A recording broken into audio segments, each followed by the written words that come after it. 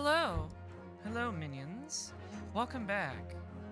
Last time we left off, we were in a rather tense position with the fourth case of the Great Ace Attorney 2. Hello, Jesu. We had reached the halfway point of the trial, I believe, and some rather interesting twists had appeared. We're trying to figure out who really killed Inspector Gregson, our longtime friend. We're so sad he's gone, aren't we? Not too sad. I mean, in the end, he was a cop, but he was about as good as cops can get, I suppose. And he was nice to me, and he was funny and ate fish and chips, so that goes a long way.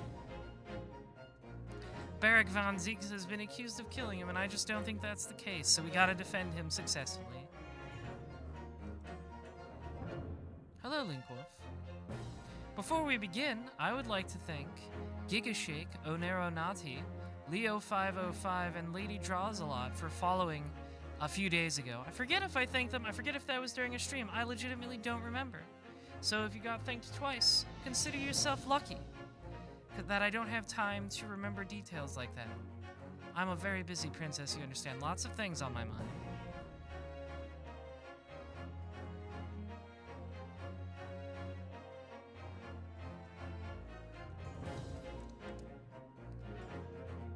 So, we're here to continue the next case, and I'm excited to dig in. It looks like it'll be fun. There's a lot of things happening. There we go. Alright. I think we can just jump in. I think we can get to it. I'm excited. I don't know about you. Hello, KB in the world. Hola to you as well. The intermission. That's right. That's where we are at. We've stopped right at the to be continued screen. So we get a little pre-court return intermission. 2nd November, 12:33 p.m. The Old Bailey, defendant's antechamber. Oh wait, I gotta go into Cockney right away. Oh, there you are, Odo. What kept you, my dear fellow? Hello, Mr. Sholmes. Gina? You sure about what you said in there? That the boss, you know, actually died the day before? It's pretty odd to swallow. Oh yeah, we did the thing with the firecrackers, that's right. We were like, he could have died the day before because the firecrackers sound like gunshots. The killer could have bought some firecrackers that sound like gunshots and used those.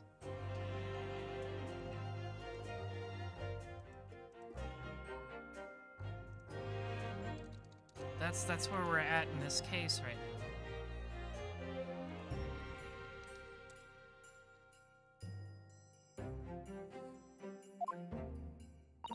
Yes, I was shocked by the revelation too, Gina. As was I, possibly more shocked than both of you. It's not a competition, Mr. Sholmes, but I was more shocked than all of you put together. Sorry, I just got DM'd a picture of Char Aznavour eating a spicy McNugget from McDonald's Japan.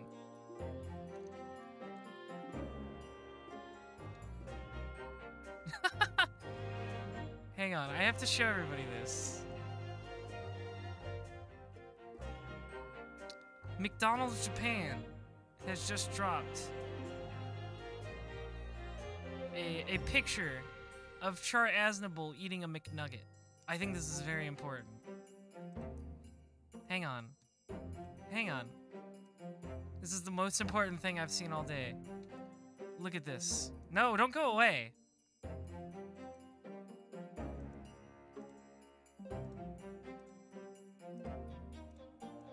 Look at this. Why is he... This is straight from the McDonald's Japan Twitter. Char Aznavour is eating a McNugget. It looks spicy. Is it a spicy McNugget?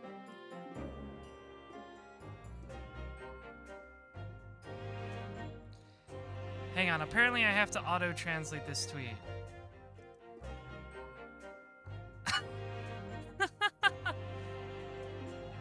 Here's what happens when I press the auto-translate button on the tweets from McDonald's Japan. Hang on. Hang on. A red McDonald's. A red nugget. McDonald's. Funny. What did he mean by this? What did he mean by this, chat? Funny.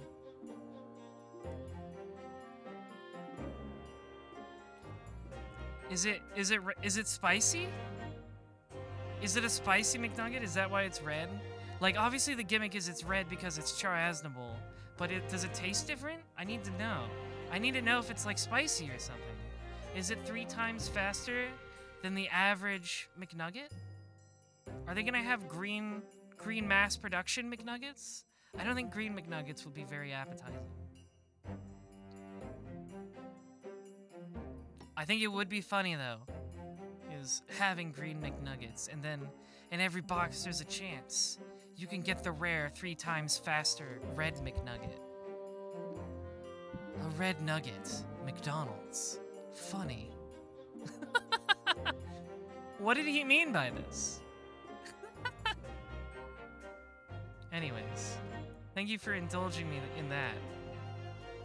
Thank you for indulging me in that little bit of fun.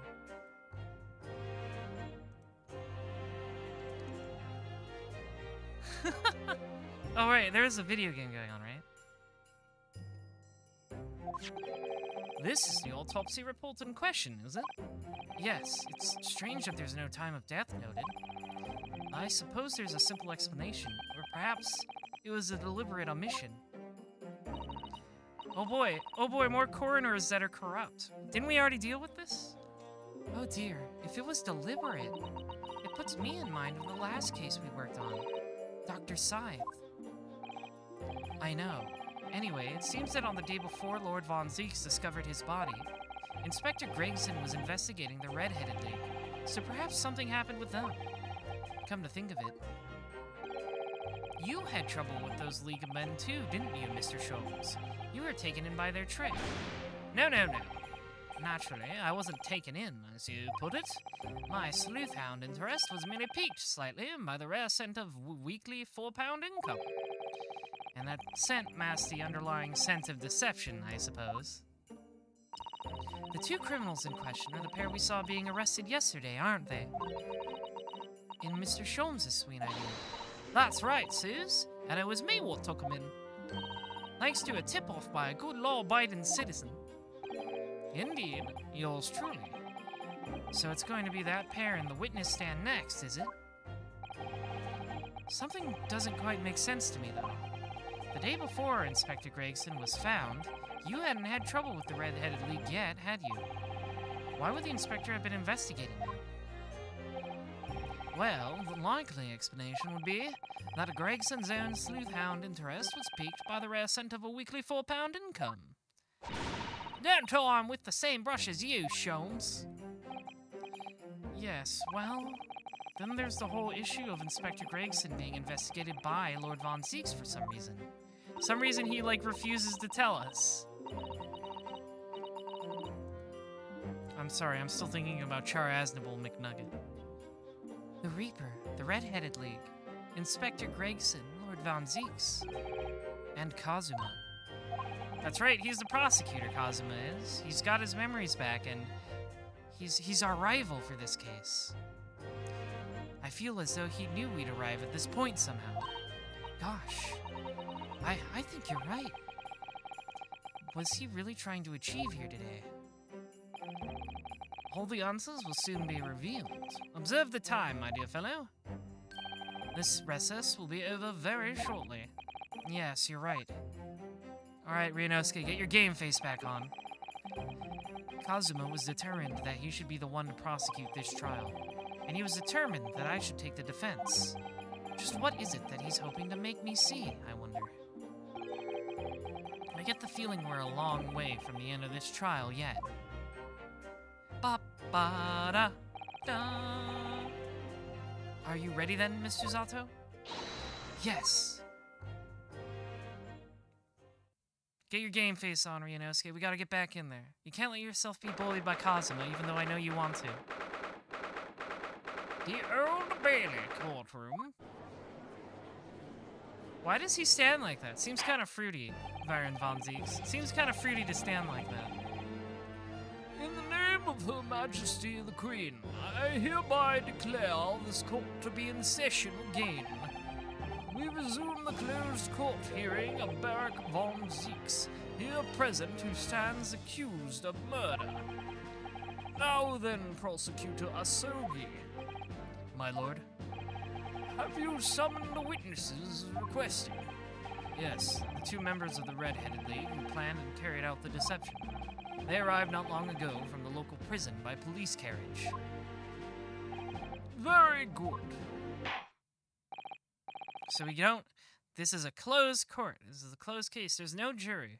We don't get any funny jury adjudication moments. Bailiff, usher the two men into the courtroom. Who are these guys? He's eating his spaghetti.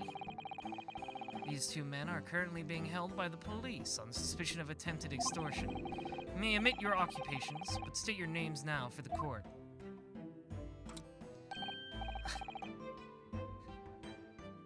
Oh god, what voice do I give to this guy? I am Fabien de Rousseau, a descendant of the great de Rousseau family from Nice, in France. Oh, he's French, okay. And he's Italian. And my name is Pepinino de Rossi. Slurp. Slurp it up. I am the third son of the great Familia de Rossi, the landowners from Napoli. Mamma mia. The two men first became acquainted at a boarding school for European nobility. Those who graduated from Temzik are the future leaders of Europe. But, do you have any idea how boring it is to be born with noble blood?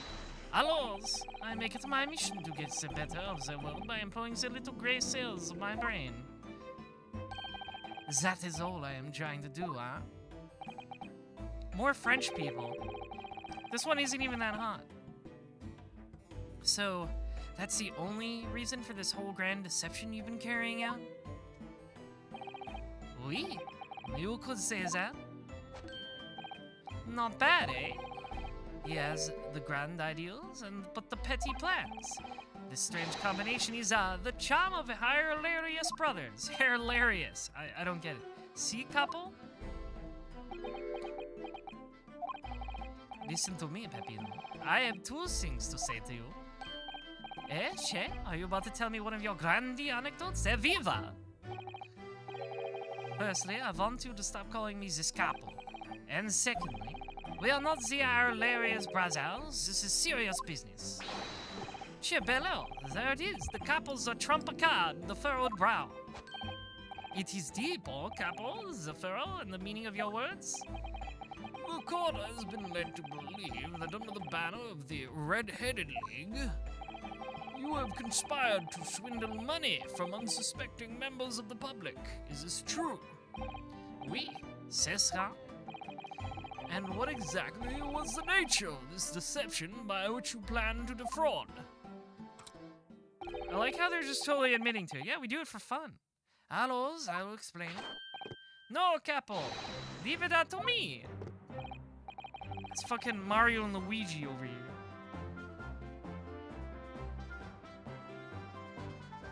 Yeah, they're like the guys from the first game, the Robber Brothers, that were just like Wario and Waluigi.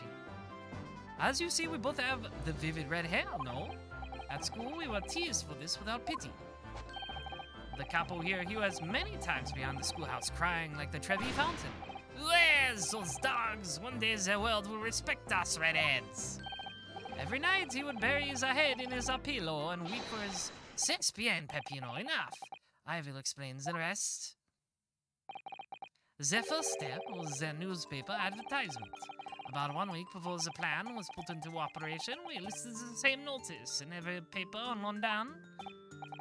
Yes, we saw that notice. It was this one, I believe, entitled To the Red-Headed League. Oui, c'est ça. I'm honored that you have seen it. It states that the only condition for joining the league is having flame-colored hair, and that if you satisfy the interview panel and are admitted to the league, you could receive a weekly income of £4. On the date specified, red-headed hopefuls gathered in droves at a park specified in the advertisement. And from each person present, this pair took an application fee of 5 shillings. And with their money to France. It was a plan most elegant, no? No, it was most dishonorable. But to be frank, I'm stunned anybody was foolish enough to be taken in by such an obvious trick. It was pretty stupid. So basically the plan was, you will apply to the Red-Headed League, you pay 5 shillings to apply, and then they just reject everybody and run off with all the shillings. The park was described by one witness as choked with red-headed folk like a coster's orange barrow.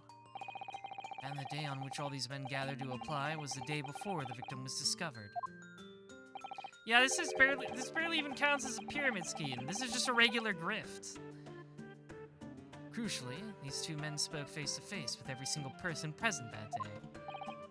Oui, I have seen more red-headed people in one day than I will see in the rest of my life. See, and now, every time I see the couple's hair, I feel sick to my stomach. Anyway, why have we been summoned here today? Sorry? The date for our trial is not until tomorrow, I was told. Naturally, neither of these men have been told any details about this trial. They've only been shown this photograph. Very good. Oh, that's right, because it's a closed trial. They couldn't be told before they got here. So, Mr. de Rousseau and Mr. de Rossi, you will now give your formal testimony to the court on the subject of the gentleman pictured in this photograph. Of course, we are always ready to help the law. Despite breaking it, which is fair, I guess. I break the law all the time. I wouldn't cooperate, though. These guys, they're not true professionals. We had more than 1,000 red-headed people assemble in the park on Lime Street that day. But I don't recall the man in this photograph, eh, couple? No, I don't remember him. Obviously, he is dead now, but I assure you, he was not in the park. Hello, the victim is nothing to do with us. You have a lot to answer for, Papillon. It is your fault that we got caught in the first place. Oh boy, this is not a very revealing testimony.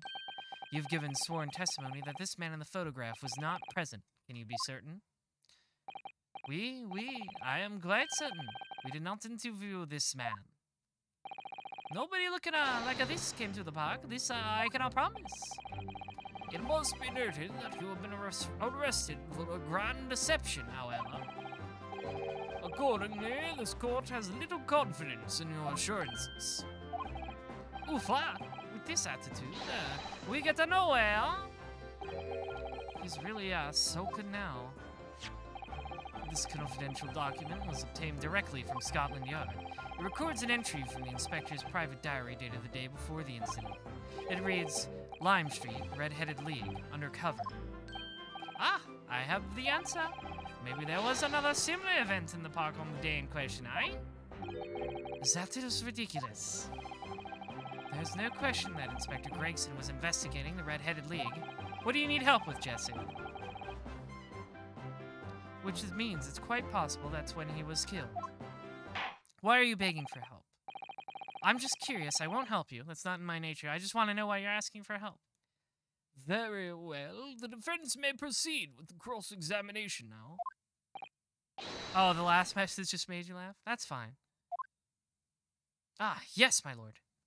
It is pretty funny, these two little freaks. I'm gonna have to press them. I'm gonna have to give them the press. Hold it! 1,000 people. That's a very big crowd. Ah, Magane mode has been requested. There you go. Oh, right, I changed it. There we go. I changed my hotkeys, so if I played 14 again, it won't get in the way. It is thinking time. Thinking time. 1,000 people? That's a very big crowd. It was quite a spectacle. Redheads that come from all over the capital. See, the couple here, he has the magnetismo animale, eh? Nobody else could attract so many people. If I could be born again, I would be the capo.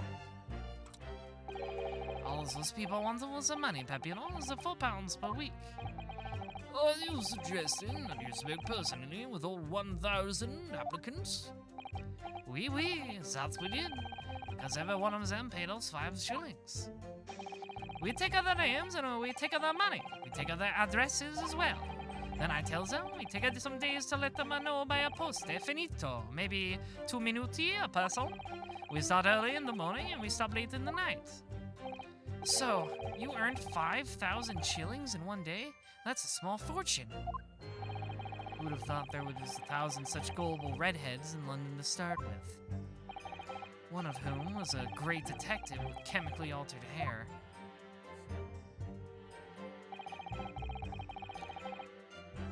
Hold it! So even though Gregson's diary said he was there that day, they don't recognize him, that's obviously a lie. That's gotta be a lie, we just gotta figure out how to prove it. He doesn't look at all familiar. No, I don't think so. And this wig, eh? He was trying to trick us. I don't like the people trying to trick the other people. Says the con artist. If between them they interviewed 1,000 people with red hair, it would be unreasonable to expect them to remember every face. No, signore, it may be small, but my memory is very large. I never forget a thing. In my opinion, I do not think this man was in the park.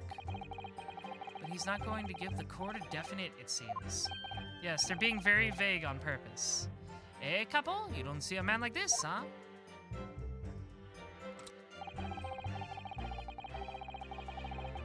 Hold it!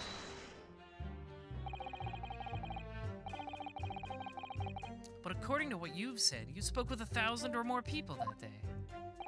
Well, that's true. My eyes were burning by the end of the day. Surely then you can't actually remember every single face. How are you so certain that this particular man wasn't present? Normally, the red hair is very distinctive, right? But not when you have 1,000 redheads crowding around. That is then just an eyesore. But if there was some other information you could give us, maybe then we would recall. That is not the line, Peppino. Remember, we do not remember him. We are sure of that fact, huh? They're like coaching each other. That's not allowed. That's against the rules. If there was a man with a red hairpiece, but his mustache did not match the color, then I do not think I could have forgotten him. Kazuma said these two had only been shown that photograph and that they'd been told nothing else at all. But what if I fed them just one other detail about the victim? For example... Ah yeah, Gregson was always carrying fish and chips. I can certainly appreciate that just knowing the man had red hair wouldn't help you remember in this situation. But what if I told you that the man was always munching on a packet of fish and chips? Do you remember a man who was eating incessantly? Not really. I was looking only at the ads of the applicants. I wouldn't have noticed the fish and chips anymore than the caviar and smoked salmon. Oh, a spaghetti. Me, I love the spaghetti. Really? I had no idea. Is he even allowed to eat in here? I feel like you're not allowed to eat in the court a lot. Tell them again what you said before, Papino. Si, capo, si. I say it again and again. Allora, this victim has nothing to do with us. But we only have your word for that. See, but what else can we do, huh? True. Well, we are not having much fun these days. First we are arrested, then we are shown the horrible picture of a dead man. And now you question every single thing we say. We are the victims here. Aye, couple? No, you were caught carrying out a plot to swindle hundreds of innocent people. Huh, you had to bring that up, aye? It's not fair. Aye, couple?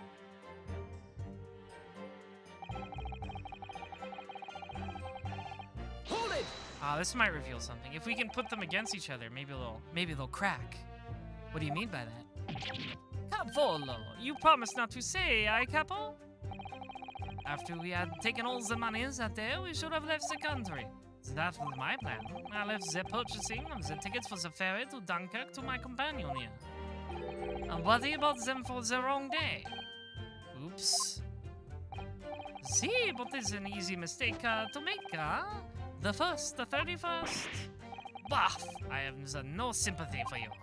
We were an all day late for the boat because of your stupidity, and it's only because of this that the called great red-headed detective called us. Capo, you know what I think?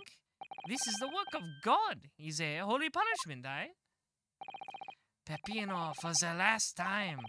This is not holy punishment. This is only your fault. Ah! Don't blame God for your own holy mistakes. You are making me sick with anger. Maybe I make a mistake, but when it's time to eat the pasta, no one is a faster. And I've seen the evidence. Wait, we got a real clown troupe here today with these two. They haven't told us much we didn't already know. What do you think, Mr. Naruhodo? Well, if it was in the inspector's diary, it seems likely that he must have gone to Lime Street that day. And yet, these two both claim they didn't see him. I have to say, they don't appear to be telling lies. Well, they are experts in deception, don't forget. Sounding plausible is their specialty. They may be lying simply to avoid being implicated in this case as well. Surely if they were truly experts in deception, they wouldn't have been caught. Well, yes, you do have a point there. It seems to me like we need more information. Definitely. I think maybe I should suggest something other than the fish and chips.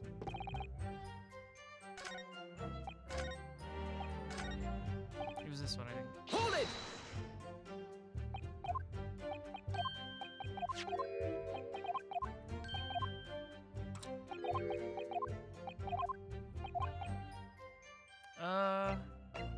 His name, let's try that.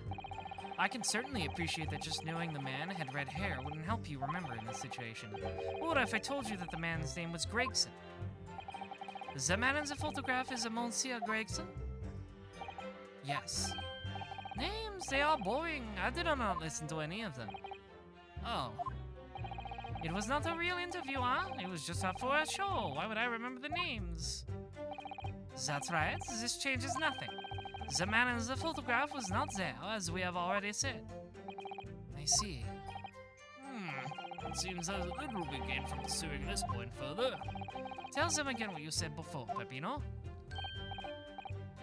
Okay, let's try the other. I guess we try the third one?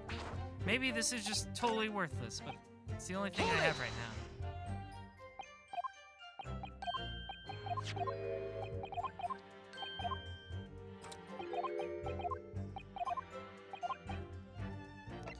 Did he tell you he was a copper? I can certainly appreciate that just knowing the man had red hair wouldn't help you remember in this situation, but what if I told you that the man in the red hair piece was actually a detective? The man in the photograph, a detective? They did say they got caught by a red-haired detective. Was it Sholmes or was it Gregson? Yes. It would appear he found your notice in the paper suspicious and decided to investigate incognito. Sorry, but this changes nothing. Aha! Excuse me. What do you have to say, you tiny round man? Something to add, Mr. De Rossi? Che? Si, I am always adding something. Parmesan, olive oil, pepper. What I mean is, did you not agree with your friend's last remark by any chance? Yeah? What did he just say? About the detective?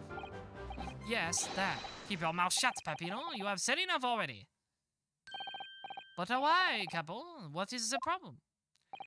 There was a man who said, I am an inspector from Scotland Yard. What? Good Lord. So he was there. We've confirmed it. I knew we could get one of these idiots to trip up. Order! Order! Order! Explain this volte-face in your testimony, witness. It's simple. A man who was at the park said to us that he was an inspector. There was no such man. My die! What are you saying, couple? Have you forgotten, I have forgotten nothing. Nobody likes this came to the park. Basta, capo, basta. You beat on me at many things, but not two. The memory and the meals. Like I said, when it's time I eat the pasta, no one is the faster. If you are inferior to me in every other way. So shut up. Objection. Oh, we got them to argue with each other. I like how they both slam their fists on the table. Ugh. Top down, the damage is done. Indeed it is, sir. There was a man who came to the park, and he said he was an inspector from Scotland Yard. However, he looked nothing like the man in the photograph. It was someone else. How can you be so sure? Because, to start with, his face was completely deformed. See, it's true. The man who came was a younger. His face was clean-shaven, his eyes were sadder, his chin was thinner. No resemblance whatsoever, then. Anyway, I was not going to be fooled. I took the obvious precaution and said to him, if you are really a detective, show us the proof. See, the couple here, he doesn't take no nonsense, eh? But he was well prepared. He said he had identification. Identification? You mean official police inspector's identification? That is most unconvincing. Sorry, my lord. Counsel, no incognito inspector would offer his identification for inspection. It's quite out of the question. Definitely. Why would he expose his true identity? Clearly, the papers were fake. Sato, couple, you are a genius. As we say in Italia, it takes a thief to recognize another, eh? And what happened after he announced that he was a detective? It became very annoying. He said, you are under investigation. So I took his papers from him and chased him out of the park. Hey, give me those. It was fantastic, Cole. And look, here's the identification. So you stole it from the man. He had it coming. He made us very scared. But he was not who he said he was. Indeed, the person described does not appear to behaved as the true inspector would. However, I believe it would be prudent for the identification papers to be entered into evidence. But I like them. Alright, we gotta take a look at this. I need to look at this.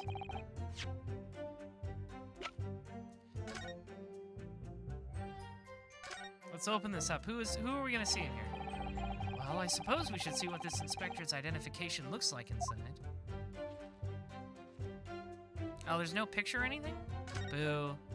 I guess it wouldn't be that easy, would it? Yes, it definitely looks fake, doesn't it? Out of interest, what name is given? Probably just something plucked out of the air. It's Tobias Gregson. Wait, what?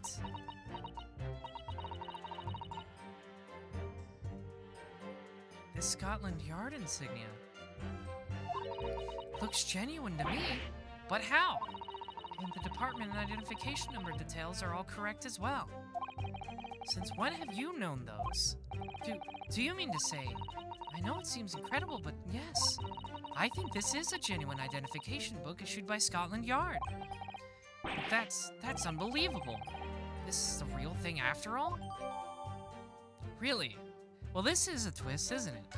Why would Gregson tell them his identity?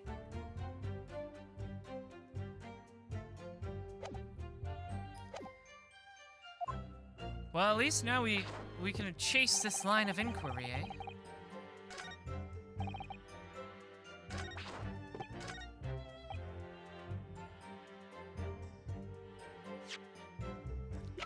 Objection! Yeah, there we go. I wonder if I could ask you to examine this identification book very closely. Miss Lestrade? Why Miss Lestrade? What is your intention here, Counsel? Is this really a fake or is it genuine? That's the question. Which we can't answer ourselves. Objection! Don't be ridiculous. No Scotland Yard detective would allow his or her identification to be stolen. That is the boss's, no question about it. It can't be. As I suspected. The undercover detective who attended the Red-Headed League's enrollment on the day in question was the real Inspector Gregson, carrying out an incognito investigation. Zutalos! Oh, he's on his ass. Order! But if the boss had his identification stolen, he would have reported it straight away. I mean, he was always on at me about it. If you lose something, report it at once, he'd say. Could it be then? That the inspector was physically unable to report it? Physically, What are you all saying? Unable to. You're not suggesting. Yes, it's quite possible that he was killed before you have the chance to report his identification stolen. No. Yeah, get his ass. Get your best friend's ass. Order! Order! Order! The defense posits that the victim was killed the day before his body was discovered, at a different location. Do you two have anything to say about that? I know nothing. I done nothing. Pull yourself together, Papino. Do. You cannot behave a little more like a master criminal than that, My voice broke. French hurts my throat, sorry.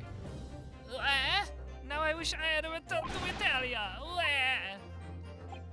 Stop crying, Peppino, please. Otherwise, Linley, stop your whining and stop talking. Well, I believe the court will need to hear your story, and I know nothing. I done nothing. But you will tell everything, or face the worst possible outcome. They're both like crying. Why are they such bitches? I love how I love how his crying has accents on it, like the little German's boy crying had umlauts on it. It's so funny.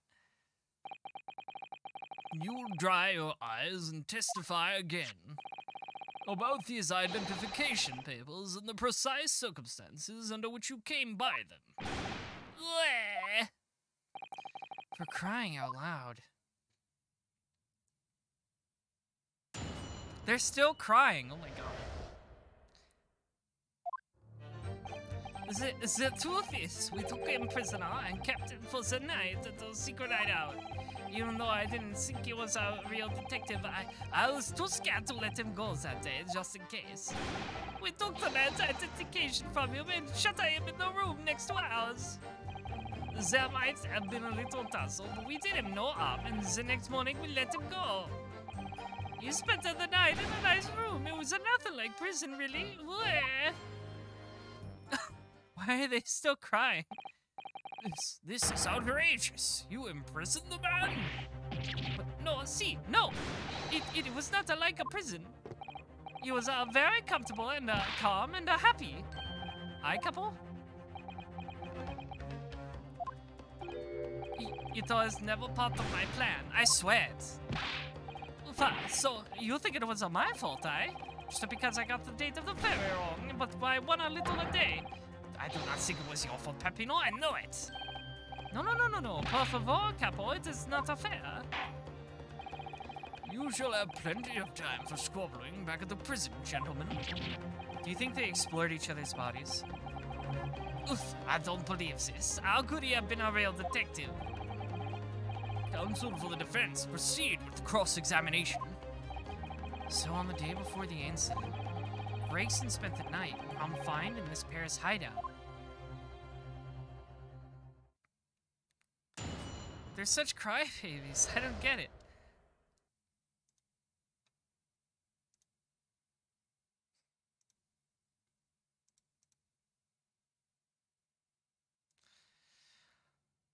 The detective and the identification. Okay, these guys really don't like giving much info. Do you realize what you're saying? You have to believe me, I never intended for that to happen. And I'm sure the detective did not intend it either. Do you think? But there was nothing else I could do. See, nothing else. There was the first crime for the capo. It was at the end of his wits. I have told you before, Peppino, that is not the way to describe a criminal mastermind. What about this hideout of yours? An old empty house behind the park on Lime Street. We rented the place for 2 days. It was an inspired idea by the capo here. An impulsive idea, I would say. No, not impulsive. Inspired, eh, capo? What am I supposed to say to that, Peppino? And it was in the house described that you can find Inspector Gregson, was it? Is it the same house that we found his body in? But you have to remember, it was under the impression that he was a pretender, not a real inspector. That doesn't quite add up, though. If you didn't think the man was a real inspector, there would have been no reason to take him prisoner, would there? No, you are right, but we couldn't be completely certain.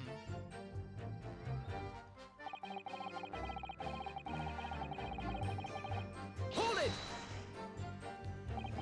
Too scared. Why? Because we had to come to the park. We didn't know.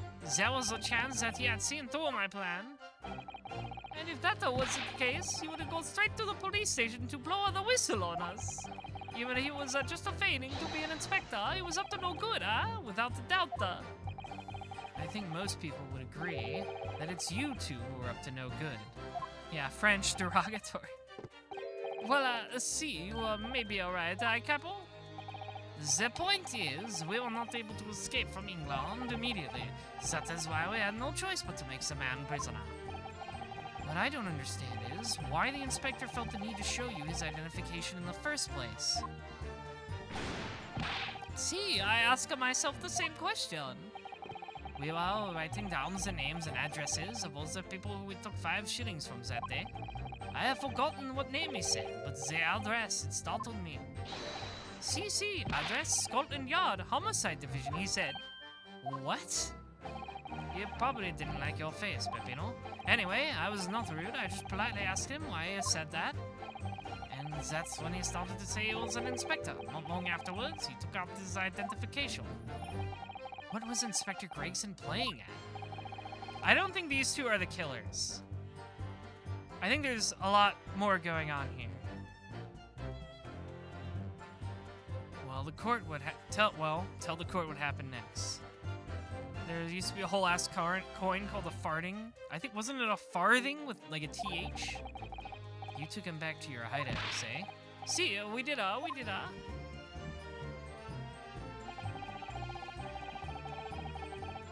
it! That being this identification book here, correct? See, that isn't the one. What made you believe it was a forgery? I never seen a real one, of course. But he was so suspicious, this man. Allora, he was thinking he must be a falso, Capo? We, just as Peppino said, we were convinced it was not genuine. And so, together, the Arias brothers, we took the man captive. All we did was shove him inside a locked room. Then we made preparations to transport all of their money. In for a penny, in for a pound.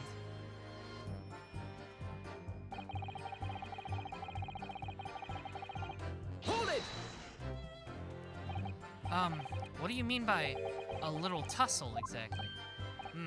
Both. It was nothing. It was just a minor incident. The falso inspector, it was a real piece of the work, Capo? What happened? Oofa, it was a disaster. We give him a nicer room, and what does he do, huh? In the middle of the night, he tries to escape out through the ventilator. Can you blame him? We chased him, the answer, and we caught him again. Can you blame us? Yes, I can literally blame you. Wait, you didn't shoot the man in your haste, did you? So who do you think we are? Of course not. I simply got hold of him again and took him back to the room. Excuse me. Oh, what now?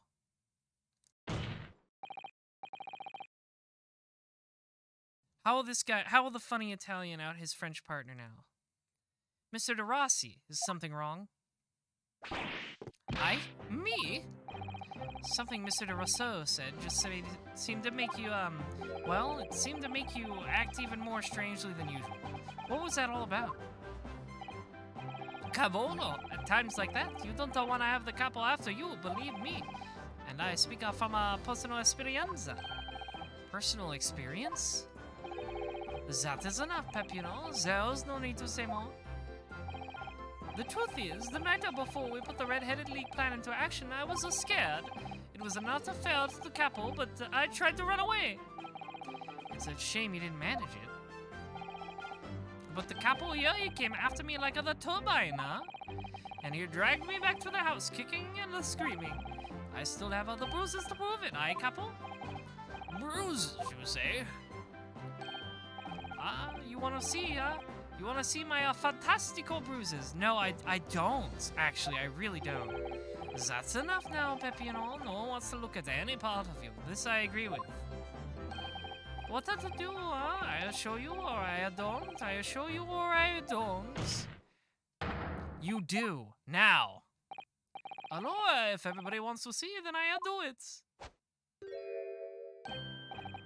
Echo, you see, it's still very visible, right?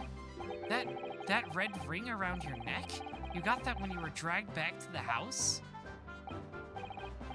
What did he do, collar you? I said that's enough. Peppino's neck has nothing to do with what we are talking about here. You have my word. Yes. What is your opinion, Council? About this red ring around Mr. DeRossi's neck. I wonder, does it matter? Let me see. Why am I looking at this?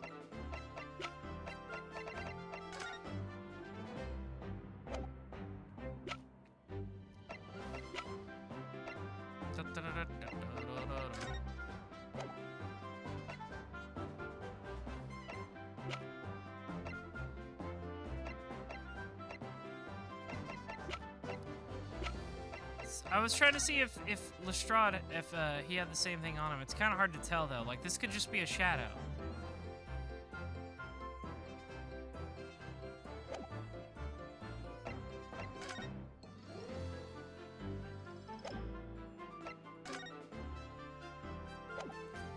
Oh, boy.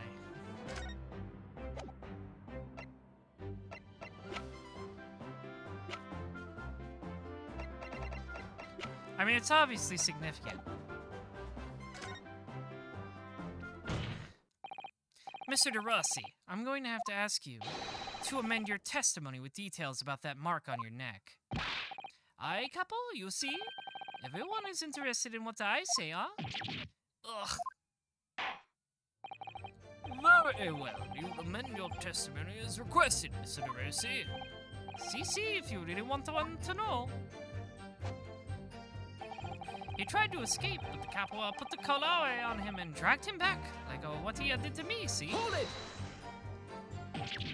Are you saying that red mark was caused by... See, a big collar made from the leather. A leather collar? Is this true, Mr. DeRousseau? What? We had Saint Bernard at home when I was younger. It is a souvenir from that time. It was a very strong chain. A strong chain?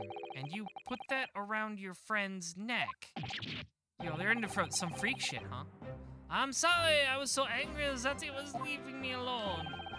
You did not have to tie the chain to the leg of the bed, though, huh? I would not have tried to run again. You didn't do that to Inspector Gregson as well, did you? Treat other people equal, is the Capocio's motto, aye? It's starting to sound a lot more like a prison all of a sudden. That capo is a tough, but the capo is a rough. What did he mean by this? I shouldn't have done it.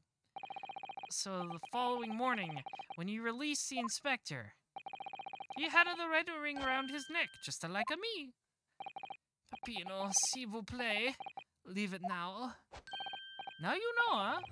The capo, yeah, you don't want to tangle with him, eh? But for the inspector, it's not so bad.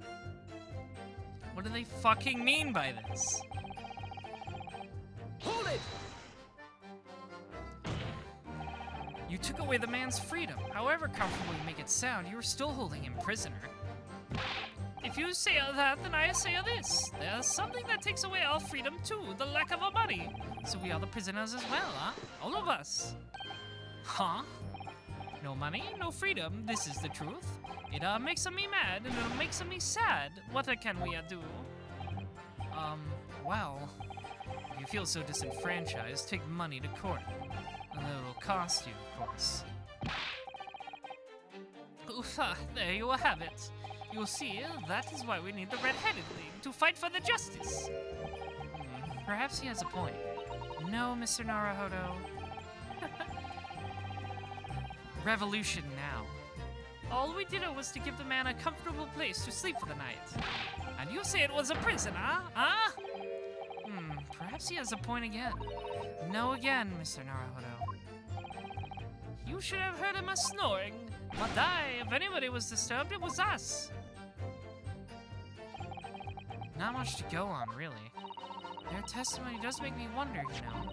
About his pocket watch belonging to the inspector, I mean. Ah, yes, the one he treasured so much, apparently. If he was confined but not restrained, as the witnesses are implying, he would still have been able to wind his watch. That's very true, yes. So did Inspector Gregson actually die while he was being held captive by these redheads? In which case, is it possible that these two young men are responsible for Inspector Gregson's... To be honest, I find that hard to believe. Yeah, look at these idiots. I think they're weirdo criminals, but I don't think they killed Gregson. Perhaps we should try to find out exactly what happens. Very wise, Mr. Naruhodo, yes. Da, da, da, da.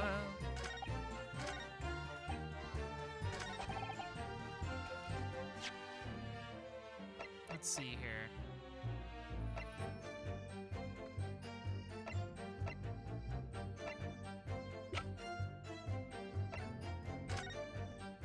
Wig. Let's see.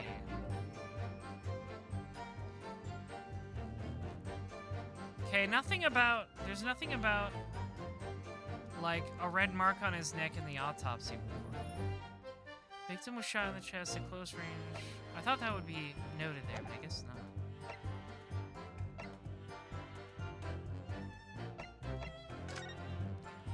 Like, it's hard to make out, is this like a shadow or a mark? I can't tell. I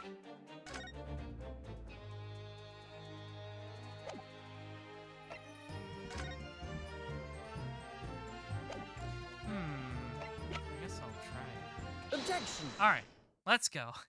I figured it was worth a shot. Asmodem redeemed insult.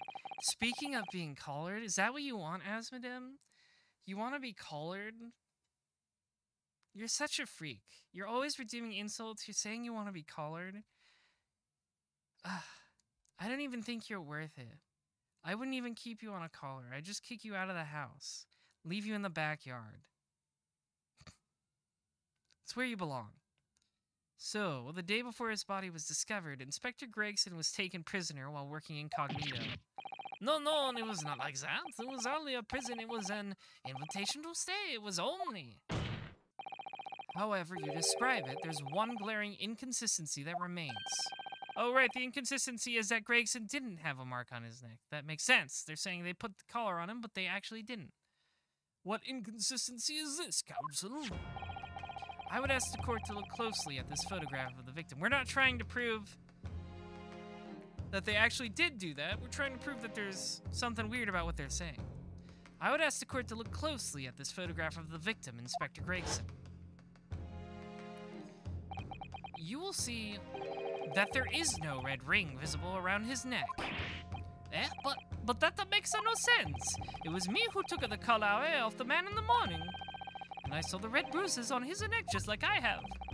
Given that the mark is still clearly visible on the witness's neck, we'd expect to see bruising on the victim who was put in the collar more recently than Mr. DeRossi. Indeed, that is most peculiar. But we have to tell you, we say this from the beginning, many times. We Peppino's Reds, the man in the photograph, is someone different to the man we held captives at night.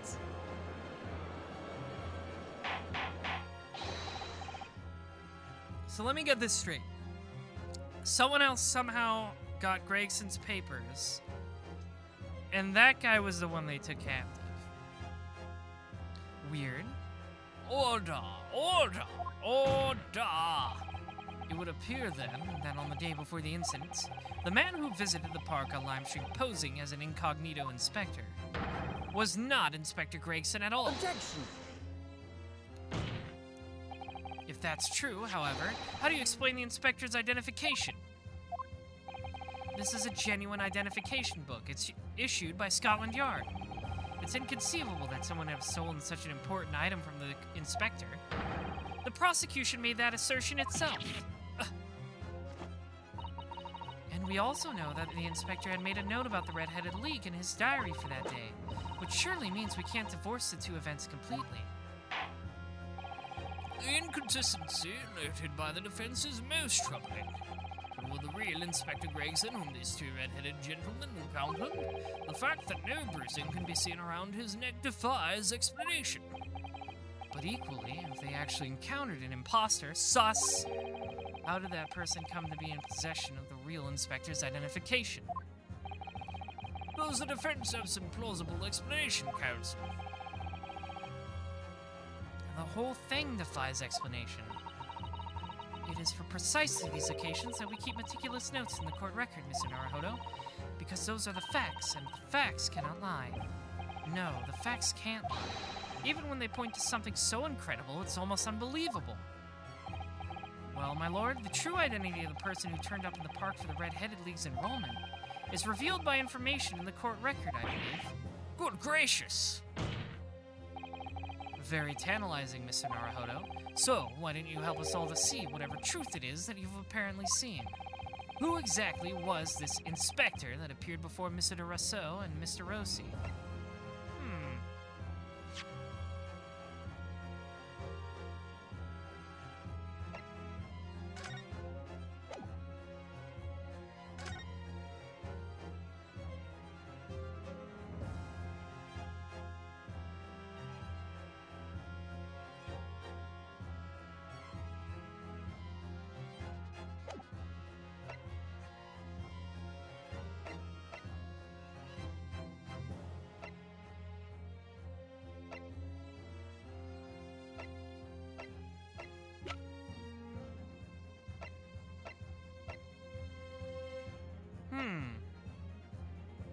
I'm actually not sure about this one.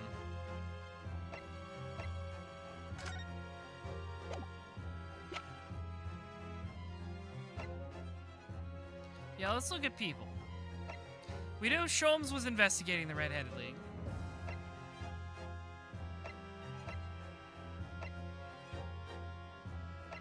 We know Zeke's was investigating Gregson. Could it have been him?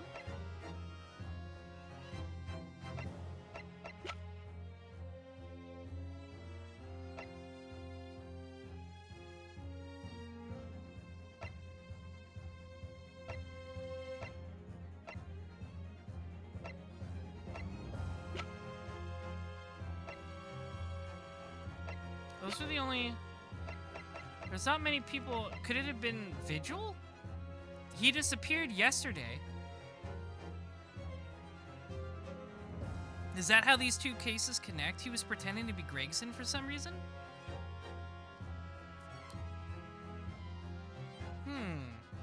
And it could have been his wig.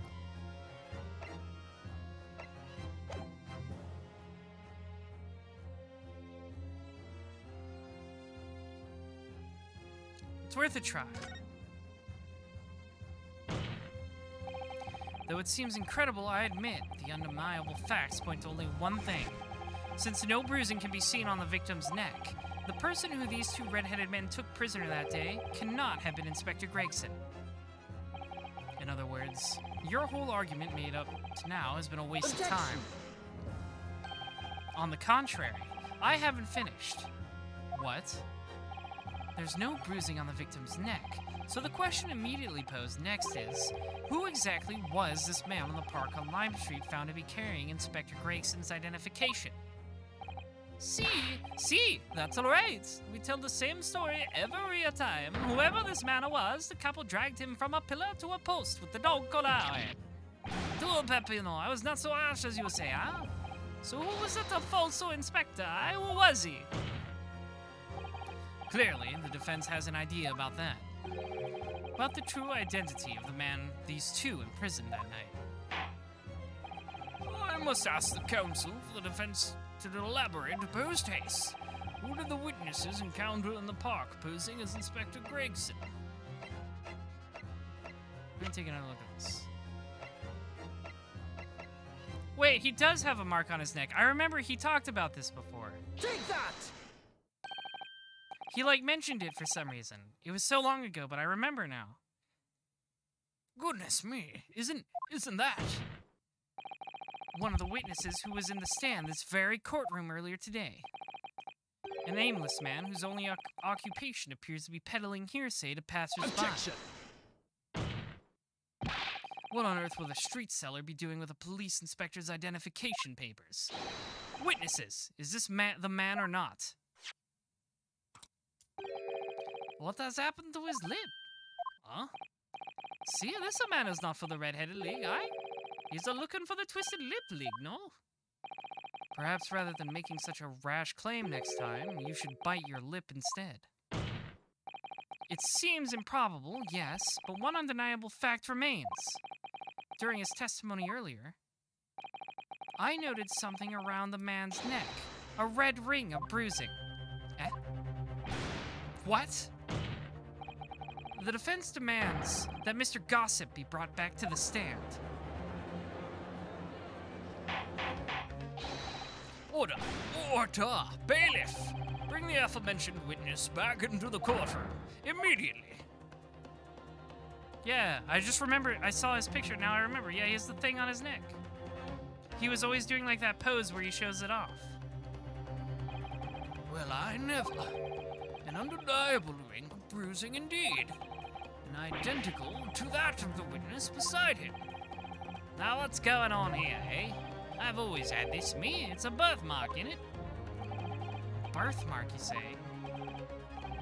I assume the reason you've been called to the stand has been explained to you? Aye, something about an inspector again. But I'm telling you, you got it all wrong as usual. You're denying all knowledge of it? Well, of course I am. Are you trying to kill me with all this nonsense, eh? Well, at least you'll have more stories to peddle back on Fresno Street, won't you?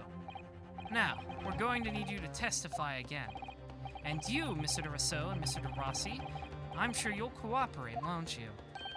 Do we have any choice? We are in a bigger trouble, eh, couple? Do him and Vigil have the same hair, or are you seeing things? Let me see.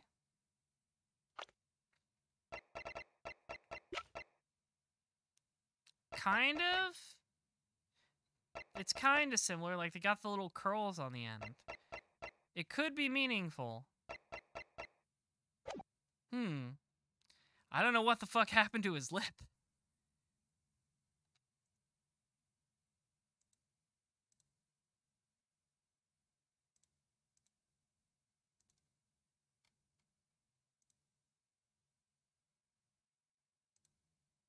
I have no clue what happened to his lip if it is him. That's quite enough dilatory chatter. Proceed with the testimony. What if it's fake wax lips? Is that a thing? I've never heard of that. The man who claimed to be an Inspector Zatle was definitely not this man.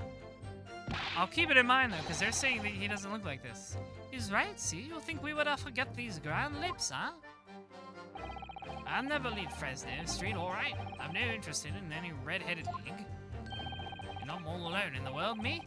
I have no kinfolk or nothing. Why would I be involved in something like that?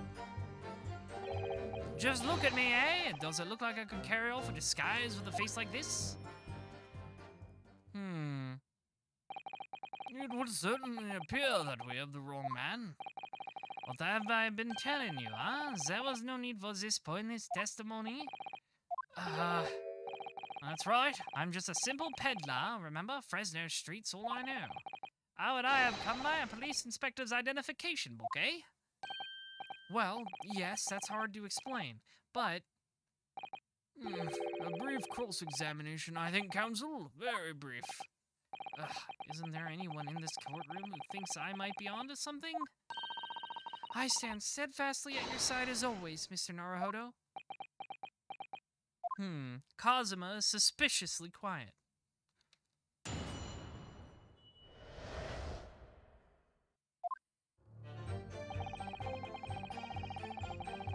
Hold it! So you say, but how can you be quite so certain?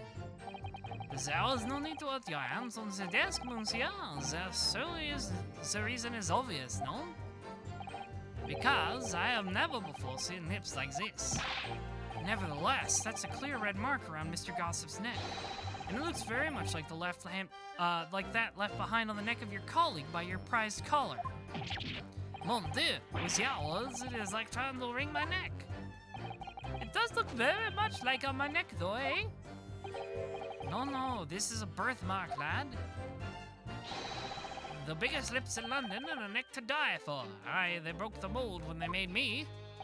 Alright, whatever, weirdo. Was that first time in my life? I feel lucky to have been born with red hair. And I thought being Japanese made you stand out in London. Yeah, there's so many more freakish people here, dude. So you maintain that you've never seen this man before? Oui, c'est ça. I swear to it by the flames of my hair. So fierce pride has outgrown the frustration with your hair now, has it?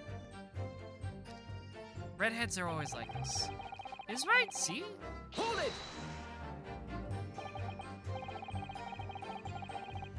Well, yes, I don't imagine I'll forget those lips in a hurry either. That is what I am saying. For some odd reason, it makes me want to eat. How did Fabian call it? An eclair. You know, I've never seen the red hair. The hair as black as yours before either. Likewise, I'd never seen red hair like yours until I came to Britain. See, maybe it's a nationality trait, huh? Maybe all the people from this man's country have the grand lips. No doubt, I was born right here on Fresno Street, and I've never left. Uffa, that is the problem, see? So you definitely didn't go to the park on Lime Street that day, Mr. Gossip. Now, how many times do you want me to say it, eh?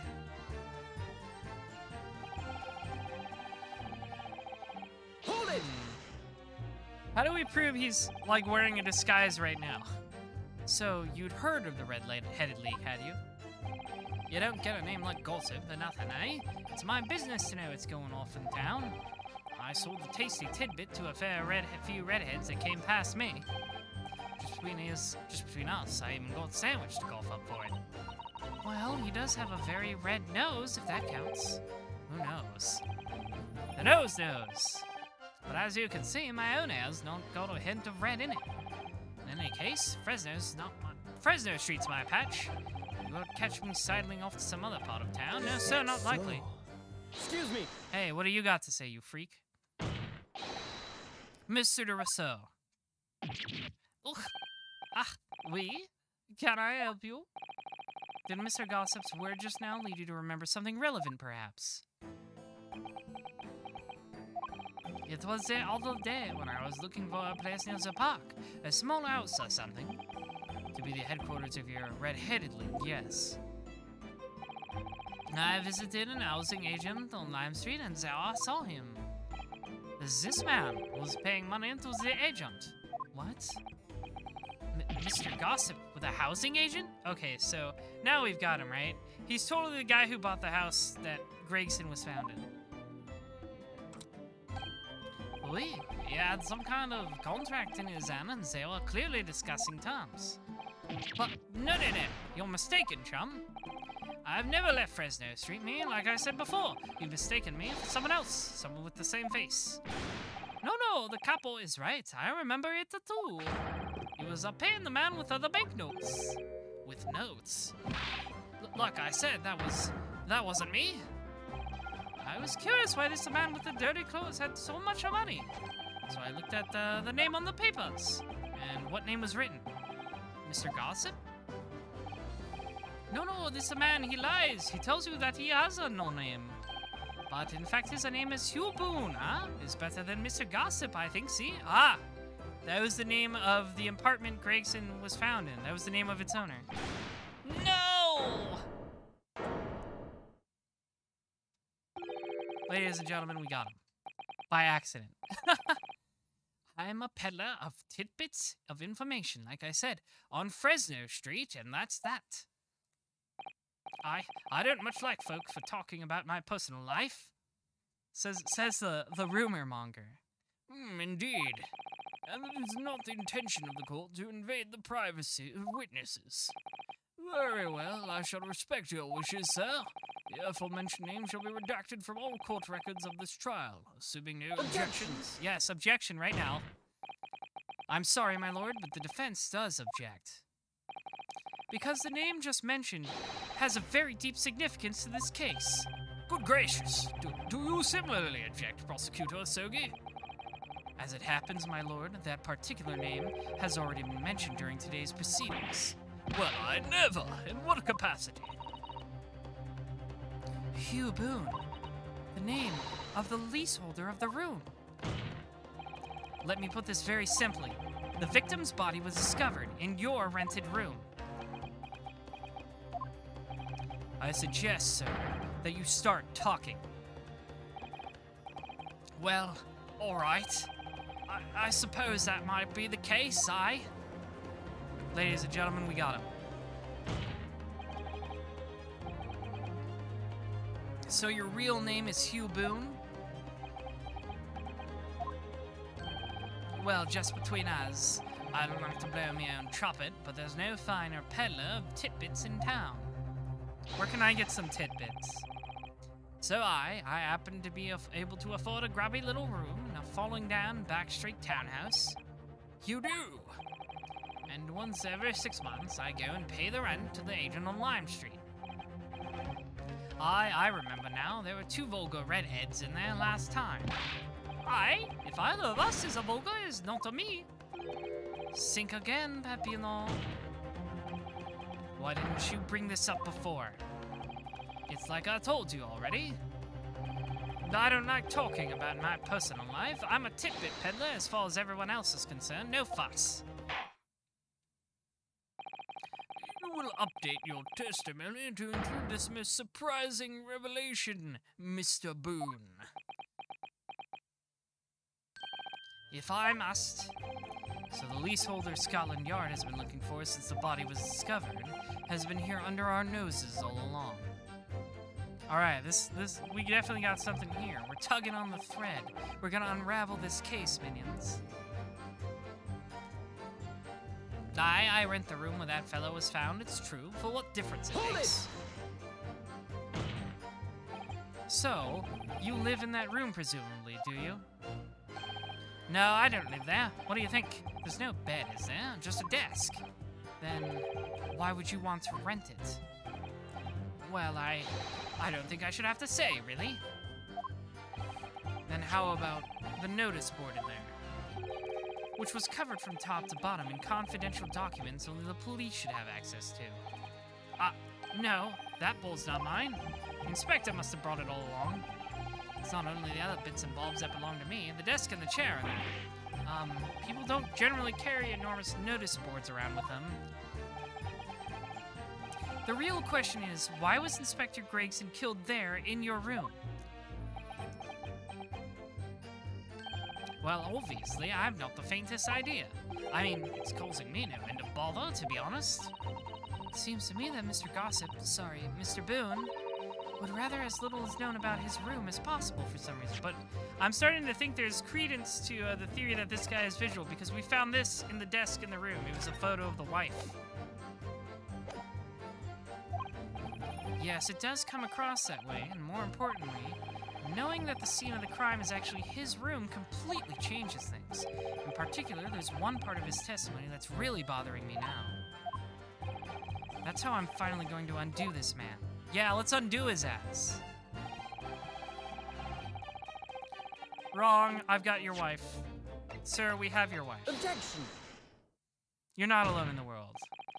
If you have no kinfolk, as you put it, then explain why it is that among the sparse furnishings we have found this photograph in the room. I presume, as you've been renting the room, that this photograph belongs to you, does it not? Oh, well... Mr. Boone, drop the pretense, and tell the court exactly who you are. I don't know what you mean. I'm a peddler. I keep telling you so. You really don't need to bother with me. Please, just leave it alone. As a man says, leave it alone. Whatever the truth is about this man's life, it has no bearing on this case. Because it's simply not possible that he impersonated Inspector Gregson. Objection! Yeah, we get Rianowski's really good objection theme. How can you be so sure? Just look at the man. No man of disguise could ever hide those unmissable features. But what if we were to look at the other way around? Yeah, turn the chessboard around. What do you mean? Yes, Counsel, what do you mean? Well, there's no denying that Mr. Boone's lip is very prominent indeed. But consider the possibility that his prominent lip is itself part of an elaborate disguise. Then hiding that prominent feature, in other words, revealing his true face, would make an utterly impenetrable disguise. Wouldn't you agree, Mr. Hugh Boone? Yeah, you really called that from down the court, hasn't it? I'm a little bit proud of you, I guess. Good. Witness, are you still hiding the truth from this court? If that's a disguise, then underneath it, his true identity must be... Yes, that's right. There's really only one person he could really be. My lord, the defense believes it can reveal Mr. Boone's true identity to the court. No, please, no. He's really scared about this for some reason. I wonder what it could mean. More government secrets, probably. Very well, then, Counsel. What is the true identity of this peddler who goes simply by the name of Gossip on the streets? Take that! Dun dun dun dun dun. Your real name is actually Mr. Vigil, isn't it? Mr. Daily Vigil. Yeah! I don't recall that name, Counsel. Who is this Mr. Vigil? It's a name I encountered yesterday, my lord. It has to do with a certain client of Mr. Herlock Sholmes. A young gentlewoman came to the detective asking him to locate her missing husband. The woman in this photograph, in fact, this is Mrs. Vigil. What? From what I understand, you haven't returned home since the night before the inspector was found dead. But of course, on that night, you were being held captive by the two red-headed leaguemen. And last night, you were put up by the prosecution service in preparation for testifying in this trial. Because we'd been led to believe that you, Miss Venus, and Mr. Sandwich were all homeless. Being important witnesses in this case, we needed to know where we could find you, of course. And that explains why you've not only been unable to return home, but also unable to contact your wife, who's been beside herself with worry, waiting for you at the Vigil residence. Now you just hold on a minute. I don't have the first idea what I'm talking about, really. It's a simple enough matter to confirm my suspicions. All we have to do is pull off that disguise. No, please. Bailiff, slap his nuts. Bring soap, a sponge, and a washball at once. Mr. de Rousseau and Mr. de Rossi, you will restrain the witness. Oui, my lord. Si, my lord. Get his ass. No, Stop. Get off, please. Don't. Ladies and gentlemen, we got him.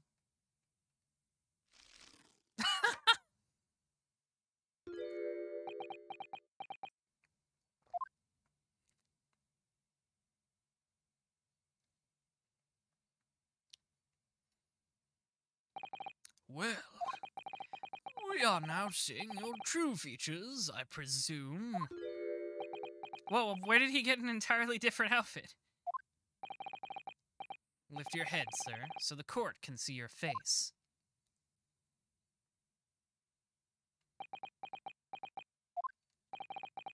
It would appear that the defense counsel's assertion was entirely correct.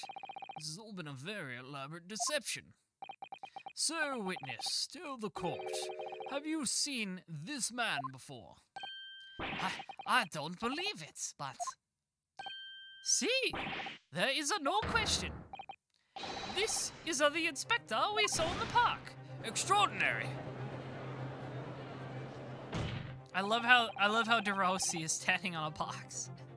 On the day of the Red-Headed League enrollment, the man claiming to be Inspector Gregson, who appeared before Mr. de Rousseau and Mr. de Rossi in the park, was you, disguised as the inspector, or rather, was you posing as the inspector in no disguise at all. Mr. Vigil was formerly employed as a chief warder at Barclay Prison. The chief warder? Your career had promise. Why, you would quite have possibly become the future governor of the prison. What on earth have you been doing peddling tittle-tattle on Fresno Street? Well, it's been 10 years since Mr. Vigil worked at the prison. 10 years. I'm really dreadfully sorry about all of this. Yes, it's true. Oh, you can see his wedding ring now on his left hand. Tittle-tattle sounds like an old-timey word for strip club. Oi, laddie, you want to go on down for a bite of the tittle-tattle, eh? A little fun? Yes, it's true. I'm Daily Vigil. And you were the chief warder at Barclay Prison 10 years ago? So where did Mr. Hugh Boone come from? Boone is the other me. It's a name I invented. Well, evidently there's a great deal under the surface here. I'll explain everything. I'll tell you just how wretched my life has become. Oh boy. I love finding out how wretched people's lives have become. What is this theme song? As you say, it was 10 years ago now that my employment as Barclay's chief warder came to an end. Having left the prison service, I searched for some new occupation by which to earn a wage. But times were hard in London, and I found no suitable engagements at all. In desperation one day, I turned my hand at selling wares on Fresno Street. But your wife appears to know nothing of this.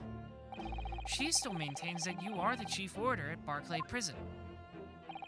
I was utterly determined that my wife should not know of my failings, which is why I've never told her. I opened an account at the bank under the name of Hugh Boone, and I rented the cheapest room I could find on Fresno Street. The scene of the very crime we're investigating. Yes, that's right. Oh, this is some neat illustrations. A place from which I could emerge every morning at 8 as a squalid peddler.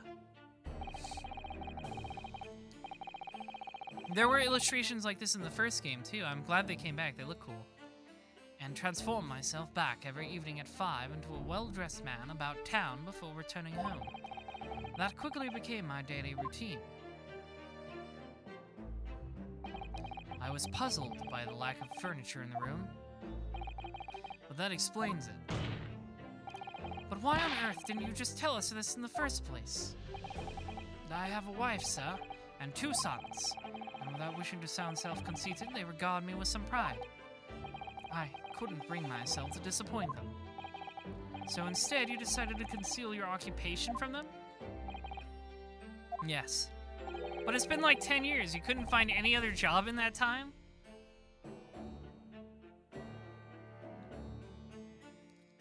Rich folks back then just did that?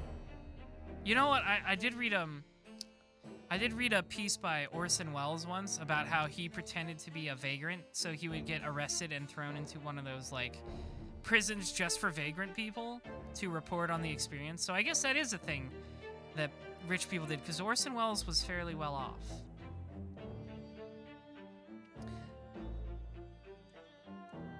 I've made such a terrible mess of everything. Still, one thing doesn't add up. No matter how many tidbits of information you could sell the passing gentleman, even at a 6p apiece, you couldn't hope to match the salary you must have commanded as a chief warder at the prison. Very true. To have kept your family in comfort despite 10 years of somewhat misbegotten employment.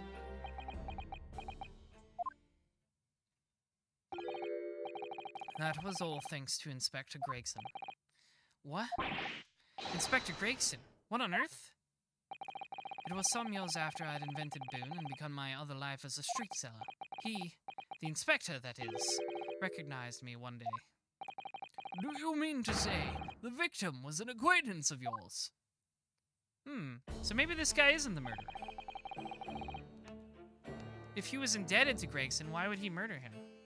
I knew him from my time working at the prison.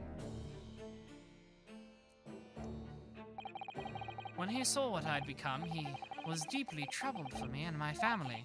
And from that day forward, he visited me on Fresno Street with increasing regularity. Then one day, he asked me if I would carry out a secret assignment for him. A secret? What was it? I was to... What are these motions? Impersonate the inspector. What? Impersonate him? Still questioning Dip and shit? They're here, but now we're on to this guy. We finally found Daily Vigil. We always met in that little room so the inspector could brief me. Visit Orxie's tomorrow and take a statement from the proprietress. It was always something along those lines. Surveillance work, interviewing people. On those occasions, he would lend me his identification so people would believe who I was. My instructions were to make an impression, to let people know that Inspector Gregson had been at work. I wonder why would Gregson do this? And for those services, he compensated me financially. He looks like he's about to shit and cry acutely. He does. He has very weepy eyes, doesn't he? Well, Scotland Yard Inspector willingly relinquished his identification to your care with intent to deceive? That, as I'm sure I need not point out, is a very serious criminal offense. But why? What was the point of your impersonating him? I truthfully do not know. All I can say is that the inspector warned me on numerous occasions. Now remember, Vigil, I need your solemn word. You don't blab about this to anyone, alright? Ever. Even if I end up a croaker. Well, it's a little late for that now. In time, he started to bring papers with him to the room as well. It became something of a second office for him.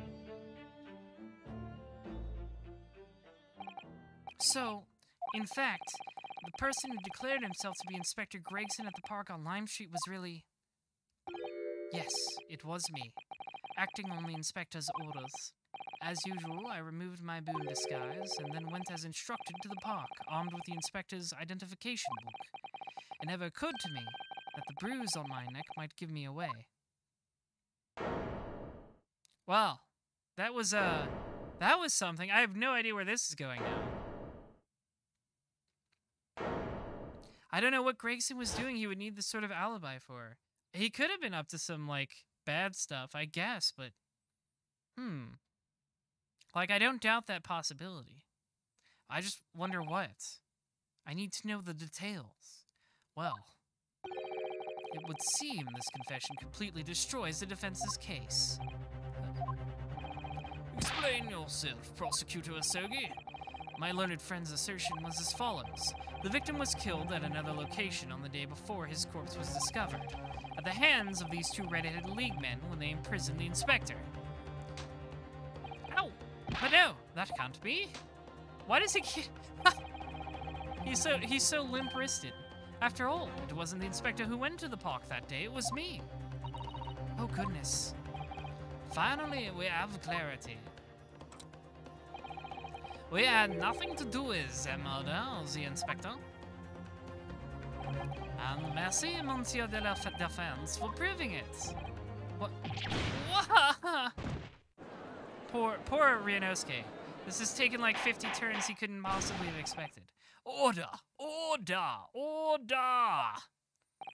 Indeed, it will appear that we have reached a de facto conclusion of sorts. These witnesses had no involvement in the murder of the victim, as proven, somewhat ironically, by the defense. I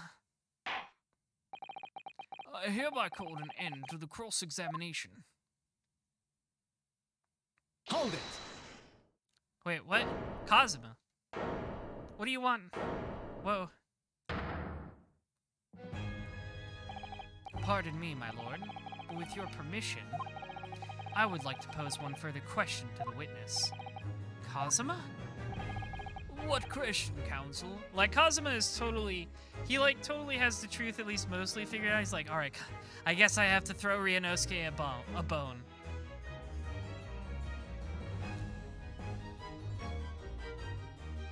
Ryunosuke can't figure this out on his own. I gotta help him out a little bit. I gotta give him a tip.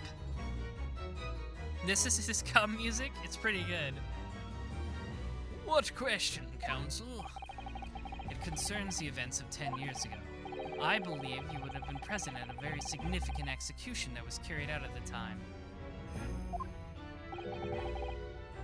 I love that it has Kazuma's theme mixed into it, but it's also kind of like Von Zieks' theme. 10 years ago, the execution of the professor, Genshin Asogi. I want to know exactly what your involvement was. Oh, answer me, man. One moment, Counsel. Is this related to the current case? Naturally. It is the prosecution's belief that this case and the events of 10 years ago are inextricably linked. Does the defense concur, Counsel? Kazuma, you're not yourself. You're not as calm and collected as usual. Poor Kazuma-sama. No wonder he's acting this way. Mr. Vigil's memories of what happened 10 years ago would tell the tale of Genshin Asogi's last moments, his own father. I know. I do understand that, but even so... Prosecutor Asogi. Do you genuinely believe that this question requires an answer in order to learn the truth behind Inspector Gregson's death? I need you to trust me. Please. I will always trust my guy best friend. Very well, then the defense has no objection. I see. In that case, you will answer the question, witness. The truth is, I remember very little of that time. You've forgotten? I'm sorry to say, yes. As I said, I resigned from my role at the prison 10 years ago. But for some peculiar reason, my memory of the events leading up to that moment is extremely hazy. Okay, he's gotta be bullshitting, right? Does that not strike you as strange, Mr. Naruhodo? Did something happen to Dinoxenon since you're building it this week? I decided since it was mostly done during that stream, I would just finish it on my own time and move on to something new, that's all. I'm sorry if that's disappointing, but that is the decision I made.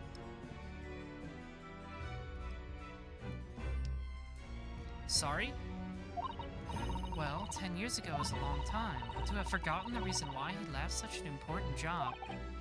Yes, you're right. And not only that, Mr. Vigil's claim contradicts what we already know. The human spirit is a fragile thing. It's broken all too easily, which is why we have a tendency to wrap it up for protection. Sorry? The human spirit? I'm afraid I don't understand what you mean. He's got trauma, is what he's saying. When we experience pain and suffering that we feel unable to bear, we block it out, obliterate it from our memories, seal it away. Like behind some sort of psycho lock, but it never truly leaves us. If the seal is broken, the memories resurface. Somebody get this man a Magatama, and when they do, that fragile spirit may finally be crushed. But I really don't. Kazuma-sama. But if it must be crushed, then so be it. Because the truth will not stay buried. It's coming out, one way or another. Right. Now I understand. It's clear what his intentions are. He means to expose the truth at any cost. Perhaps if I pointed out the contradiction in what Mr. Vigil claimed earlier, it might cause some crucial memories to return to him. But should I? Should I present the evidence or not? Do it, do it, do it, do it! Let's mind break this man. It's worth it. I have no idea how this is going to go, but this is a court of law, and I have a duty to pursue the truth. Mr. Vigil, I'd like you to look at this. Evidence that clearly contradicts your version of events. Yeah. He was relieved, not resigned. Take that! Just a few moments ago, you made the following statement. I resigned from my role at the prison 10 years ago. Ah, well, yes. In other words, you claim to have left the post of chief warder of your own volition. Well, yes, of course. Why? Tell me, do you remember seeing this document before? No, I don't. This is a dismissal notice ordering the immediate termination of a prison staff member's employment. A dismissal notice? And the name on the notice is yours, Mr. Vigil. What? It's mine? So you didn't resign from the prison service at all. For some reason, you were dismissed as the chief warder from Barclay. No, there's been some mistake, I'm sure. I'm sure I tendered my resignation. The dismissal notice is nonsense. Isn't it? If you were forcibly dismissed, there must have been a good reason. Clearly, you did something. Mr. Vigil, it's time to break the seal and have you remember. Oh boy, he's not looking good. Time for a mental breakdown. According to the few remaining records, the final execution that you supervised was on 17th June 10 years ago.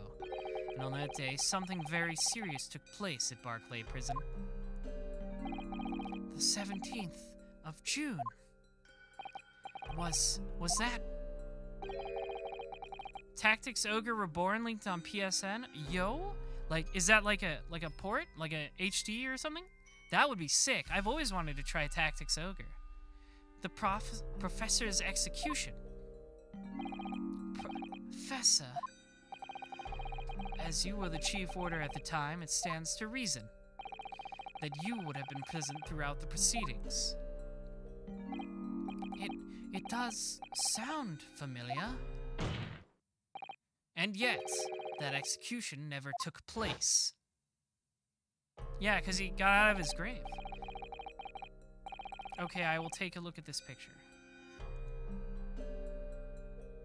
Cool. Yes, that is certainly the Tactics Ogre artist. I hope it's good. I've always wanted to try Tactics Ogre, so trying a fancier version would be nice. The convict, ostensibly executed that day, later re-emerged from his grave. The convict came back to life? In the cemetery in the middle of the night, there was a witness.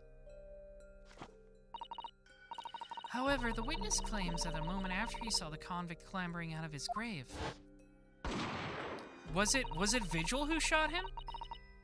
A gunshot rang out from over his shoulder. That was like the one leftover mystery from that case, was who shot him? Was it Vigil? And the bullet pierced the professor's chest, killing him instantly. Is that why Vigil was dismissed? Those may have been the professor's actual last moments. Yes. Seeing as you were in charge of overseeing executions at the time, you must know the truth about what really happened. It's in your head, somewhere deep down. Well, Chief Warder Daily Vigil, I know there are memories in your head that can explain what happened on 17th June 10 years ago. And now it's time for you to drag them up.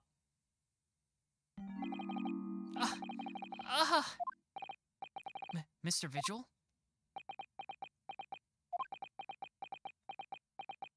How many personality shifts is this guy gonna go through? Yes, the whole prison. It was complete chaos. The prisoner escaped. He was killed in the cemetery. The shocking news ripped through the Barclay like a hurricane. What? What do you mean he escaped? So, like, they didn't just mistake him for being dead? He escaped? Order! Do you mean to say, Mr. Vigil, that your memories of the time have returned? My head, It's like some floodgates have been opened. The images, the screams. Oh my goodness. The papers. There were reports, articles about a man who'd seen a ghost. Yes, Enoch Trevor. But surely those reports were exaggerated. There were traces at the scene. Traces of what? In Lowgate Cemetery, at plot number 139. Blood. Lots of blood. That's where the man was buried, of course. Obviously, something terrible had happened there. The depths of conspiracy and depravity from which this tale is emerging are quite staggering. I've reviewed the police records from the time extensively. A thorough investigation was conducted by Scotland Yard to ascertain how the convict managed to escape in the first place. And the conclusion reached by the investigating team was that a member of the prison staff must have been involved. Are you suggesting that a prison warder abetted the man's bid for freedom? Yes, and I was suspected of doing it, of using that mass murderer's execution as a way to help him escape. You did what? I remember now. The horror of it all is coming back to me. One evening, a few days after the execution, some detectives came to the prison. I was called to the governor's office at the top of the watchtower. He's spinning faster. He's going faster. I'm sorry, Daly. This is serious business, but I cannot help you. As chief warder, you are responsible for overseeing the aforementioned execution, eh? Well, it seems the fellas at Scotland Yard want to have a few wee words with you about it. You'd better pack your things, laddie. You're to attend in person.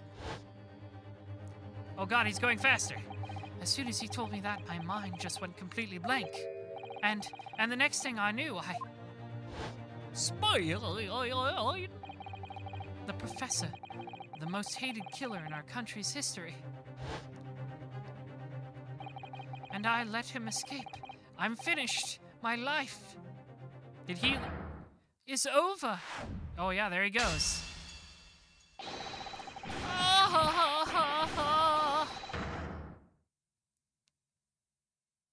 Oh.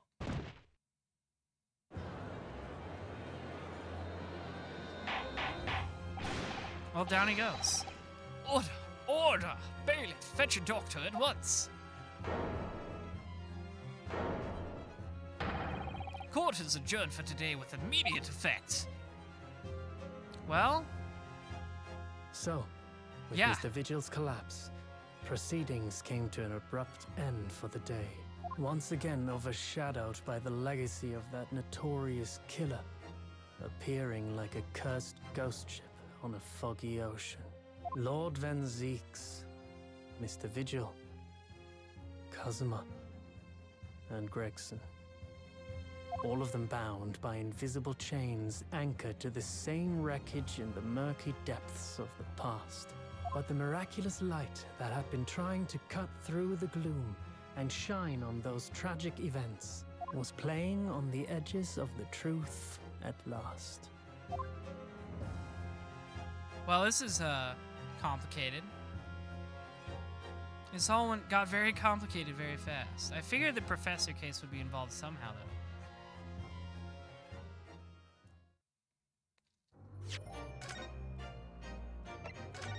Well, let's see where this goes from here.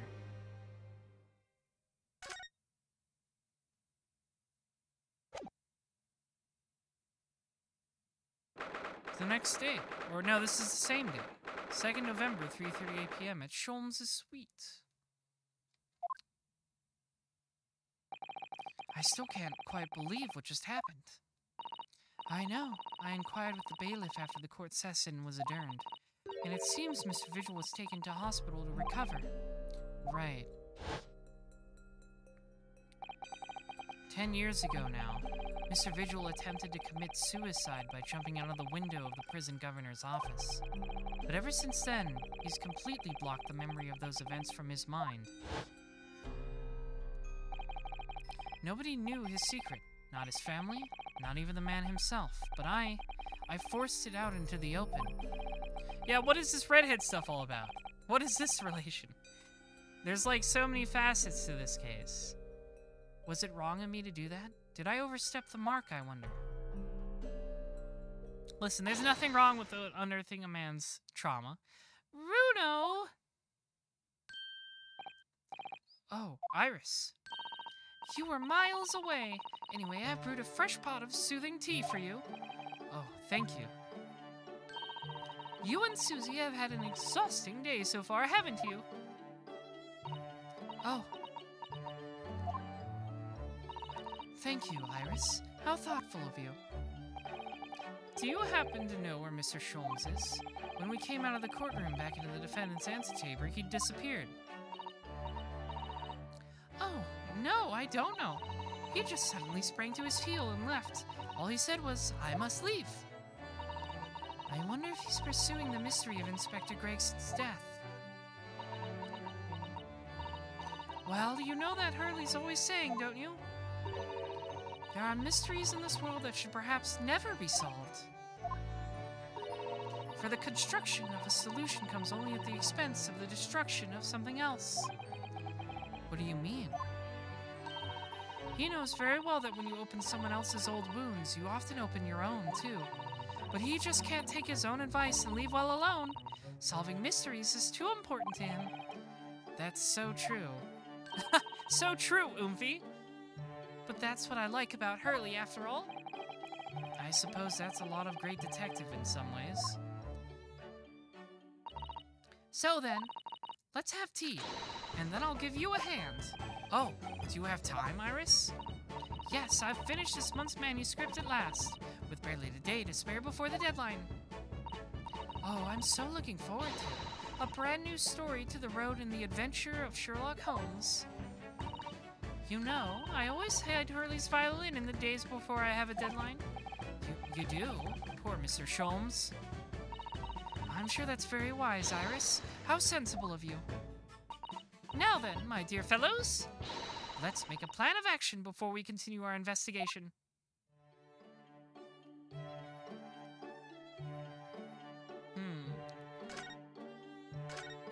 Let's talk about the trial. Let's talk about the trial. So how did it go in the court this morning? Well, we still don't know the truth about what really happened, but one thing's increasingly clear. Lord Von Zieks definitely didn't do it.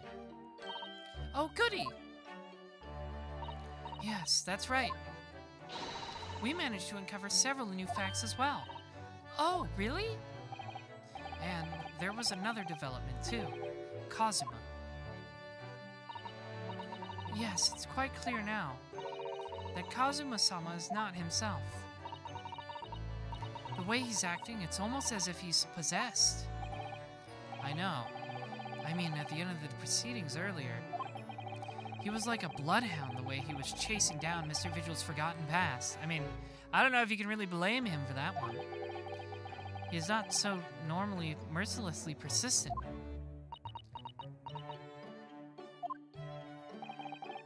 What's going on in his head, I wonder? I really need to sit down with Kazuma and try to understand what he's going through.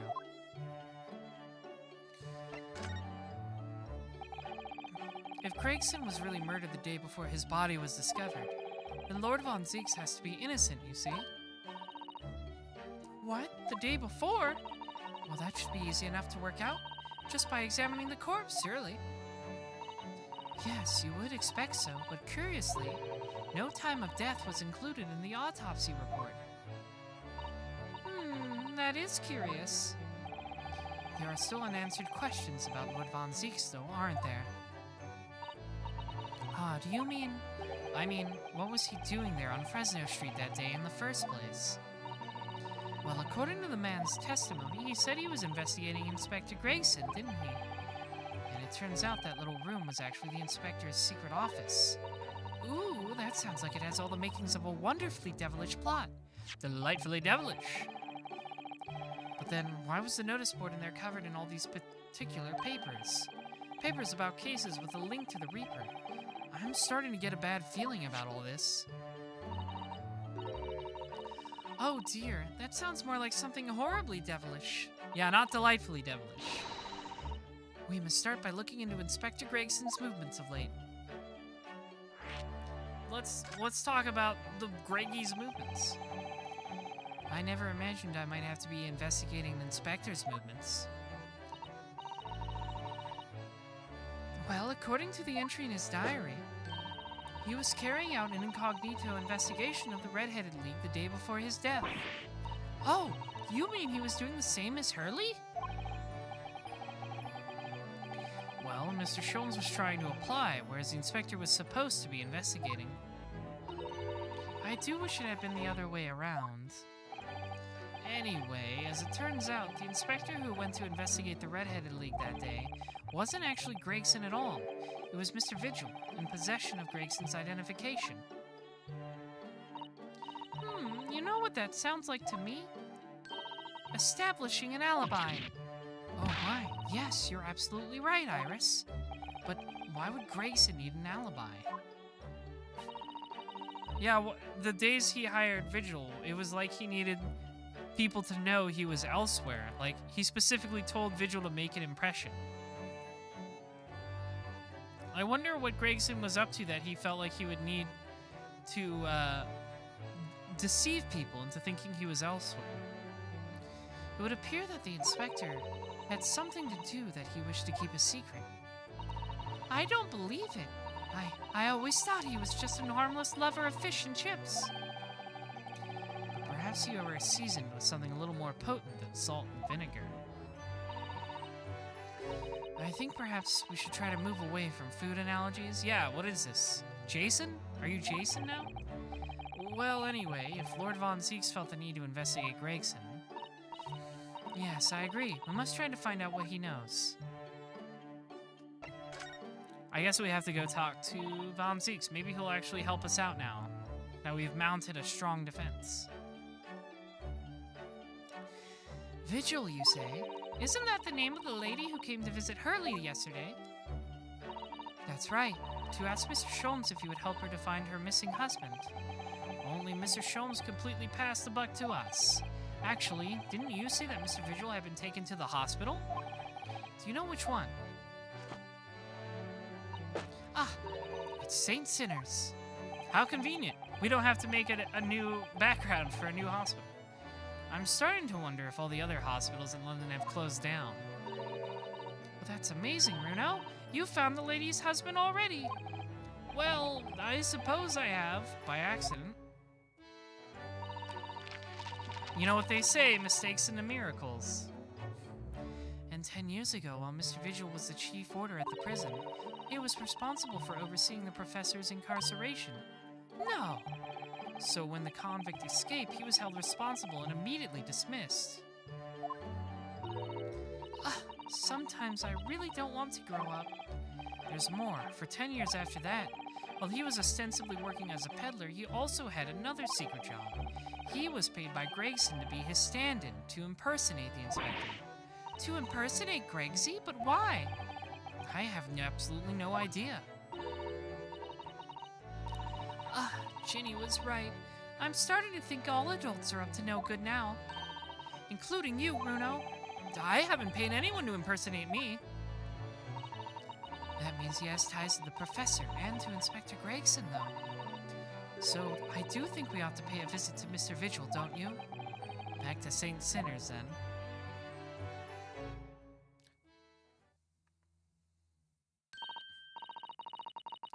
Well, I think it's clear now that what we need to do, isn't it? Let us investigate, my dear fellows! Oh, Iris, you're even more enthusiastic than usual today. If anyone has anything to hide, my special Wilson shooting iron will shoot them straight. That water pistol? Is this another Tactics Ogre link? No, that's a really attractive cosplay as Captain Harlock.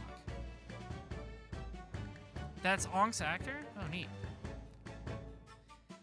It's stuffed full of piping hot extra special blend of mine. that I'm quite sure will be very effective. I'd better be careful not to hide anything. Well, it feels a little strange that Mr. Sholmes is nowhere to be seen, but still. Let's go and see what we can find out. Yes! Alright, let's, I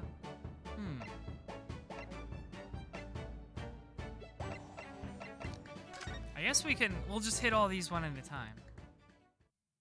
Oh, hi, Kazuma.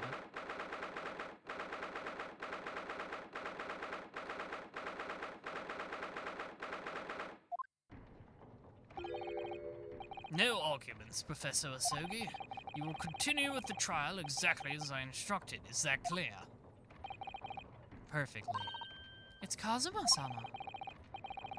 Defying Lord Strongheart by the sound of it, he never did know when to back down.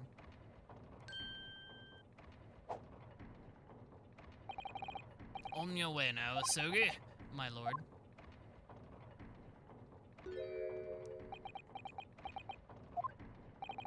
Kazuma. Nope, I'm leaving. Goodbye. I've nothing to talk about. He left without saying a word. Yes, what are you doing here? Oh, I was just hoping to ask you a few questions, if you wouldn't mind. I wanted Von Zieg's trial concluded today. But Prosecutor Asogi's unwelcome inquiries are going to make it take longer than necessary. Unwelcome inquiries? As a result, I'm losing even more precious time. Currently 2 hours, 55 minutes, and 41 seconds. 42, 43... Then we must resolve everything before 3 hours have passed, Mr. Naruhodo. In a miraculous not even 5 minutes? Anyway, I can't let the man's obvious bad mood put me off. I need information.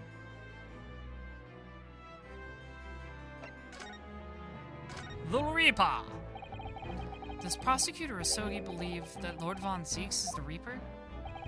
I wouldn't know. It was 10 years ago, in that fateful closed trial, that Lord Von Zieks made a name for himself among the judiciary. But the next trial he fought, he lost. It meant the ringleader of a criminal organization was acquitted thanks to all the jurors being under duress. But that's awful. The man's freedom was short-lived. He lasted just 3 days.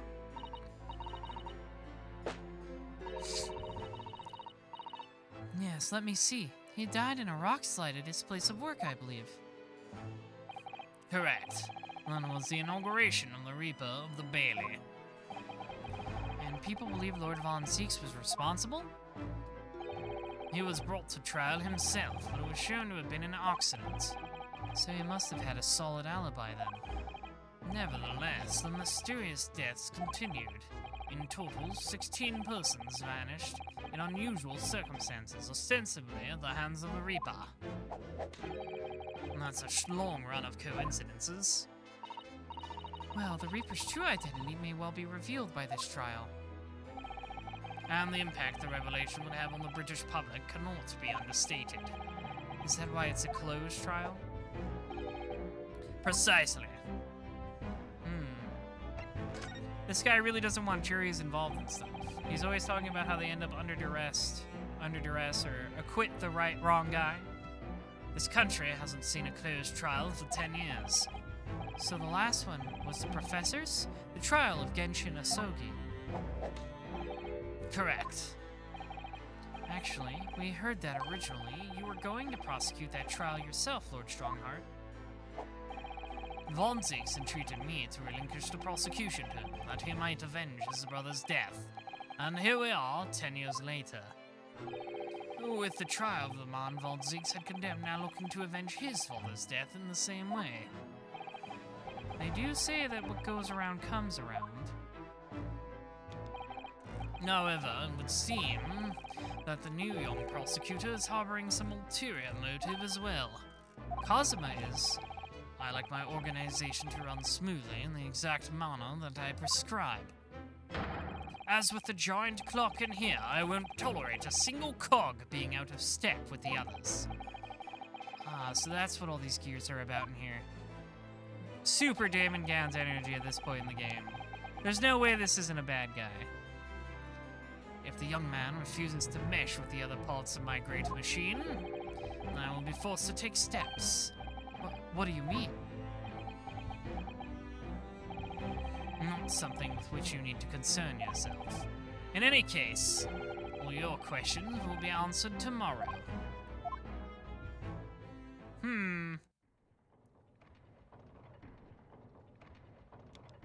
There's no way this guy isn't, like, super doing something bad behind the scenes. Now, I shall have to ask you to excuse me. I mean, I have a sense for these things as someone who also loves to do bad things. As of this moment, I've been delayed from attending my next meeting by precisely 3 hours. Oh my, that is a long time. And I hold you entirely responsible. Even though we miraculously managed to fit everything into not even 5 minutes? I wonder if you might agree to us, talking with Prosecutor Asogi? Discussions between the defense and the prosecution outside of the courtroom are generally frowned upon. However, I will make an exception in this case. Now go. You can find him in his office. Oh, thank you.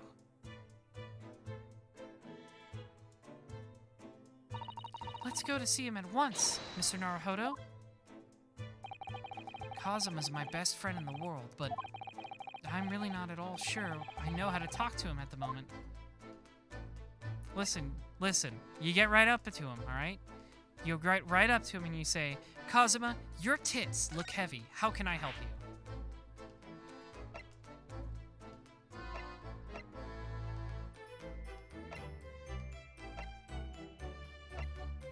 Let's go to the prosecutor's office to talk to Kazuma.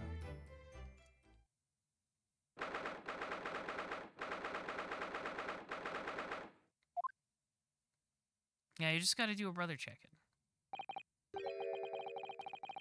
Why does he he has like the room recreated on the table? So this is the office of Prosecutor Asogi now, is it?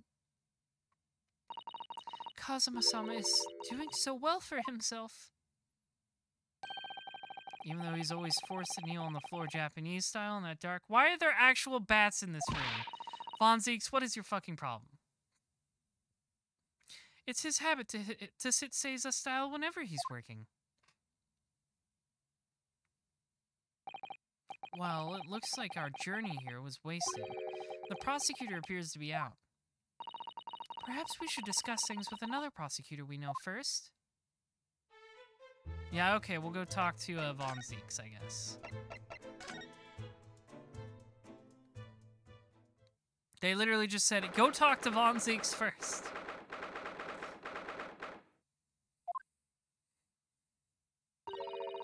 Lord Von Zeeks is reading, look. He doesn't seem like he wants visitors, does he? But he must have noticed that we're here, surely. Oh god, they're not going away. What do you Nipponese want? That's no way to greet the lawyer who's trying his hardest to prove your innocence, is it? Yeah, finally Ryunosuke grows a bit of backbone. Stand up to the man. That'll make him cow. That'll make him weaker. Perhaps not. I apologize. So, what can I do for you, Mr. Naruhodo? Lord Von Zeeks, speaking earnestly. Oh, the fog will lift over London for the first time in months tomorrow. This does feel very, very strange. And I must say, I was impressed. Oh, well, thank you. Not by you, by your fellow Nipponese, your prosecutor friend. Oh, I see, yes. It's sardonic, don't you think? For a man such as me, so loathing of the Nipponese, to be entirely at the mercenary of the two of you. I suppose it's retribution for having played the part of the Reaper all these years. Played the part? What did he mean by this? You once told me that you gladly allowed people to believe you were the Reaper, because it helped reduce the amount of serious crime that took place in London. And if keeping quiet and playing the part fits the cause I am myself committed to pursuing, then why would I choose to say anything? But the henchman of a criminal killed by the Reaper attacked you only the other day. And that was just the most recent of many attempts on your life, wasn't it? Someone is clearly profiting from your silence about it. Someone is using you. I wonder who it could be. Surely not one of the guys we just talked to. Believe me, ever since the Reaper first appeared, I've been doing my utmost to expose him. Or rather, expose the organization. Ah, it's a whole organization? It's inconceivable that all those accidents were orchestrated by one man. No, the Reaper always appears to have a very accurate information about the accused in each case, which can only mean that somebody at Scotland Yard is involved. Someone at... You can't mean... It's taken me many years, but I've finally identified the central figure in this Reaper organization. Tobias Gregson. Yeah, I guess not super surprising, is it? No! Gregson, the Reaper? You know what? I buy it. The notice board, he always talked about how he admired the Reaper. He said that a few times. So, the reason you were investigating Inspector Gregson is because you intended to expose him as the Reaper? As I said, the Reaper of the Bailey is no single person. It's a highly secret organization with close ties to Scotland Yard. But there's no doubt that Gregson was a key member of that organization. I don't believe it. Are you saying that that he was behind all those awful crimes, meaning they're... criminals, meaning they're... Gregson didn't do the dirty work himself. Oh. He was the tactician. His job was to covertly investigate the marks and plot their assassinations. Ah, we've talked a lot about tactics today. We've talked about tactics earlier. In order to do that without arousing suspicion, he regularly needed a firm alibi. Which is where Mr. Vigil came in, posing as the inspector. Vigil knows nothing of the Reaper, but the room he rents in Fresno Street was almost certainly the headquarters of the operation. Gregson would have met the assassin there for briefings. So we don't actually know who carried out the killings then. So this case will almost certainly expose who the Reaper is then. Actually, I do have a name. It's gonna be someone we know. I have like 2 guesses. One of them is really silly, one of them is a little more understandable. You what? Well, if you can name the man, you have the true identity of the Reaper already then. Duh. If I can name the woman. Oh. She's a young woman by the name of Asa Shin. Yeah, I was wondering when this would come back. I was wondering when she would come back. It had to be relevant eventually, didn't it? That was the real name of... For those who don't remember the very first case of this game, and the very first case of the first game, this is Josiah Brett's real name. Wait, what? Shin? It's full circle, baby.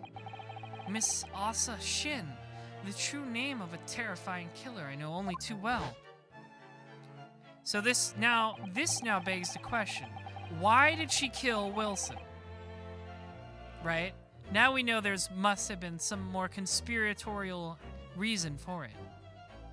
So she came to Japan posing as a visiting student and murdered Dr. John H. Wilson.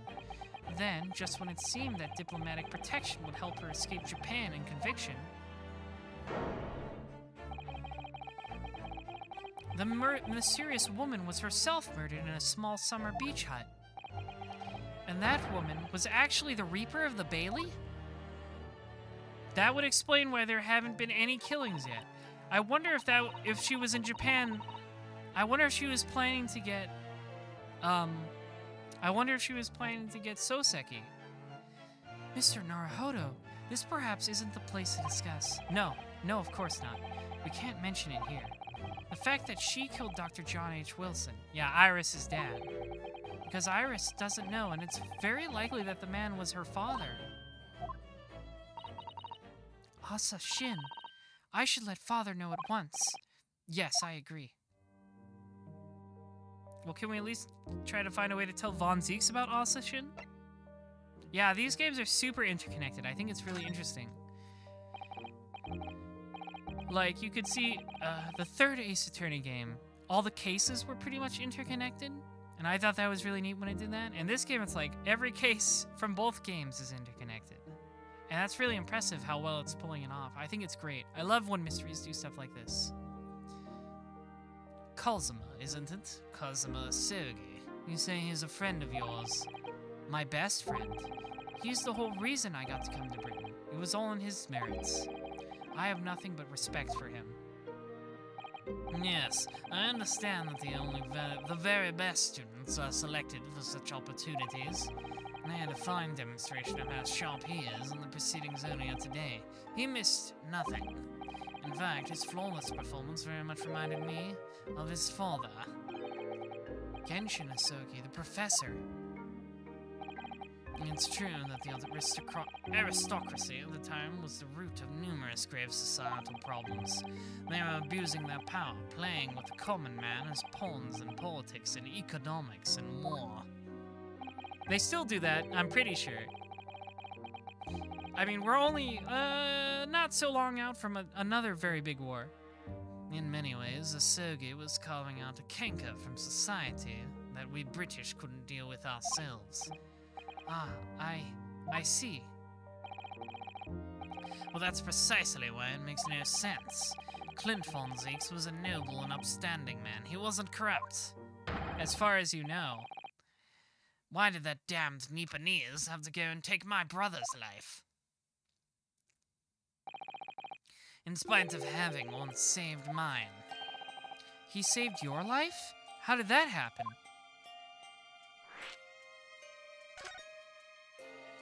Yeah, he's saying the lawyer word. They're like gamer words, but for lawyers. It was 10 years ago, on a foggy night. It was to be the professor's final strike had sent a wave of panic through the capital. So Clint von Zieks had already been killed at this point then. Genshin and I were walking down some back streets at a late hour. And of course, at that point, I had no idea of the true nature of the man at my side. All of a sudden... Don't make a peep, you're coming with us. Yo, he's got that thing on him. We were surrounded. All of our assailants were armed with pistols, their faces obscured by scarves. Clint was not only from noble heritage, he was a brilliant prosecutor as well. The scum of London hated the sight of him, and they had no sympathy for his younger brother either. I'd been targeted several times before already. Yeah, it's Von Zieks, alright, we've got him. And I could hear them murmuring amongst themselves. I knew they were after me, but just when I thought my time had come. If I let them kill you, Clint will never forgive me. It was Asogi's voice, just a whisper in my ear. Bang. He fought them off with his cool katana. After that, I don't remember exactly what happened. The next thing I knew, there was silence all around. Genshin lay on the cobbled street. Blood was seeping from his left hand. He'd shielded me.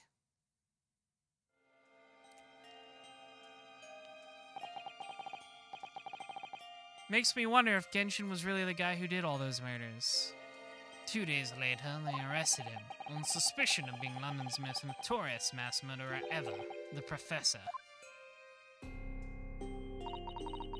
Like, every piece of personal experience we have points to Genshin actually being an okay guy.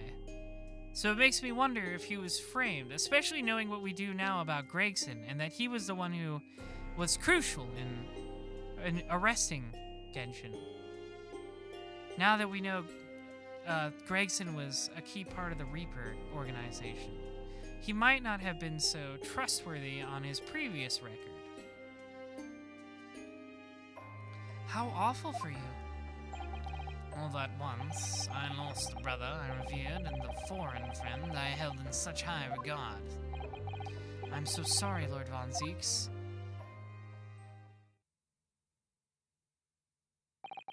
That's the end of my miserable tale. I never thought I'd recount it to anyone. Well, thank you for confiding in me. The Professor, the Reaper, and Inspector Gregson. I wonder just how intimately related they all are. I still can't quite believe that Gregson was essentially the Reaper, giving assassination orders to Jezile Brett. Mr. Naruhodo, let's go and inform my father. I'm sure our government will want to hear about this new information. Oh, that means I get to meet your daddy, Susie. Hooray! Yes, all right. Let's head back to the Great Waterloo Hotel, then. All right, bye. Bye, Von Zieks. Yeah, let's head to the hotel. We'll just hit these in the order they're given to us, I suppose.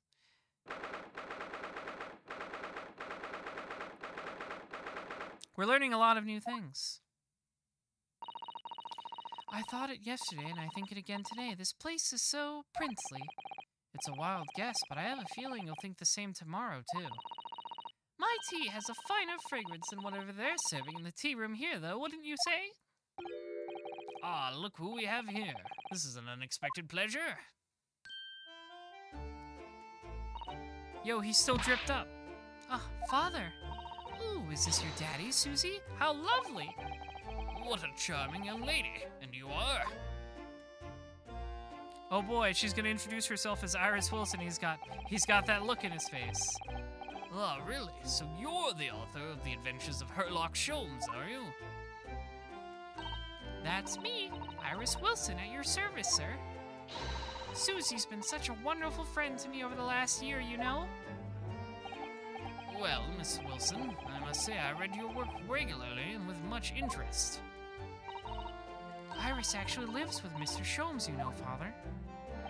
Is that so? Well, perhaps that goes some way to explaining that bright look in your eyes. Hee hee. Tee hee. You wouldn't be smiling so airily if you knew just how bright she is, believe me. Now then, young Naruhodo, it was a pleasure seeing you in action earlier. As an invitee of the symposium, I was allowed to observe from the gallery, and after I twisted some arms, and I must say it was a truly exemplary performance. Oh, well, thank you very much. Although I'm fairly sure you omitted by Kazuma on the end there. No, please don't misunderstand. It was you who impressed me. Really? Poor Ryunosuke, he's so used to being put down. You have to have more confidence in yourself, man, like me. I'm supremely confident. Don't I deserve to be confident after all? Because I am, in the end, a perfect being. Oh, You didn't miss a step against Asogi. We all knew how capable he is. Really, to have matured into such a fine defense lawyer in less than a year is quite extraordinary. It's very kind of you to say so, and really nice to hear. What I saw in court today confirmed what I'd been hoping for. The favor I mentioned yesterday, Naruhodo, I trust you haven't forgotten? Oh, no, you did mention something, didn't you? But first, we have something to report, Father. Of course. Shall we take tea while we discuss matters further? I wonder where Judge Jigoku has got to. Surely we can ask. Yes, there it is.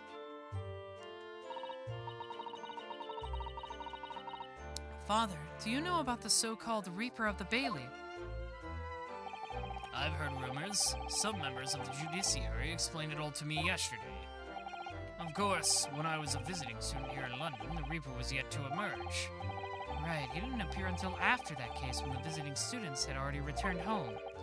Lord Von Zieks, who was in the dock today. That was Beric, the younger brother of Clint Von Zieks, I believe. That's right, and he's known throughout the London as the Reaper, as you've heard. But the truth is, it wasn't him behind all those mysterious deaths, it was somebody else.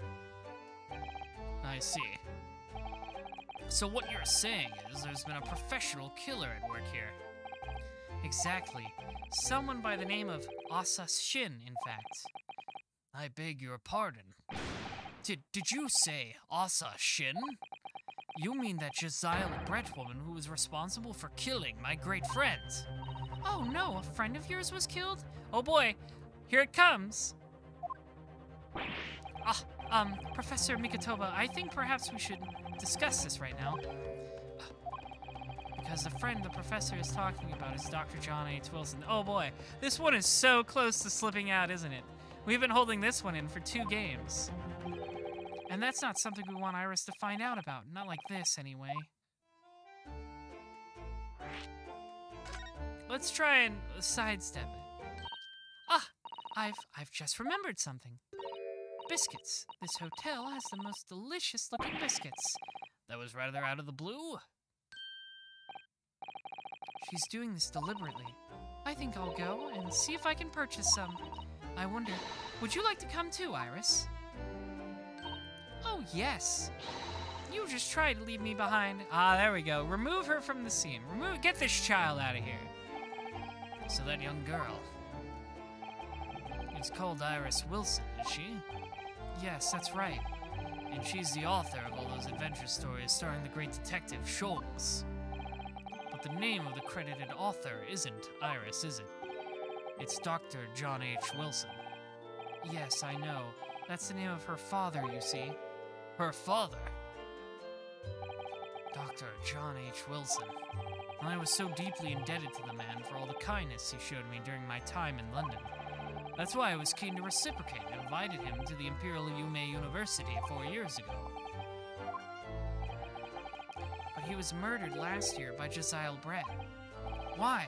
Why would the Hand of the Reaper stretch all the way to Japan? Iris knows nothing about the case, but it seems very likely that the victim, Dr. Wilson, was her father. Well, I can't say that we ever spoke about his family, so I don't know if he had a daughter or not. But I think I can say with certainty that he was never the great detective's partner. So it could have been another Dr. Wilson, you think? Well, John and Wilson are both common names, after all. Still, it's probably best not to mention this to the young lady until we can be sure. We've asked Sholmes about this, didn't we? Like, Sholmes confirmed it. That's what we thought, yes. We're back with cinnamon biscuits. Ooh, they smell delicious, Iris. Ryunosuke, when he smells a delicious biscuit, starts floating. I think cinnamon will go very well with the tea they serve here, don't you, Susie? Yes, I'm sure you're right, Iris. Where is our good buddy Jigoku? I haven't seen Judge Jigoku for a while, have you? Guilty! That guilty is still ringing in my ears. No, now that you mention it, I haven't seen him since this morning either. I suppose the symposium's opening was postponed. We'll have gone to explore the great exhibition. That reminds me of something you mentioned yesterday. About Judge Jigoku having once been in the dock himself. Ah yes, it was all tied up with that accursed trial. The closed trial of Kazuma's father. Seishiro was trying to mitigate Genshin's guilt, so he took to the stand to testify. But he got a little carried away and actually managed to break the witness stand. He's a big, strong man. Oh my. He also said that some contemptuous words about the British Empire, for which he was charged. Oh dear. Although it's worryingly easy to imagine him doing that. Well, it was all right in the end. He was acquitted and we returned home to Japan together. Thank goodness. Ah yes, talking of Seishiro, I have a copy of the photograph we all took together here yesterday. Please. Ryunosuke always looks so nervous. What a lovely picture. It certainly seems to shout, "We've arrived in Britain." I wonder how this will be evidenced later. None of us have had any idea what was coming when we took that, did we? No, that's so true. The favor. So, you mentioned a favor that you'd like to ask me. Well, this fateful trial that you're fighting, one way or another, it will be over before long. And when it is, I'd like you to accompany me back to Japan. You want me to do... What? Father, what's the meaning of this? Now, Susato, you should understand. You've seen how our courts work firsthand. Japan's judicial system is in its infancy, especially when it comes to defense. Oh, you mean... The Supreme Court of Judicature is in desperate need of a good defense lawyer. As soon as possible. Really quite urgently, in fact. But I've not even been in London a year yet. I've read all of Susato's reports. I'm well aware of your extraordinary talents. Having seen you in action with my own eyes earlier today, there's no question. You, Naruhodo, are precisely the man our country needs. Well, I guess Phoenix has quite a more prestigious family history than we thought. So, you'd be leaving then, Runo? But then, what am I supposed to do, Father? You came here to serve as Asogi's judicial assistant. Oh, yes. She's supposed to be Kazuma's assistant. Our government is still in the process of deciding how best to deal with his situation, though. You've always chosen your own path, Susato, and I trust your judgment. In this matter, also. Father! Please, the pair of you, don't look so downcast. It's merely a suggestion, you understand? A hope, if I'm honest. But I won't force you. All I ask is that you consider it and come to a decision by the time this trial concludes. Yes, all right. You won't leave, will you, Runo? The thought hadn't even crossed my mind. Up until now, I've just been trying to do what I believe to be Kazuma's will. But it turns out that he's still alive, so... Yeah. Ryunosuke, I need you to come back to Japan. I need you to be our great ace attorney. I bet they'll say that at some point. It'll be very funny. They'll say something like that.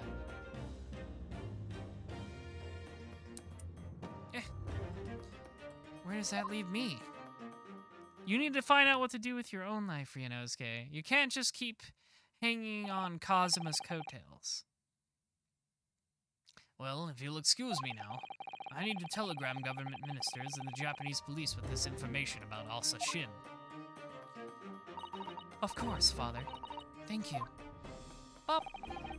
I look forward to next month's installment, Miss Wilson. Oh, good, and please, do come to Baker Street sometime, won't you? We'd love to entertain you. I would be delighted. The best of luck for tomorrow, Naruhodo. And give my suggestion your full consideration, won't you? Yes, I will. Going back home?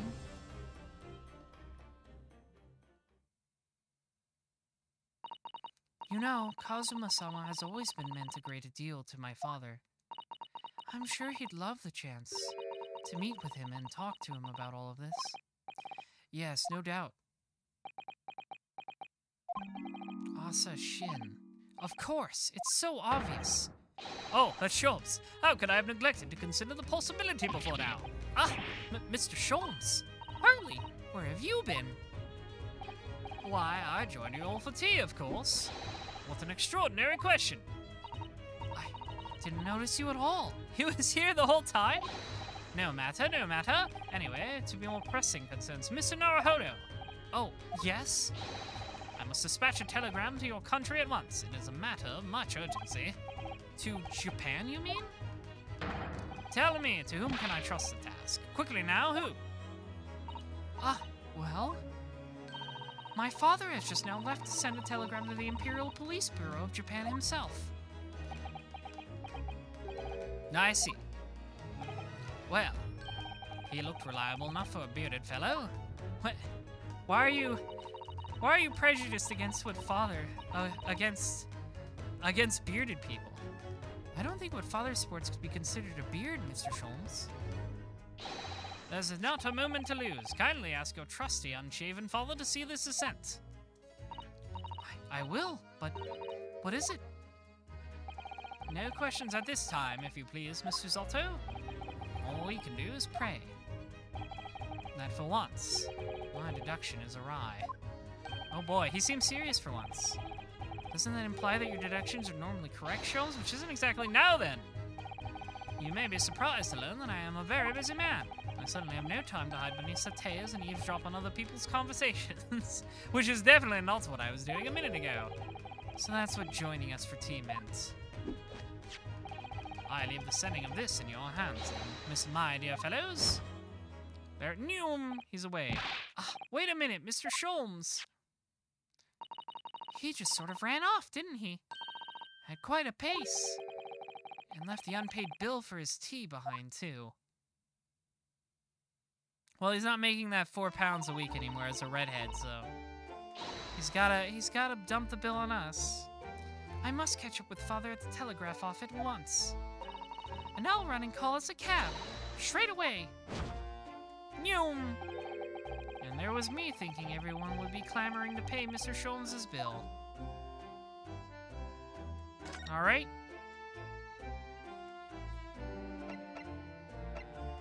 I guess now we can go to the prosecutor's office.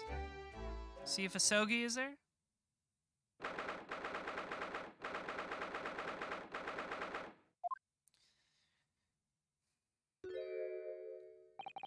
Kazuma. Hey, what's up? I thought it wouldn't be long before you paid me a visit, Ryunosuke. I was right about what I said, wasn't I? Sorry? That you have all the makings of a great defense lawyer. Well, I always believed that you'd fulfill your dream of advocating in the British courts. I just never imagined for 1 second that it would be as a prosecutor. Seeing you stand in a foreign courtroom, so gallantly realizing your dream, Kazuma-sama, I'm truly happy for you. And I am truly thankful to you, Judicial Assistant Mikotoba.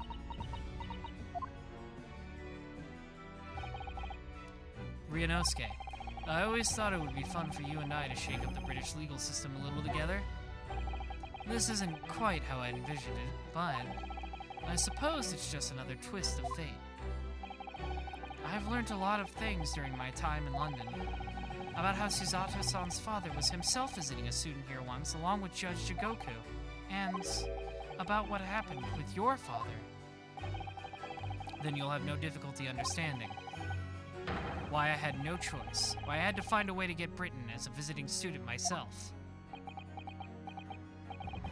I want to hear it from you, Kazuma. As you wish, Ryunosuke Naruhodo. Let's have a conversation, man to man, homie to homie. It's getting on for a year now, since what happened on the SS Buria. We were headed across the oceans from Japan to Great Britain. When a bizarre series of... that is a wrong word to put there. When a bizarre series of coincidences led to those tragic events. I thought I'd lost my best friend forever. I must have been unconscious for a long time. When I awoke, I was lying on a bed. It was a narrow little room. There was a posy of flowers by the pillow. It took me a little while to realize that I was in the cabin of a ship. I slipped out of the room and headed up onto the deck. Were you already suffering from amnesia at that point? Yes, I didn't know what had happened or where I was. That was just this voice in my head. You have something you have to do, something no one else can know about. Go to Great Britain. Your task awaits you there. It was a calling I couldn't ignore. It compelled me relentlessly. Out on the deck, I saw that I was on a huge steamship and we were docked in a large port. It must have been Hong Kong. Yes, it must have been. Presumably just before they were due to carry your body off the ship. I had no idea of the situation, but I did have the feeling that this was in some way my last chance. So I concealed myself among the disembarking passengers and went ashore. Then I disappeared in the crowded streets of that foreign port city, so I could plan my onward journey to Great Britain. How did you get here? That's a pretty hard thing to do as a dead body. Just under a year ago, with all my past memories lost to me, I was left behind in Hong Kong. Everything was foreign to me. The sights, the sounds, the smells. My head reeled. I was truly at a loss. I realized now that I'd escaped as a dead man, with nothing but the clothes on my back. No money, of course. Oh, how terrifying for you. Luckily, though, I had 2 feathers in my cap. One being your knowledge of English, I suppose. That's right. And on the back of that, I was able to pick up some work as a deckhand on a cargo ship. Eventually, after calling at countless ports, I finally arrived at Dover. That must have been from 3 months ago now. Wow, it took him like a whole year to get here.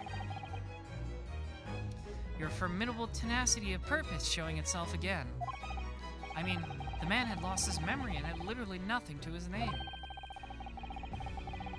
But he still managed to make his way to London on the opposite side of the world. Of course, I had no idea why I'd moved to heaven and earth to get here at that point. So, how did you end up becoming Lord Von Zeke's apprentice then? That can only be called an extraordinary stroke of luck, really.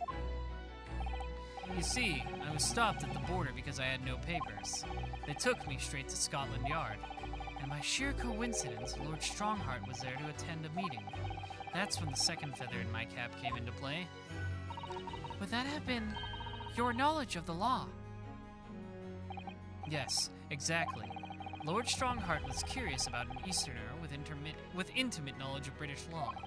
He took me back with him to the Supreme Court and assigned me to the prosecutor's office. And then, 9 days ago, you finally got your memory back after the trial involving Draper. It's so funny how close together all the cases take place.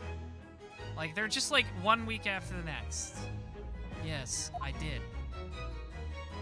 Well, I guess in the first game there was like one that was a couple months apart. Tell us about your papa. Your pop. Your serial murder papa. Ever since I first met you at Yume, you talked about your dream. Mark my words, Ryunosuke. I'll be chosen as a visiting student and make my way to Great Britain someday. Did you know the entire time about what happened to your father here? 16 years ago. He's Babby. When my father left on that exciting trip to Great Britain, I was just a boy. We took a photograph together the day before his departure. It's my last memory of him. But what I remember most about my father is his unswerving sense of justice. I like his fit. He's got the katana and like the cool suit. 6 years after he left, a gentleman called at our family home. He told me that Genshin, my father, had been taken ill in England and passed away. It was Professor Mikotoba, your father, Susato-san. Oh my. Ever since then, the professor was very good to me. He even helped to fund my university education at Yume. I'll be forever in his debt. But nevertheless, I just couldn't bring myself to believe what he told me. Oh. Then one day, a letter arrived at our house from Britain. There was no indication of the sender, so I opened it assuming it was from an old acquaintance of my father. What I read in that letter changed my entire life. What did it say? It said that my father had been a mass murderer, and the writer cursed the Asogi name. Oh no! I wonder who sent it. Was it Von Zeke's? As a result of that letter, I found out what had been hidden from me all those years. Presumably, the letter was sent from a relative of one of the victims. If whoever it was had been a member of the judiciary, he could have been present at the closed trial. The letter revealed that my father had been sentenced to death, executed for being a killer. I'm so sorry you had to find out that way. Imagine the British government did its very best to silence whoever sent that letter. But someone who knew the truth and couldn't bear the resentment was always going to be a problem. But still, it could have been written by anyone. Why would you believe such a thing? There was a newspaper cutting included with the letter. It was the first I'd ever heard of the professor, and his terrible killing spree. Well, what did my father have to say about the letter? I couldn't bring myself to show it to him. What? Why not? Because he deliberately concealed the truth from me by telling me my father was taken by a fatal illness. And that couldn't have been easy for him, and he'd done it out of consideration for my feelings. Hello, Chili Green. Welcome to the stream. We are playing The Great Ace Attorney 2. I hope you enjoy your time here. We're just here with our guy best friend, Kazuma. So instead, I showed the letter to Judge Jigoku. Ah, to the other visiting student. He faltered for the briefest of moments, but then he just laughed the letter off. But in that moment, I saw it on his face. He was undeniably shocked, shaken momentarily, before recovering his poise. A year later, my bereaved mother succumbed to the strain of grief, and she too passed away. That's when I made up my mind, that one day, without fail, I would cross the seas to Britain and seek the truth for myself. The truth about my father, Genshin Asogi. And I wouldn't let anyone stand in my way. Oh, Kazuma-sama. The Reba's trial. What we learned today in court turned things completely on their head. It was an impressive piece of lawyering, Ryunosuke Naruhodo. Lord Von Zieks isn't the Reaper, you know. I almost don't want to believe it myself, but it turns out that Inspector Gregson himself, the victim, was... It's clear that the Inspector was behind the Reaper's activity all along. What? Everybody's in the know but Ryunosuke. Typical. You mean you knew? You knew? The real question is, who's been giving orders to the Inspector? God, I wonder. Yes, Barrack Von Zieks is the real Reaper. And I know that 10 years ago, it was him who decided my father must be a mass murderer and sent him to his grave. So Kazuma believes Zieks has been the one giving orders to Gregson to carry out the Reaper assassinations. But I think we have a good idea of who it really is. The only person higher on the totem pole than that. No, he was merely seeing that justice was done as the law dictates. He's not to blame. Ultimately, it's people who condemn people. Hamma526, welcome to the Rose Rabbit Army. Thank you so much for following. We have complimentary snacks and daily worship sessions of my beauty. Be sure to be showing up on time. It's mandatory. Ultimately, it's people who condemn people. The law is just a tool that they use to do it. And when a man condemns another, he must take responsibility for his actions. Of course he must. But I know for certain that my father would never have taken another man's life. Kazuma. On the contrary, my father's life was taken by the Reaper. He's very convinced of this, but I guess that's all we have. Hey, check this out, Kazuma. Kazuma, this is your armband. Actually, I think it's yours now. Sorry? You're the defense lawyer. You have a talent for it, and I've always known that you would. And now, you've chosen to take that path in life. As your friend, I couldn't be happier for you. Just guy best friends, or more proud. Kazuma, you're gonna make him cry, Kazuma. Just kiss already, you fools. So you keep hold of that. Besides, I'm a prosecutor now. That armband would have no meaning for me. Well, if you're sure, thank you, my friend. My guy best friend. We might have more to talk about, well, maybe we can show him some of our evidence.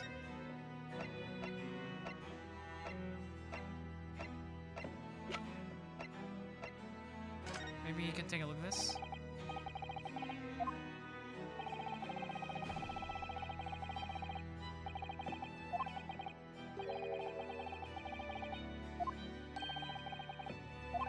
Okay, so he's probably not going to want to look at all of our evidence. We might have to talk to Vigil first. What about this one? Nope, okay. Alright. He's very adamant and about not seeing our evidence. We'll have to find something special, probably from Vigil, I suspect.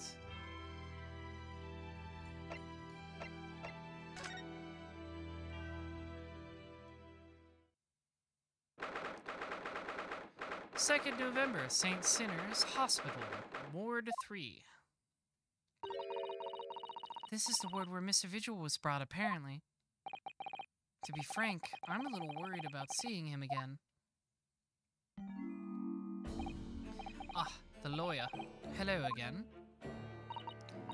Are you feeling better now, Mr. Vigil? Yes, thank you. Somewhat better. I'm so sorry to have caused you to... I mean, it was because of me. If I hadn't exposed your secret and forced you to remember things, you'd obviously tried to forget. What is he leaning on? The prosecutor was here until a few moments ago, too. You just missed him. Oh, well, I guess we did events a little bit out of order. Oh, Kazuma beat us to it. He said much the same as you. He was very apologetic. But the truth is, I brought all this upon myself. Please, don't think like that. Why is he doing, like, karate motions and then putting his face on it? Keeping it from Evie, my wife, all these years, I've carried such a sense of guilt. But that's not the worst of it. Over time, I obviously came to deceive myself as well. You mean about your dismissal? Looking back now, I'm beginning to think that perhaps Inspector Gregson didn't stumble across me by accident at all. I mean, he compensated me so generously for acting as his stand-in. He was clearly concerned for my well-being and doing what he could to help. So perhaps Gregson knew exactly what had become of Mr. Vigil all along then. Yeah, he does. You say he's an android, but you should see the guy from the last case who literally acted like a robot. I'm sure this is just desserts for 10 years of lies and deception, but... It wasn't me that helped the professor escape 10 years ago. It wasn't me. I swear it. I swear it's true. Oh, Mr. Vigil. I'm sure you'd rather not dredge up even more from your past at this time, but if possible, could you tell us exactly what really happened? I want to. I need to get all this off my chest. I just want someone to tell me what I should have done. I don't know, let's talk about it. Let's talk it over, pal. Inspector Gregson was obviously engaged in a special operation of some sort. He was investigating something that even Scotland Yard couldn't know about. Details of the Reaper's marks, yes. It was when he had to carry out those investigations that I would take his identification and impersonate him. You'd pretend to be the inspector and carry out investigations on his behalf? Oh no, never. A common street peddler couldn't possibly carry out a proper police investigation. All I would do is go to the specified location and make a little hoo-ha. A hoo-ha! That's a lot of hoopla. Just something to leave an impression, so everyone there would think a detective called Gregson was here. So that's what you were doing on the day prior to the incident?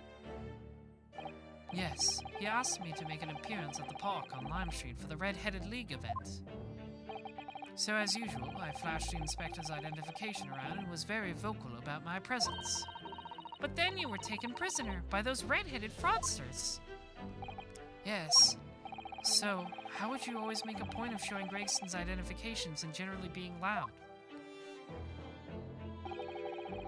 That's what the inspector asked me to do, yes. Well, that's one way of becoming a legendary detective, I suppose. Not a good one, though. And as you know, I suffered this bruising around my neck at their hands. The following day, they kept their word and released me. Without returning the inspector's identification to you, however. We had arranged to meet in the Fresno Street room at 5 that day so I could report back to the inspector. But at the agreed time, that's when I heard the gunshot. Yeah, so he's like, I'm not going in there. Well, he did go in there, actually. He tripped on the board. That's right. He was pretending to be... I keep thinking of him and the rumor monger as separate characters, but they were the same guy the whole time. It was at midnight on 17th June 10 years ago. That was the time scheduled for the execution. But the professor's execution never actually took place, did it? Or rather, the execution itself must have been used to effect the plan of escape. I hardly dare to imagine what a chilling plan it was. Barclay was renowned for being the highest security prison in the country. Everything that went in or out of the place was searched multiple times. But there was one notable exception, or rather, one notable loophole. Something that was never questioned. I have a feeling I know what that loophole was now. The coffins into which bodies of the executed convicts were placed, correct? Yes. I wonder now if the guy who shot the professor was actually his accomplice coming to help him out of the grave, right? And he's like, uh-oh, we've been found out. I can't be implicated in this. I'll just kill him. I wonder if that's the case. He killed the professor to cover his own tracks up as the professor's accomplice. That makes sense, I think. I think that's very plausible. Once the coroner had confirmed the death of a condemned convict, the body was taken in its coffin for immediate burial in Lowgate Cemetery just behind the prison. The chief warder first had to sign the necessary papers. And after that, no member of staff was permitted to touch the coffin containing the body again. When executions took place, only the executioner and the coroner were permitted inside the chamber. I would wait in the adjacent room for word that the condemned convict was dead. So it had to be... So Dr. Scythe, we already know, was in on it. She was the coroner. So who was the executioner? Maybe that was the other accomplice. On that occasion, once I had that confirmation, I went into the mortuary to find a lone coffin as usual. The procedure was that I would sign the paperwork, having checked the coffin, then nail it shut. But for some reason that day, the coffin was already nailed shut. No! I didn't think anything of it at the time. I assumed that my deputy must have checked the coffin and nailed it shut before I arrived. So, you mean, the coffin contained... Yes, I can only imagine that Asogi, having escaped his execution somehow, was alive inside the coffin. The coffin was then taken out through the main gates and deposited in Lowgate Cemetery. Presumably, there wouldn't have been enough air inside to breathe for long. So in the early hours following the burial, somebody dug up the coffin again to set up Genshin free. But in the end, he was fatally shot in the graveyard anyway. What on earth really happened in Lowgate Cemetery that night, I wonder? I'm afraid I really don't know. All I can say with certainty are two things. Asogi wouldn't possibly have escaped that way without help from somebody working in the prison. I wonder, maybe it was the warden? That's the only other person we know working at the prison right now. So unless we get introduced to somebody else, he has to be the primary suspect. And that somebody was not me. Tell us about Asogi. Obviously you knew the man then. The professor, I mean. Genshin Asogi. Yes, I remember him well, in fact. Would you mind telling us what you know? Well, having been condemned to death as he was, any contact I had with the man was short, obviously. After the trial, which was carried out behind closed doors, attended only by elite members of the judiciary, they called for his execution to be carried out at the earliest possible opportunity. The outcome of the trial was set from the beginning, wasn't it? It was a time of delicate diplomacy when Britain and Japan were in the process of signing an important treaty. That meant that this potentially destabilizing case had to be dealt with swiftly and discreetly. The man had less than a week in total. As I was the chief warder, I oversaw his short stay in the cells until his final hour. I remember being struck deeply by his noble character and incredible resilience. What do you mean exactly?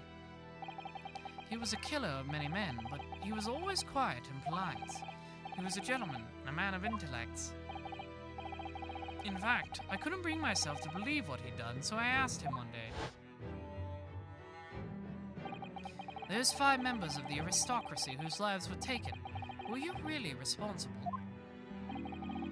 I'm guilty of the unforgivable crime of ending another human's life, yes. So he admitted to it. Interesting. But he said he took another human's life, so maybe he was speaking not about the aristocracy. Like, that's a very vague and specific way to put it, you know? The following day, the closed trial took place, and the verdict was no surprise. Guilty. And that night, when he was brought back to his cell, I saw something. Something unusual. Something unusual? What? The last will and testament of Genshin Asogi. Ooh, that's intriguing. You need to tell us more, you funny man. As I said, it was on the night following his trial after he had been found guilty. Oops. I was doing the rounds of the cells, and when I looked into Asogi's, I noticed that he seemed to have a sheet of paper in his hand. Ah, his last will and testament then, presumably. As soon as he noticed me, he hurriedly shoved it behind his back. But why did you find that so unusual? Isn't it normal for a man to pen a will when he knows his death is nigh? Yes, that's true. But there are special conditions to Asogi's incarceration, you see. What sort of conditions? Well, even though he was held in a cell designed for condemned inmates, he was allowed to keep his personal effects with him, with one exception. Really, he was allowed his things? That is unusual, certainly. It's probably his sword, right? The sword, Kazuma's sword, is his dad's. Of course, he'd been convicted of killing 5 members of the aristocracy, but at the same time, he was a guest in our country from the Empire of Japan. The powers that be were determined that his final days shouldn't be needlessly uncomfortable. And what was the exception you mentioned? To the personal effects he was allowed. That's the point. He wasn't permitted to have writing materials. Oh, interesting. Specifically, no pens or paper. So where had he gotten them? So he was prevented from leaving any written record of what had happened to him. Yes, that was the long and short of it. I have no idea where he obtained that paper. Any writing materials would have been confiscated from him upon his incarceration. As I said, he hid the paper behind his back and then he pleaded with me. What did you just hide behind your back? Please, please, turn a blind eye. This is my lifeline. But you know it's against the rules. You're the only person who's seen. If you just agree to keep quiet. Alright then, but what's on that paper? A last will and testament. This will is the only weapon I have left now. I wonder what he meant by weapon. How can a will be a weapon? Yeah, exactly, Ryunosuke. That was literally what I just said, more or less. So I decided to pretend I'd seen nothing, and I let him keep his will. But then later, it just seemed to vanish without a trace. What? What do you mean it vanished? It would seem that isn't the end of the story of this mysterious will. The will! Where did it go? It was the only person who saw Asogi's will, but somehow it disappeared. It was after Asogi's execution, which was actually an elaborate jailbreak. The warders gathered up Asogi's possessions that were in his cell. They were all to be sent back to his family home in Japan, you see. To poor Kazuma-sama. And you're saying that it wasn't anywhere to be found among his personal effects? The will, I mean. That's right, though I didn't search through them myself. But Governor Caden was livid. He was screaming, "I cannot have disappeared completely!" That doesn't quite make sense, though, does it? In what way? Well, we'd understood that only Mr. Vigil was aware of the will's existence. In which case, how did the prison governor know to look for it? Well, I guess we know who we're talking to next, huh? Oh yes, you're right. I really don't know how he knew, but it certainly seemed as though he knew of the will's existence from the outset. Only he didn't refer to it as a will. What he said was... the Asogi Papers. The Asogi Papers? Maybe it was some sort of proof that he wasn't the one who'd really done the professor murders. Something like that. I really can't tell you anything of these subsequent events.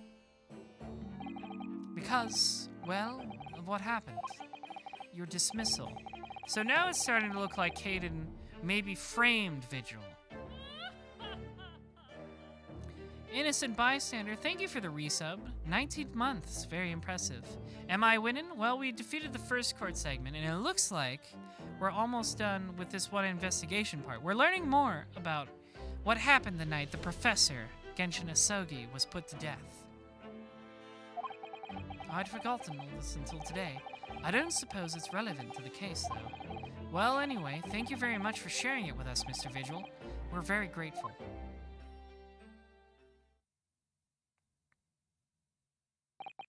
I'm afraid there's really little more I can tell you. My wife Eva will be here shortly, so I do hope I don't appear rude, but...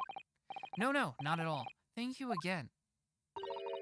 But what will become of you now? Well, impersonating a police officer is a criminal offense, of course. I imagine that once I'm fully recovered, I shall be arrested. Even if he told you to do it, though? I'm so sorry. Don't be, please. This was all my own doing. I always knew that this day would come. Well, I wish you well. Goodbye, Mr. Vigil. Interesting. Ah! Before you go, there's just one thing. Oh, yes. What is it? The Asogi Papers. I'd be very grateful if you'd make no mention of the things I told you about them. Presumably for some good reason. It's my understanding that their very existence is a closely guarded secret. Well, if there's one thing I love doing, it's exposing government secrets. So I'm gonna have to not make that promise. If it became known that I'd remembered, well, it could be rather troublesome, I think. I understand. Some sort of will that Genshin Asogi penned just before his death, which the man himself claimed was his last weapon. I wonder, perhaps it had something to do with his plan to escape. If there's anyone who might know more about a document that Kazuma's father left behind, it would be Mr. Vigil's governor. Then we know precisely where we must go, back to Barclay Prison. Oh, look at him. He's so sad. Anyways, let's leave him to sulk. Ah. No. Yeah, this one. This one. Bop. Bop. 2nd November. Barclay Prison. Governor's office. Oh, back again, are you? Yes. Hello. I've heard all about your investigations. I read the report just now. You found him, eh, Vigil? Yes, luckily. Well, anywho, Lottie does not work here no more, so your case is naught to do with Barclay. I could not like you to get the wrong idea about that. Of course, yes. Mr. Vigil stopped working here 10 years ago now, so... Yes, we've seen his dismissal notice, haven't we? He was given the chop. Aye, Kimmler, you can very well. So, how about a wee cuff of handcuff biscuits? Oh yeah, I love his handcuff biscuits. Oh, they really are like little handcuffs. And as hard as irons, too. So, what's brought you down here today? Well, there's something else we'd like to ask you about, actually. Is that so? We believe there might have been a document that disappeared from Genshin Asogi's cell. Yeah, the guillotine clock is pretty great. I think it's been called the Asogi Papers or something?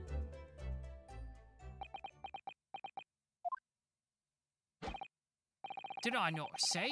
Gregson's death is not to do with things that might have happened at Barclay. Leave the past in the past, laddie. Let's not fool about with relevant details. His expressions changed completely. We're clearly onto something here. Spying?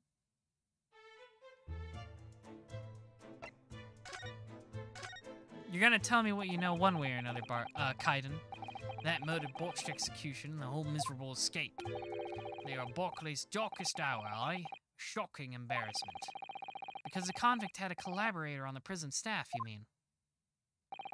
Aye, for shame. The coroner who confirmed the death of the man after his execution, Courtney Scythe, and my chief order at the time, Vigil, who was in charge of the whole affair. But Mr. Vigil says he didn't know anything about it. The rascal wouldn't say otherwise, eh? My handcuffs. Oh, how could I say no? You can never have too much of your iron in your diet. Trans Queen of Salt rating with 15. She took the kids, Ryu. I know. All of Ken's apes are gone. I'm so sorry that Ken is a hobo now. Though many people I know seem to think this makes him more attractive, so. But regardless, Trans Queen of Salt, thank you for the raid. Thank you, a fellow royalty, for making the right choice and giving all of your subjects over me, the rightful heir, the princess of the Rose Rabbit Army. I'm here playing The Great Ace Attorney 2, which is a very story-heavy game, so if there's anyone who's interested in playing those games and does not want to be spoiled, as we're very deep in the game, I would recommend maybe tuning out, as much as I would love you to stick around. Classic, thank you for following. Full Metal Foe, thank you for following. Welcome, both of you, to the Rose Rabbit Army. She took the kids for you. I can't believe it. It's gonna be the saddest Shinryuken you've ever seen. I've gotta say, I'm glad everybody's excited about Street Fighter 6. It does look really cool. I'm excited to see more of it. The drive gauge system looks really interesting. I kind of really like how my problems with recent Street Fighter games has always been like, here's our one limited gimmick for this game, but 6 seems to be going like, okay, we can put everything in there. We can actually have more than one mechanic. You're more excited for DNF Duel? I'm looking forward to DNF Duel too. None of the characters appealed to me until the Wind Mage, and I'm like, you put a smug twink in the game, so I have to pay the $60. Rika is the one who loves Street Fighter. Oh, yes. Yeah, I know Rika as well. You're only getting it because of memes and so she can step on you? That's valid, I guess. I mean, having your loved one step on you is one of the joys of life, isn't it? It's, oh yeah, DNF 2 is also only $49.99. That is a nice price for it. So for those who don't know, I have fun with the Ace Attorney games because I can make up funny character voices, especially for the Great Ace Attorney games, which take place in turn of the 20th century London. So you get to hear me do a bunch of funny accents. If that's your thing. Oh, how could I say no? You can never have too much iron in your diet. When Mr. Vigil was handed his dismissal notice as a result of what had happened, he was so despairing he jumped out of your office window, didn't he? Crunch. Look at this guy. I love this guy. He's the warden of the prison. He eats tiny handcuff-shaped biscuits. It's adorable. He looks like Armstrong from Full Metal Alchemist. I do not like to say, but that's just Vigil trying to get out of it. Do you not think he would not have jumped from the shock of his crimes being exposed, eh? I do. You would not say otherwise, though, would you? Of course, I cannot shun all responsibility myself. I should not let him deceive me. Actually, there's barely anybody that kens what went on at the time now, with Gregson having been murdered and Dr. Scythe forbidden from having any visitors. No visitors? Someone obviously doesn't want her giving anything away. Also, for those who don't know, in this game, because it's turn of the 20th century London, we play as Ryunosuke Naruhodo, Phoenix Wright's ancestor. He was also a defense attorney. He hails from Japan. He's a university student studying law in London. That's why he's here. And we team up with the famous fictitious detective known only as Herlock Sholmes. Well, we're not going home empty-handed. Then I would not dream of sending you packing, would not, Kima? Here, take a handcuff or two. Oh, well, it would be rude of me to say no. Wouldn't want to become anemic. I suppose, if there's anybody who might still care about what happened back then, it'd be that lass from the forensic division, Maria Gorey. Maria Gorey? Aye, Si's daughter. Should not have no more, just the one. But the wee bairns followed in her mam's footsteps. He did not see her without a scalpel in her hand. Ah, well, I don't think she's gonna be too fond of us. We put her mom away last case. Mama, what is this? Where did she spring from? This is a flashback. And did she just call the doctor Mama? Dr. Sai's daughter, Maria Gorey. We could do with talking to her. Tell me about Gorey. So, she's Dr. Sai's daughter, but her surname is Gorey? Aye, there's some family history, I'm sure, but I don't ken the ins and outs of it. She grew up watching her mam working with the bodies of folk who died in strange circumstances, and decided to do the same with her own life. I cannot understand it myself. Perhaps she was driven by a deep respect for her mother. Perhaps. Anyhow, she was in charge of Gregson's autopsy, I believe. Right. Yeah, he is Scottish. I'm sorry I'm not so good at a Scottish accent. Right, and the coroner responsible for this incomplete report. Someone told me once that the wee lassie always loved her mom's stories about cutting up bodies. There's even a rumor that she used to listen to the funeral march as a lullaby. Oh god, she's so goth. Well then perhaps her mother might have told her about the autopsy from the case 10 years ago. No, I'd say there's a fighting chance at least. After all, that was a life-changing case for all of us. We really need to speak to Miss Gorey herself about this, I think. Well, thank you very much. I'm no happy about any part of this. It took years for Londoners to finally forget the whole professor business. Can you no give up on this, laddie? Stop asking pointless questions. I'm sorry. I don't like dredging up these painful memories for everyone. Can you no just stay anew? Leave me alone and do not come back here, eh? Hang on, I got one last question. It's on the menu. You have to answer it. Those are the rules. How do you come to ken about that, laddie? There's no many folk even ken here in the prison who've heard of those papers. Well, I can't tell him Mr. Vigil told me. I'm afraid our sources must remain confidential, sir. Huh. We've been led to believe that the papers are actually a last will and testament. Is that right? The professor's, or rather Genshin Asogi's.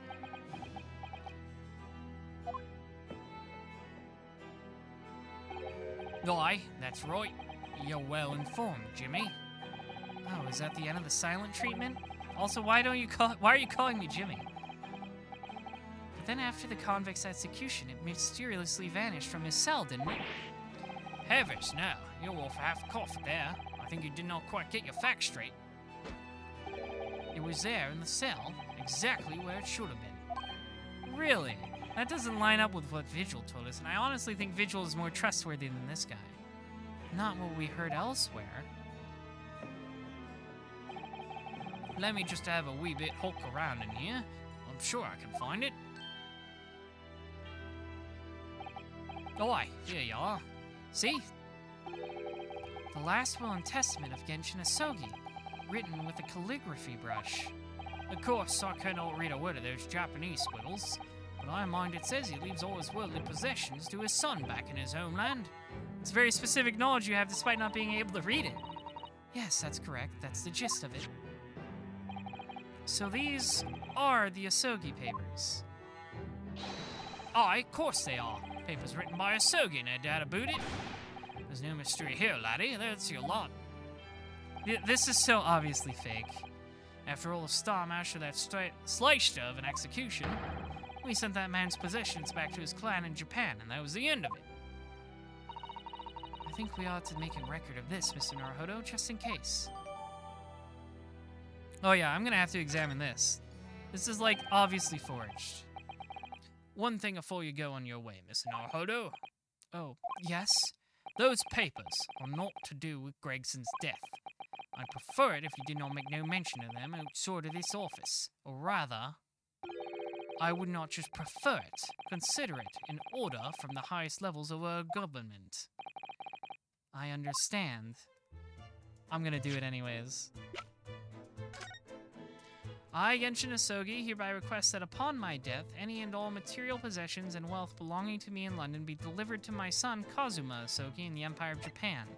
It is with deep sadness that I accept my fate in this foreign land, in the knowledge that I will never see my homeland or family again, but I regret nothing about my chosen path. Interesting. Maybe it's not fake, because that's all very specific.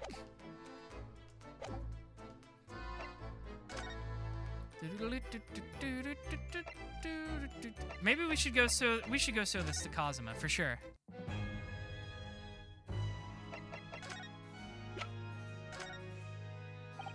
Kazuma.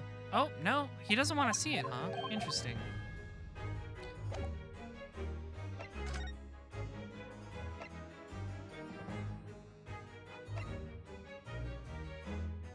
Maybe we can go back to the room? We haven't gone there yet.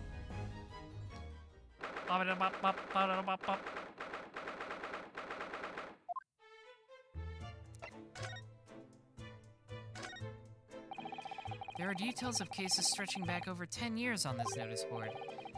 Yes, a history of Lord Von Zieks' defeats in court. I don't think that's an appropriate description. Although, when you consider everything on the board, it's certainly true. That all these people had a background of dubious dealings. And in the end, of course, the board itself concealed the inspector's own death. Oh my, it really doesn't bear thinking about. A photograph of Mrs. Vigil. Realizing the identity of this lady was a very late clue to exposing Mr. Gossip's true identity. He obviously loves his wife very dearly, which is why he felt he couldn't tell her the truth. Yeah, he is kind of a wife guy, I guess, but it didn't work out for him. The transformation was incredible, wasn't it? Just from that big twisted lip. Yes, he went to extraordinary efforts to play the part of Hugh Boone convincingly. Although, it didn't really seem like it was much of an effort to me. Now you say it, I have to agree. It's almost as if that was Mr. Vigil's true character.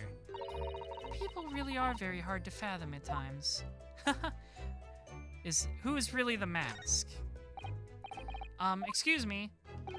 Oh, Inspector. Oh, sir. Poor man. He can't possibly be able to focus on investigating me. He's so upset. They all miss Gregson.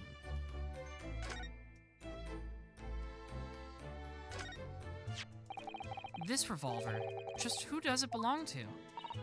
Well, we know it's of the type issued to members of the police force and judiciary, but Gregson's own gun was found on his person. And of course, Lord Von Zieks has admitted to losing the firearm with which he was issued. Such absent-mindedness, not dissimilar to you, Mr. Naruhodo. I'm starting to think the cold, hard prosecutor and I could become friends after all. And I wish you every success. Yeah, you could fix him. I never imagined that this little figurine would turn out to be a watch-winding key. I suppose it's a policeman because the pocket watch was a gift from Scotland Yard. It seems that there was much more to Inspector Gregson than we ever realized. He was clearly a brilliant man. It's the fish and chips that threw us off. I feel as though it ruined his image.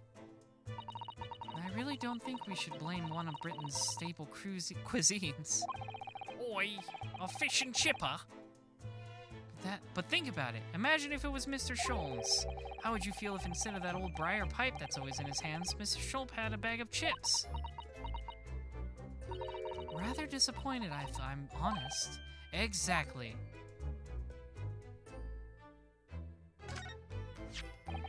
Using a candle as a timer device. Very ingenious, I must say. Yes, the culprit arranged it so that the firecracker would be set off at 5 o'clock and then left. So that a loud bang was heard at precisely the moment Lord Von Zieks arrived, yes. If only he hadn't picked up that gun from the floor. Something you probably told yourself once upon a time, I imagine? Yes, I've learned that lesson by bitter experience. I would have turned and run a mile for sure. Which may not have done you any favors either. If it turns out that Gregson didn't actually die here and in here at all, where on earth could he have been killed? Well, one way or another, we must find out. For the inspector's sake, I almost said imposter. My mind has been infected. You know, you look awfully pale again today, Mr. Naruhodo. Sorry. When I start thinking it all through, I conjure up some horrible images in my mind. Your imagination is the culprit here then. Most certainly guilty. Wig. It catches your eye as soon as you enter the room, doesn't it? It's such a bright color, it certainly makes an impression. Yes. And they can't possibly commit any crimes, can they? I mean, redheads stand out like a sore thumb. I'm afraid with our jet black Japanese hair, we stand out almost as much here in London.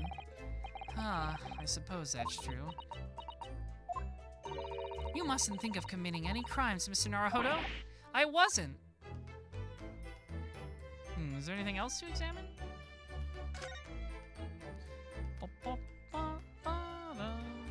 No, it doesn't look like it. I guess this isn't the place to be. Maybe we can show Von Zeke's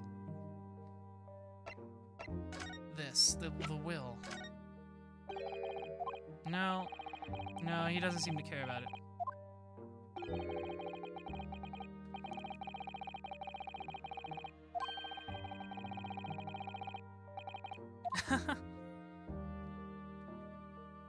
I am no longer talking to you.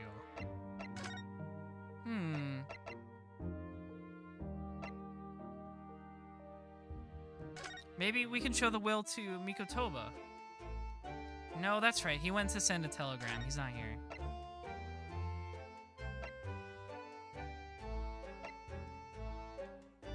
I guess it's gotta be something with Kazuma. That's the only thing left.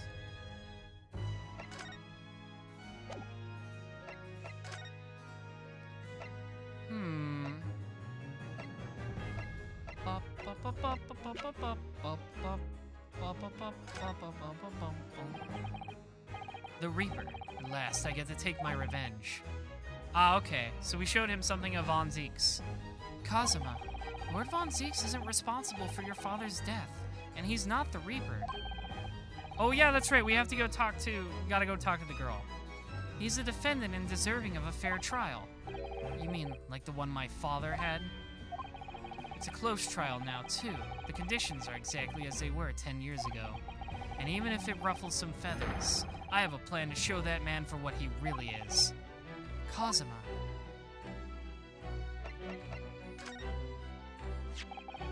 This came up in the trial, didn't it? As something a little dubious, I mean. The fact that no time of death was recorded on Inspector Gregson's autopsy report. Yes, there were some unexpected turns in the courtroom earlier. The suggestion you came up with certainly took everyone by surprise. The idea that the victim died the previous day at some other location is quite something. Well, considering when the pocket watch had stopped and the scorch marks on the candle, it's certainly a distinct possibility. The evidence in the scene both point to it. To be honest, it bothered me too, so I paid a visit to the autopsy room earlier. The coroner responsible wasn't there, but I got a name. It's Dr. Gori. If it wouldn't trouble you, Kazuma-sama, we'd very much like to speak with the coroner too. Of course, the last thing I want is for anything to be brushed under the carpet. Scotland Yard's autopsy laboratory is behind Lowgate Cemetery. Lowgate Cemetery? By Barclay Prison, you mean? Ah, you know it, do you? The prison where my father was incarcerated, and robbed of his life. Kazuma-sama. Well, thank you. We'll pay a visit to the laboratory later today. Okay, that's what we needed. Ryunosuke, I want to thank you. What for? For this. You safeguarded the soul of the Asogi clan. Well, it is a famous sword that's been in your family for generations. My only slight regret is that I never got the chance to draw it before I returned it to you. Karuma is said to have been forged by a master swordsmith during the Sengoku Warring States period. Yeah, he does have 2 swords now, it owns. He's got the one he was using when he had his amnesia and was hanging out with Von Zeeks, and now he has Karuma back. I come from a long lineage of warriors, many of whom were expert swordsmen. Yeah, dual wield! Well then, you're a chip off the old block, I'd say. This blade, Karuma, is the symbol of the Asogi clan's honor and might. Apparently, one of my father's apprentices even took the blade's name for his surname. Really, Karuma. It does sound formidable, that's for sure. 16 years ago, when my father was a visiting student here in London, he had this sword forever at his side. Which is why it meant so much to me that I have it by my side again now, too. And that is all thanks to you. My guy best friend. It was an honor.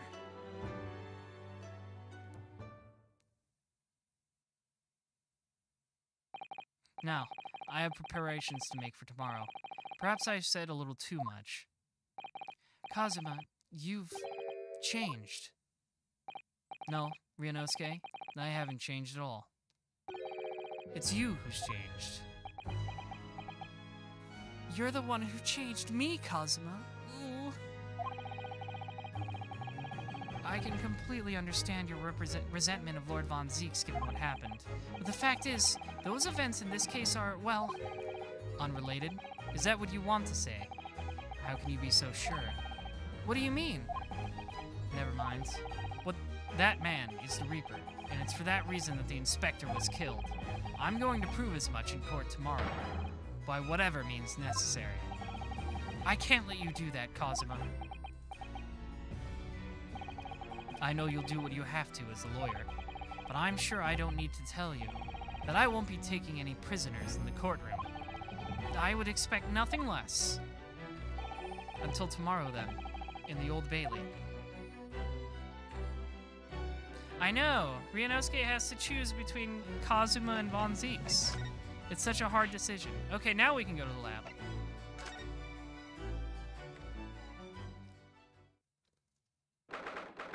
Oh, she's, redecorated. This place really is creepy, isn't it? Well, being a dead room, it's probably full of the spirits of the dissected. But actually, there's a rather pleasing scent of roses in the air.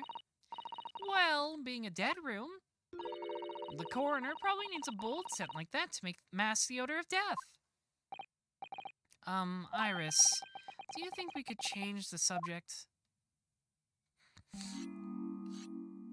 Uh-oh. Spooky noises.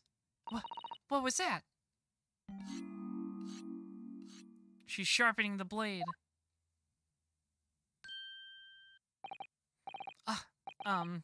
Dr. Gory? What? That noise before.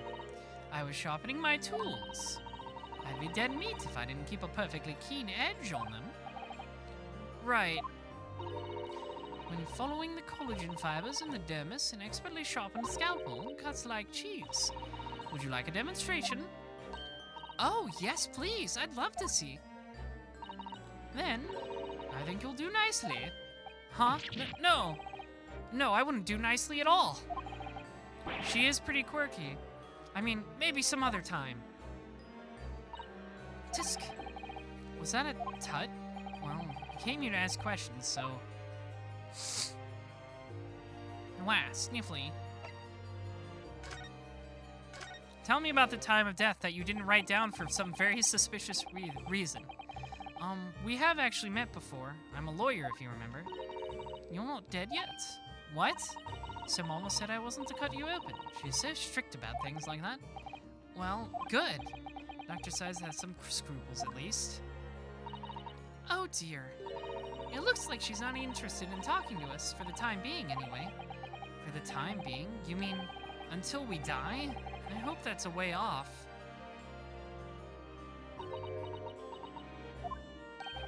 Sorry, but I wasn't planning on dying anytime soon. Tisk! Surely there's some less drastic way of making her listen. Maybe if I present her with the autopsy. Dr. Gory, we actually came here to ask you about this. There we go. He was very good. Good. Sorry? His skin didn't snag my blade once, and very little mess. His joints dislocated easily, and his muscle tissue was a pleasure to work with. But we can skip those details. But there is one thing about the report that's caught my attention. You don't seem to have recorded a time of death.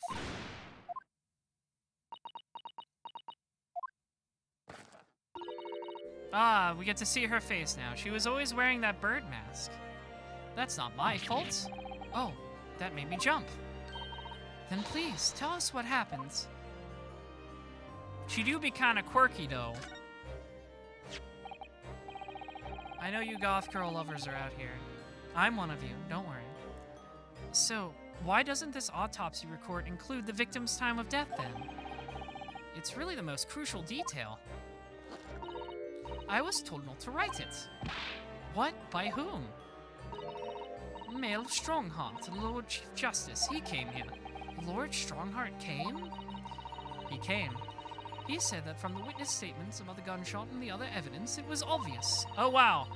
He sure is trying to do a super obvious big cover-up. The man clearly died at 5 p.m. on 1st November when the gunshot was heard. But that's not the time of death you wrote on the report. You didn't write anything. Was there some reason you didn't include it? Yeah, tell us the truth, Dr. Gory. If you're hiding something under Lord Strongheart's instructions, then sooner or later, you're going to go the same way as your mother. Give it here, then. What's she scribbling so furiously? There. You've written... What? What's she written? Tell us. Indeterminate. But the details of the autopsy report have been updated. How the turntables, minions. Now we're the ones updating the autopsy report. How the tables have turned since so long ago. What do you mean by that? What was time of death indeterminate? When the specimen was brought in, it was still fresh, so the time of death could easily have coincided with the gunshot was heard. But there was one small discrepancy. What discrepancy? There was some fried fish in the pocket of the specimen's overcoat. And that fish had started to rot. What? If the victim liked fresh fish, he presumably liked to eat it before it went off. Well, yes.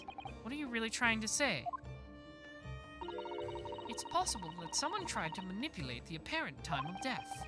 Manipulate the... Is that even possible to do? Theoretically, if you were to chill the body in ice, you could delay the onset of putrefaction. That would explain why there was still fresh blood at the scene, even when we're positing he died a date earlier. He was, preserved, so to speak. And if the overcoat wasn't on the body at the time, then only the fish would have started to rot. With today's science, it's not yet possible to determine if the body was chilled or not. But today's science is advanced enough to let you freeze a corpse, it seems. But surely, to chill a corpse like that would require an enormous electrical refrigerator. Can you marry Gory? I don't know. You can try. I don't think she's interested on anyone this side of the grave, sorry. And I don't imagine many households in London are equipped with such a device. No, definitely not. But maybe in a factory or some other special places. I don't recall seeing any factories or such like on Fresno Street, though. I wonder if the inspector's body had been chilled somehow. What might the actual time of death have been? Now, I couldn't say for sure. But at the most, it might have been a day earlier. No! In other words, it would corroborate your previous deduction, Mr. Naruhodo. The Inspector Gregson was killed the day before his body was discovered at a different location. Did you inform Lord Strongheart of this possibility? He simply said that there were no electrical refrigerators of that size in the vicinity. Well, did they necessarily need a fridge? Like, would a big tub of ice have done the job? Oh yes, one other thing. It's important. It's something the governor of Barclay Prison told us. He said that your mother, Dr. Scythe, was responsible for confirming the death of the professor after his execution. The professor. Apparently, you always enjoyed listening to your mother's stories about her work, so we were wondering if you might know something about what happened 10 years ago. That's not all Mama did. Sorry? My Mama carried out the autopsy of Clint von Zieks as well. What? Really? The brother of Lord von Zieks, the professor's final victim. The idea of carrying out an autopsy on a member of the aristocracy was completely unthinkable back then. Oh, that's right, they did mention this. Gregson was the one who pushed for it. But the detective in charge of the investigations, insisted, and it was miraculously authorized. The detective being Inspector Gregson, of course. Quite an accomplishment for one man. The autopsy provided the vital clue needed to arrest the killer. And Mama was there for the historic events. What does all this mean? You know, that amazing autopsy happened right here in this very room. The professor and Clint von Zieks. They both spent their final moments before their burial on this dissection table here. So this lab, Mama's lab, was instrumental in some of the country's most important events. She really is proud of her mother. Shame she killed the guy. I wonder if you'd tell us more about exactly what happened back then, Dr. Gory.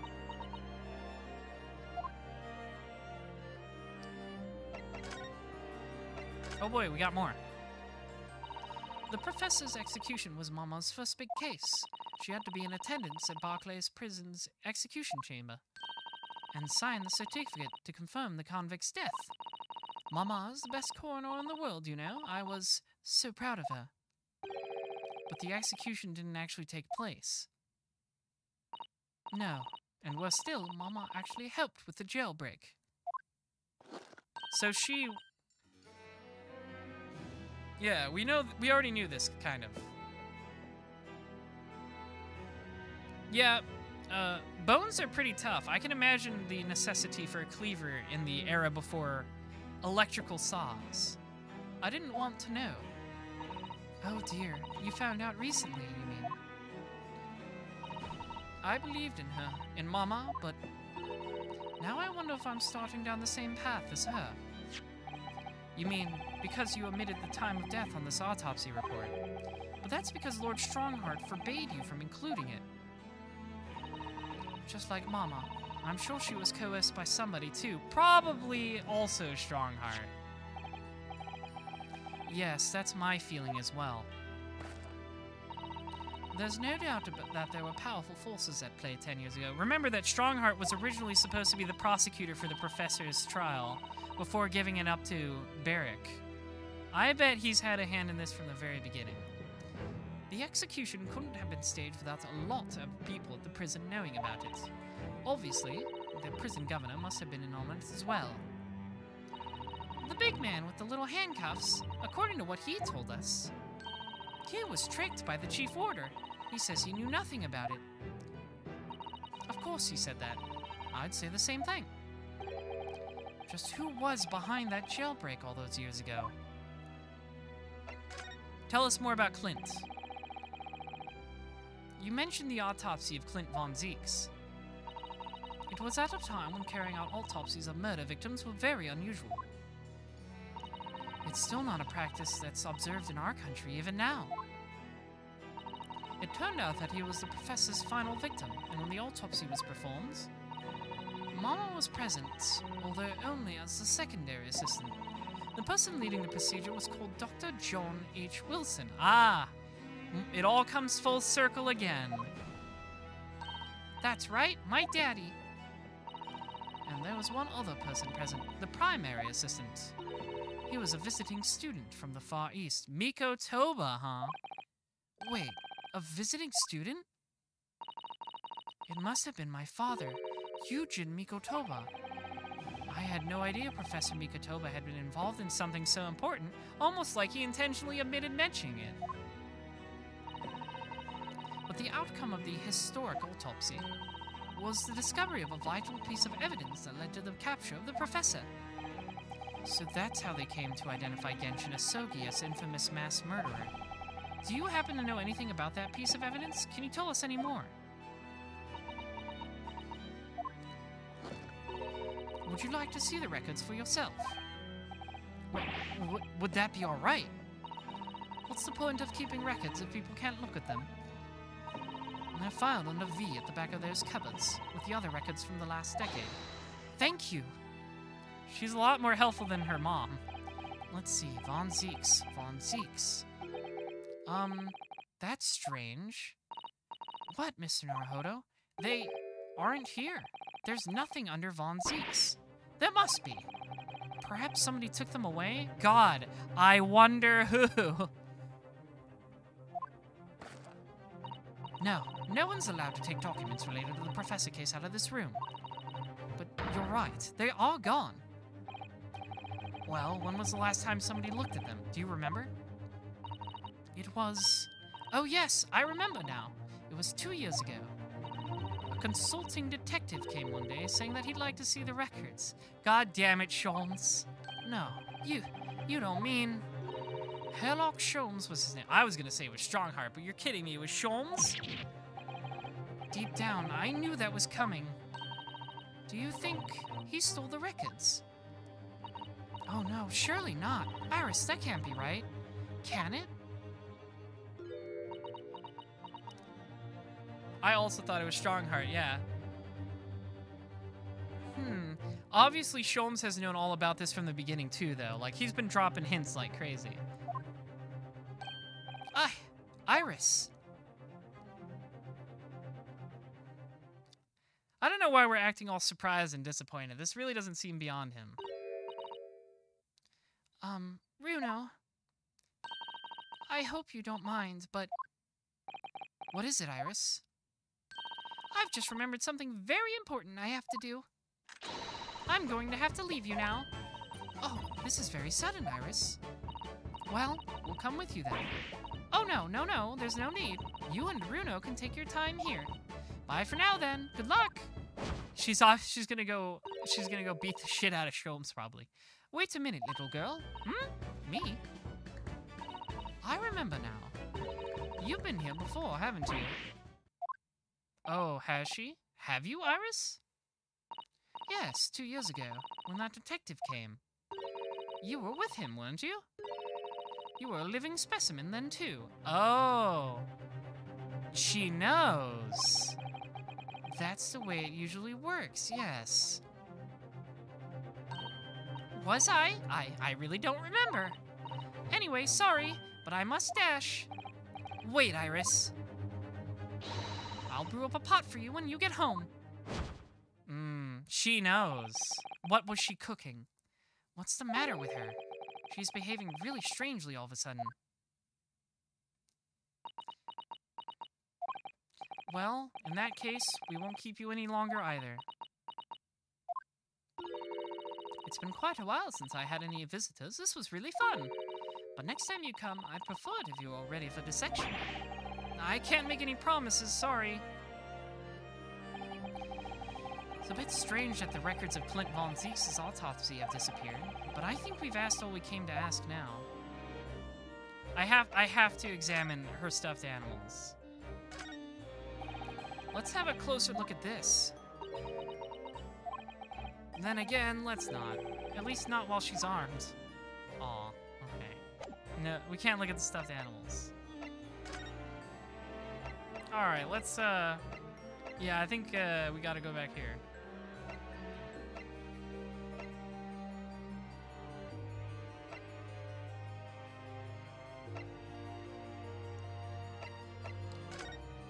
Oh, maybe we have to go back here. We haven't visited here in some time, she said. That's always a hint that you have to go back there. Oh, what's the box?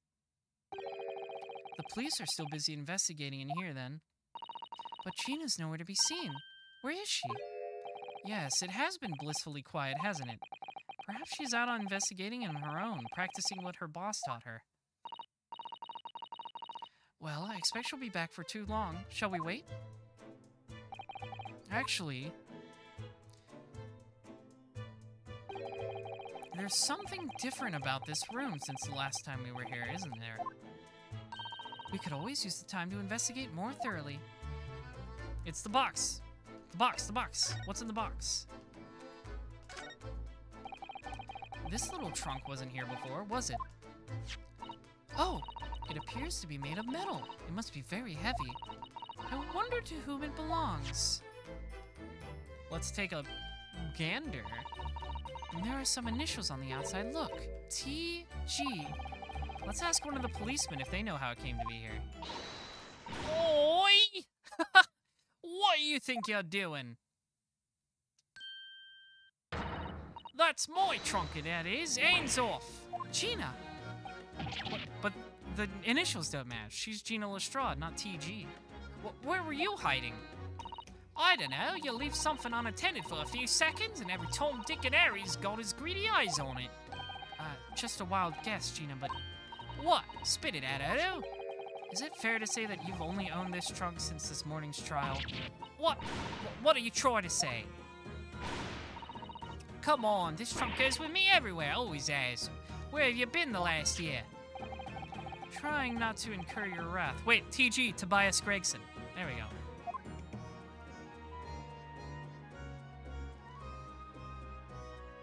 Tell me about the trunk, and also your boss.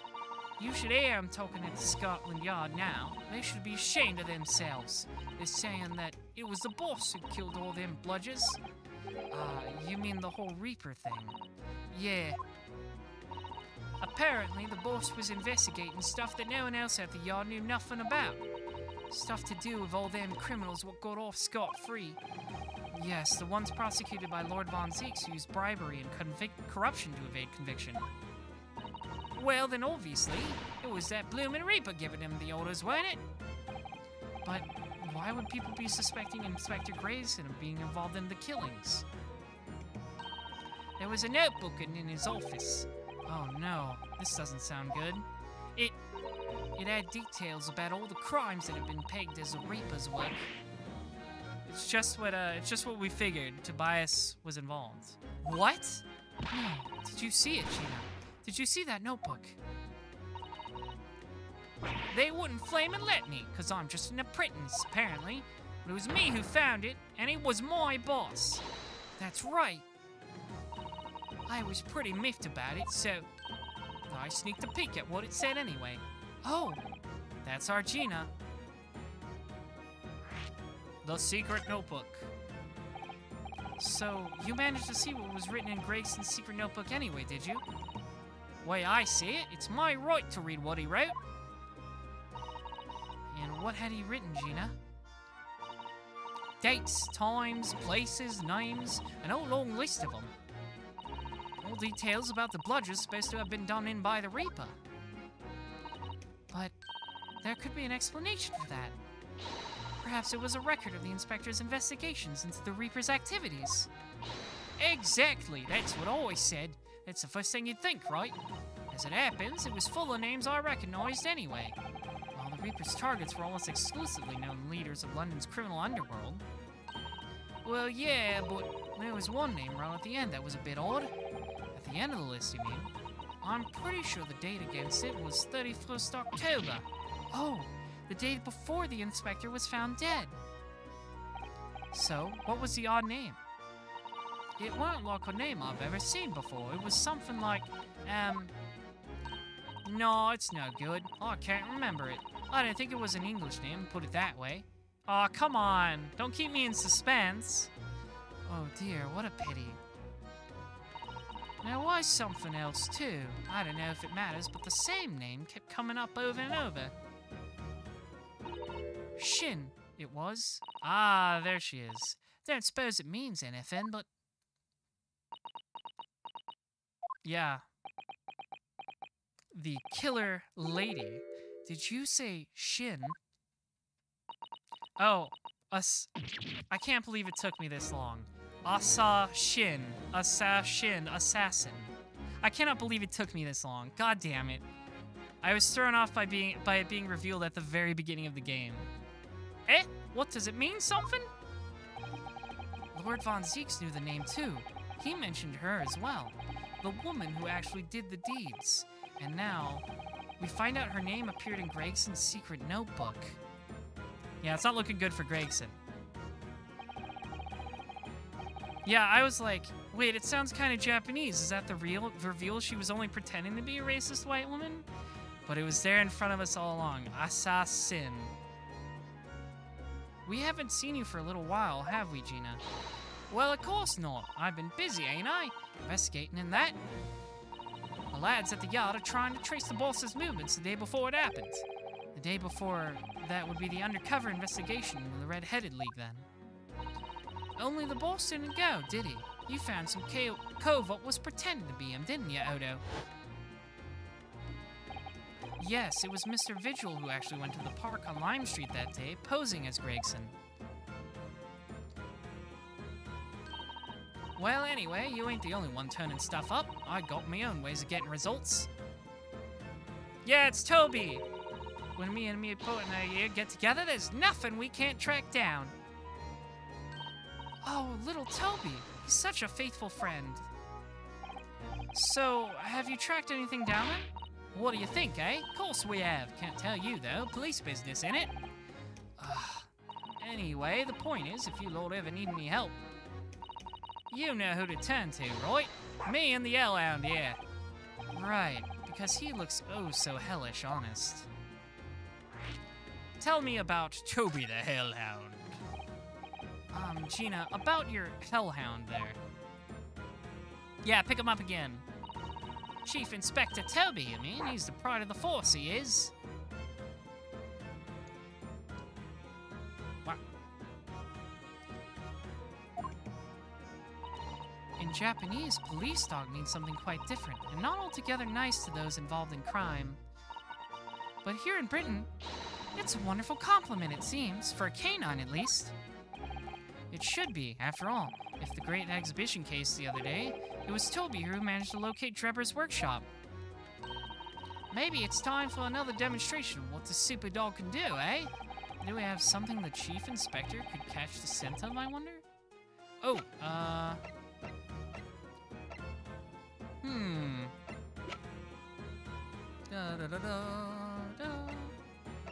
Oh, the wig, maybe?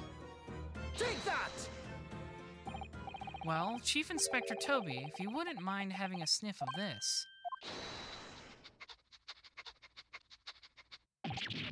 He might be a little too keen, don't you think? Attack! The Chief Inspector made short work of Gina there. Ah, look what he's gone to! Oh my! Why am I British? Oh my, that trunk clearly still has a very strong scent of Inspector Gregson. In other words, it must have belonged to him.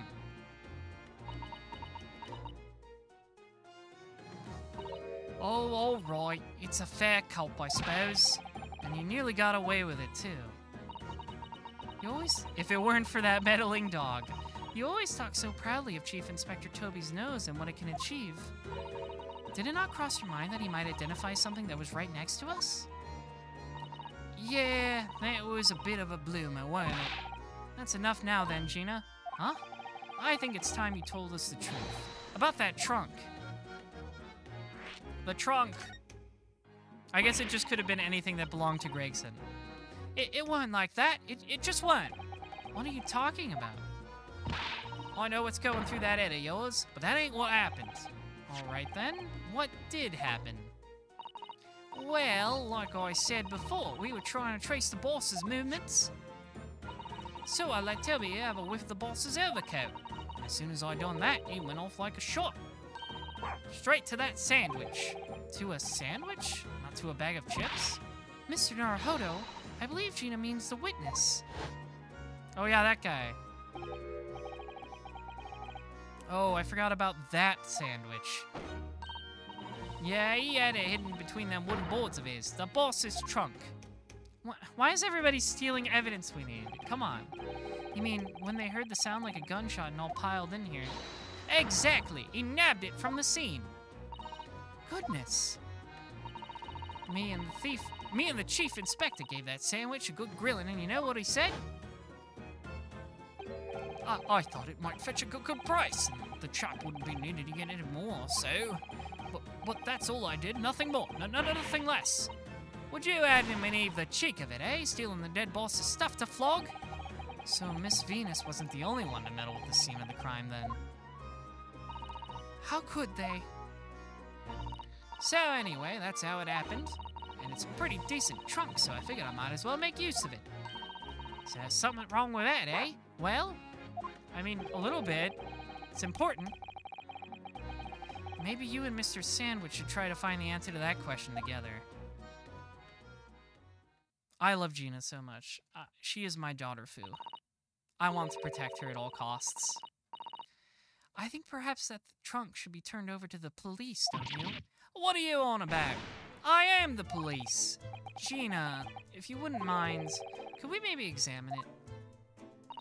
Yeah, all right then. Do what you want with it.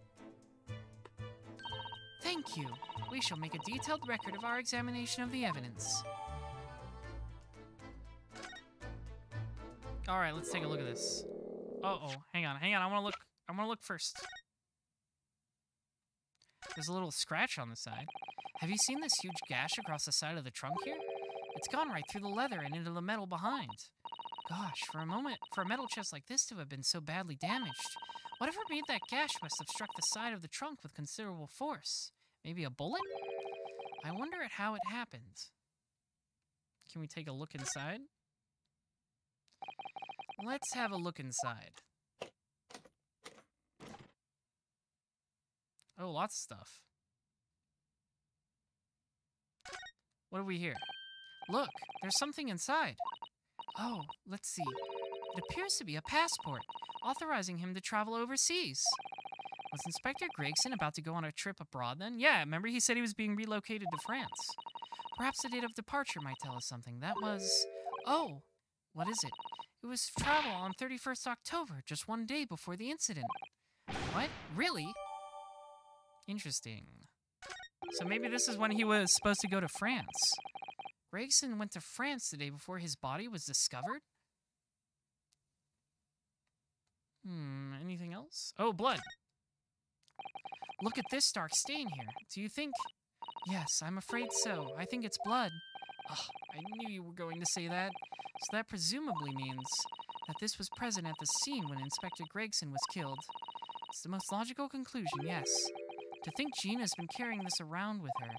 If you didn't know any better, I suppose it does look like a grease stain from all the fish and chips. I don't think there's anything else. What is Toby growling at? What's the matter with Toby? Why is he acting so aggressively towards me all of a sudden? Mr. Naruhodo, be careful. It must be the trunk. Oh no! Toby jump scare. Ah! Toby, oi! What are you doing? You're gonna lick his face off. Lick his face off. Mr. Naruhodo! Mr. Naruhodo! Gina, quickly, hail a carriage. Ryunosuke has died. This is the real Hound of the Baskerville.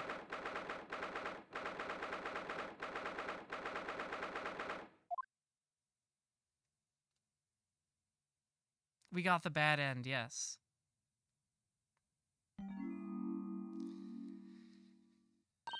Oh, Mr. Naruhodo, are you all right? Miss Susato. Conscious again at last. A blessed relief, my dear fellow. After all, to drop dead after a moderate licking by a small terrier, most unseemly. What is it? Sorry, that animation always kills me. What is or isn't seemly is irrelevant here, Mr. Shorns. I hope he stood back up eventually. I'm so glad there's no lasting damage. How are you feeling? I'm fine, thank you. Did you bring me back here? Ah, what's this on my head? A bandage? Oh, he fell over and bonked his head. Sadly, we had no ice, so that's a compress of sugar water. Sugar water? Don't worry, Mr. Naruhodo. It's a first aid treatment that my father taught me. Oh, thank you. So, let us take tea when you're feeling up to it. But of course, no sugar in the patient's cup. Ah, the bump on my head is throbbing sweetly enough, don't worry. Whenever you feel ready, then.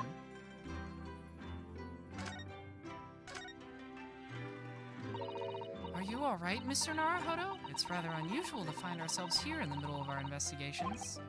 It's just occurred to me that I might have forgotten something when we left this morning. Please don't worry. As long as you continue to investigate thoroughly, you won't go far wrong. Oh, yes, of course. I must get back to work as soon as possible. Alright, what's your deal, Sholmes? Did you steal that stuff from the morgue? Thank you for your concern, Mr. Sholmes. My dear fellow, think nothing of it. I must say I was quite startled when I heard that you'd been attacked by a dog. For a moment, I feared that infamous murderer of so many had come back from the dead. You mean, the professor? Fortunately, I see your prized throat is unscathed. That's right, the professor used a dog to attack people. I forgot about that detail. That stiff, turned-up collar of yours obviously afforded some welcome of protection. Was I that close to death? All I really remember is the dog licking my face over and over and over again. Well, if you wish to avoid such troubles in the future, a little mustard spread on the cheek should do the trick. I should think that would balance the sweetness of your bandage rather splendidly. Okay, I guess we gotta go down home. Let's have some tea.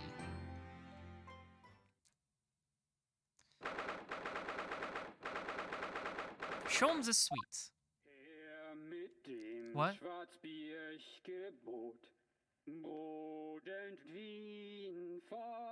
Mikatoba? What? What on earth is going on in here? Am I having a bad dream? Ah, no. It's an old German folk song. Rather a fine rendition, I think. That's the least of my concerns. Iris? What? Iris, what's the matter? She is not answering. Who is that sprawling? I mean, that relaxed gentleman over there. That's obviously Mikatoba, come on. Iris? Is she even listening? Excuse me, sir. I do apologize for troubling you whilst you are singing so merrily, but would you be kind enough to explain the situation? I don't think he's the one singing. I think it's a record. Well, that worked. The crooning gentleman and a mute young girl. A rather tantalizing juxtaposition. And one that appears to have incited the gods of deduction with me to find their voices too. Oh. I guess we have to do one, huh? Ah, Mr. Sholmes, do you mean... The strains of reasoning within me are playing now as a delightful duet. One melody sings of a reunion full of nostalgia, whilst the other is a morose theme about the great secret you're trying so desperately to conceal. Iris? She's turned as white as a sheet. I'm pretty sure that's Mikatoba. Why is he knocked out? So as usual, you've instantly seen to the very heart of the matter. And by the time my own brief performance is over, I feel sure this gentleman's song will reach its finale.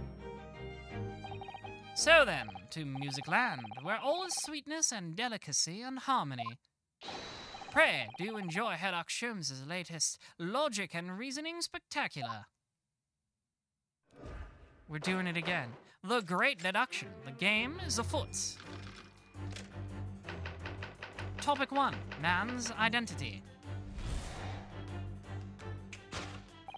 Firstly, we consider the gentleman's nationality. Clearly, he's a German with no grasp of the English language, as evidenced by the Germanic song he sings and his apparent inability to understand when asked to desist. So, why is the man here at all, and in such apparently high spirits? The answer, of course, Iris, is clearly known to you. Indeed, we need only follow the gaze of those bright young eyes to unravel this particular part of this mystery. The reason for the man's mildly irritating warbling is revealed by the herbal tea. You obviously offered our German guest a cup of your latest herbal blend. The tea's delectable flavor has made the man's spirits soar, and resulted in this joyful ditty tumbling incessantly from his lips. I love how they always cut back to the song. You have to hear it. I eagerly await sampling the flavor myself, that I may join the fellow in this state of elation. Now to the next question. Who, exactly, was this gentleman availing himself so thoroughly of the satay? As it happens, a number of years ago now, a certain gentleman of German origin engaged in my services in solving a particularly delicate case. He required the retrieval of letters once sent to an acquaintance that might have proved problematic. In order to conceal his noble identity, he also arrived at my office in a mask. Spion? That gentleman's name was Wilhelm Gottschrick Sigismund von Olmsted. Wait, that's the same name the German child from Case 3 had. The King of Germany. If my memory serves, the mask worn by this gentleman is identical. Yes, there can be no question that mask belongs to the King of Germany. It would appear that His Majesty remembers the fine service I afforded him, and has decided to show his face again, mask and all, in order to express his gratitude. A well-mannered monarch indeed, wouldn't you agree, my dear fellow? So the identity of this masked visitor is in fact my former client, the King of Germany. Indeed, his son is currently in London as well, enjoying the wonders of the Great Exhibition. Alright, Sholmes, alright, buddy. Conclusion, the King of Germany. Let's see how badly you fuck up this one. Topic 2, Girl's Silence. Which leaves us with one remaining imponderable. Yes, you, young Iris. But your apparently inexplicable silence is unable to hide the truth. Yes, the reason for your mutinous is concealed inside the knapsack. A £5 note, I believe. I must say, as your compatriot, I'm deeply saddened. It would appear that you've allowed yourself to be bribed into silence by His Royal Highness, earning yourself some spending money in exchange for keeping quiet about the King's secrets. And now, the final piece of the puzzle. She's like trying to hold herself back from fixing the deduction. What is the secret you strive to hide in your silence, Iris? Ah, yes! We need only follow that brief, involuntary twitch of your eye to find the answer. You were attempting to abscond with a coffee cup. My favorite coffee cup, in fact. Or should I say, the handle of my favorite coffee cup. It appears that His High-Spirited Highness broke it in the midst of his high jinks. Which leads us to the sad truth. My favorite coffee cup has been broken by the King of Germany, and Iris, you tried to conceal it from me. They shall have a bill sent via governmental channels of the German royal family for its replacement. He's so sick. Conclusion, to hide the coffee cup. Thus concludes Sherlock Holmes' great deduction of this painful puzzle.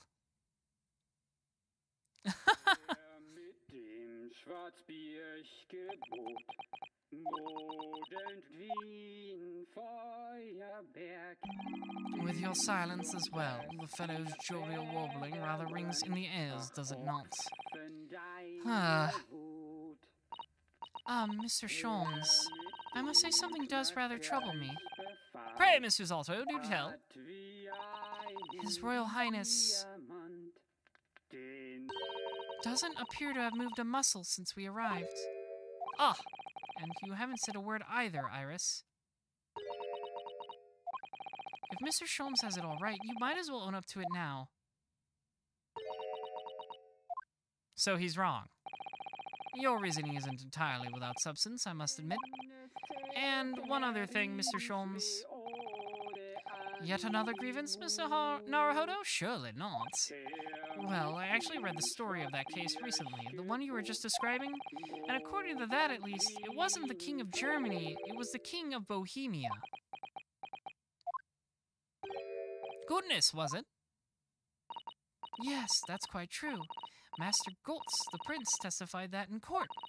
In his words, I have come to see the great exhibition all the way from my home in Bohemia. Yeah, he was in the last case, the angry Bohemian child. I would ask you to keep that minor error to yourselves. It could easily become quite a scandal.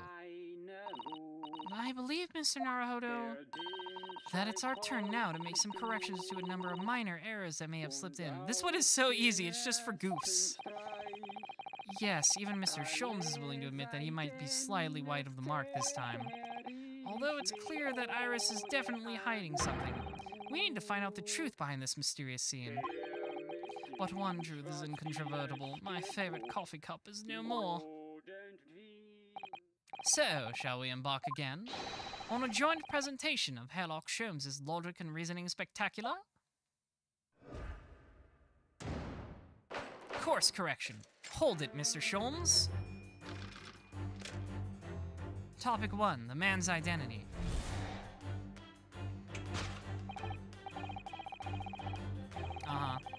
He is not. He's Japanese. It's Miko Toba, so obviously, come on.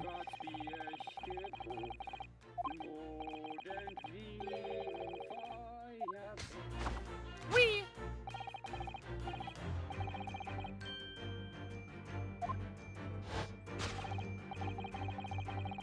She's not looking at the teacup, my man. You're like so far off the angle. So what, it's some mix of herbs that gives you the urge to sing? Goodness, I should like to try some. And I'd like to hear you singing, but this man, just how long does he intend to keep up with that tune, do you suppose? As I said, he's been stock still the entire time, and if you look closely, his lips aren't moving either. Ah, so I'm not sure what's actually responsible for the spirited singing, but I suspect the answer lies at the end of Iris's gaze.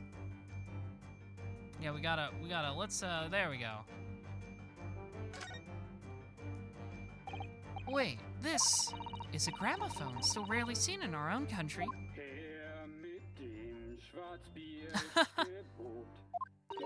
The sound certainly appears to be coming from the horn, but machines singing, that can't be right. Science and technology are changing the world rapidly, Mr. Naruhodo. What's right is changing too. It's too much for my brain. Well, at least we found our answer. Take that! Wow.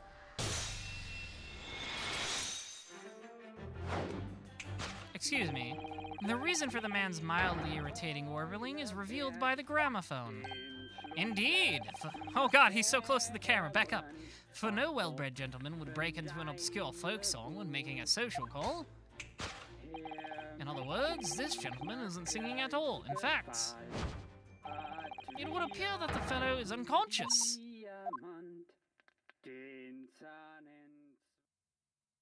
Oh god, it stopped. Thank you. Ah, the music seems to have stopped now. I ask you, Miss Naruhodo? Yes? Why would I have purchased a recording of that gibberish? How should I know?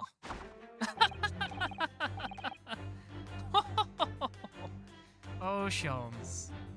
Well, never mind, on with the deduction. Who, exactly, is this gentleman availing himself so thoroughly of the satay?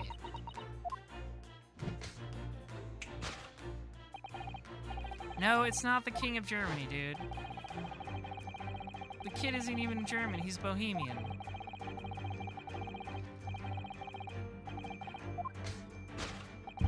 Oops.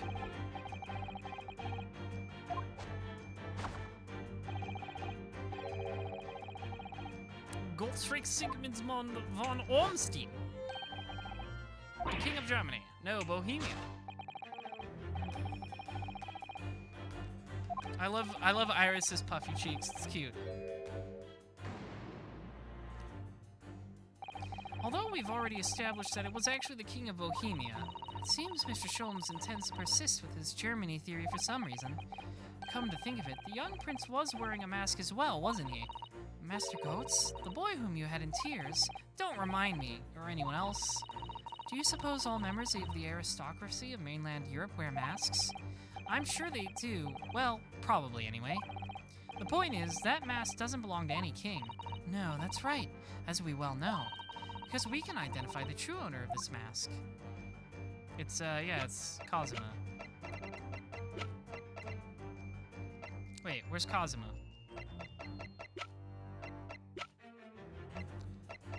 There it Take is. that!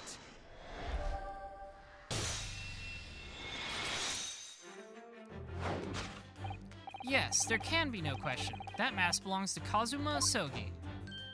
In other words, my memory is sublimely unreliable. Only you could try to make that sound positive. Kazuma's mask has been languishing on this metal chest for several days. Although that doesn't explain why this gentleman is wearing it now. But it is now a simple matter to determine our guest's true identity. After all, the gentleman is unconscious. We need only excuse ourselves in advance, gently lift the mask, and peer behind it. Wow, you mean that thing you should have done from the get-go? Hi, Mikotoba. I don't believe it. Ah! Father! I'm afraid, Miss Usalto, you must be mistaken. No, I think not, Mr. Sholmes.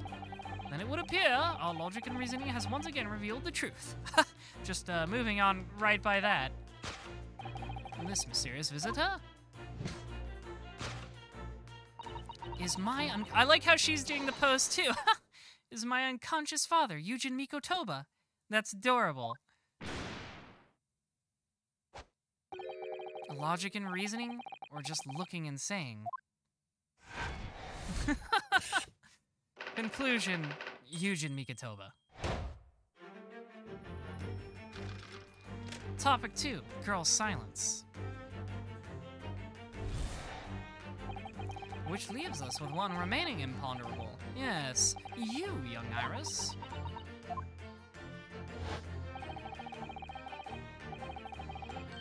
The truth will set you free. I think she just gave him tea so good it made him fall asleep. So that's a 5-pound note poking out from Iris's knapsack, is it? Oh dear, I can't be sure. Most money that we encounter is coin form. She looks like she's got a frog in her mouth. Yeah, she's all pouty. It's cute. I know.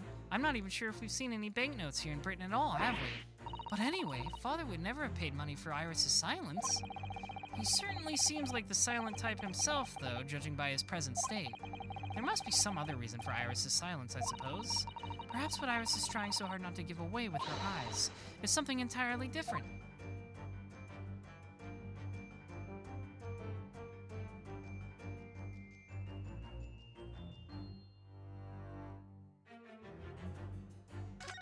Well, let's look at it at least. Now I think about it, Iris always wears that little bag on her back, doesn't she? Yes, that's right, though it's easy to forget about it because you can't see it from the front. There are 2 little dolls attached to it as well. Are there? I had no idea. I don't remember ever seeing them before. Is it possible that there's always a 5-pound note poking out from her bag that I just haven't noticed before too?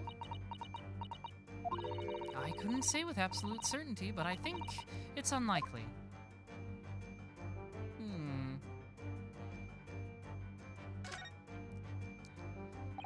This slipper features the adventures of Herlock Sholmes, doesn't it? It does. When I first saw it there on the mantelpiece, I very nearly fainted with excitement. Doesn't Iris keep her elevenses in there? I don't know what those are. Yes, that part was never mentioned in the stories. We could swap it for the Japanese equivalent of a slipper for fun. In other words, for a wooden Geta set. But then it wouldn't be possible to hide anything inside. Which matters because...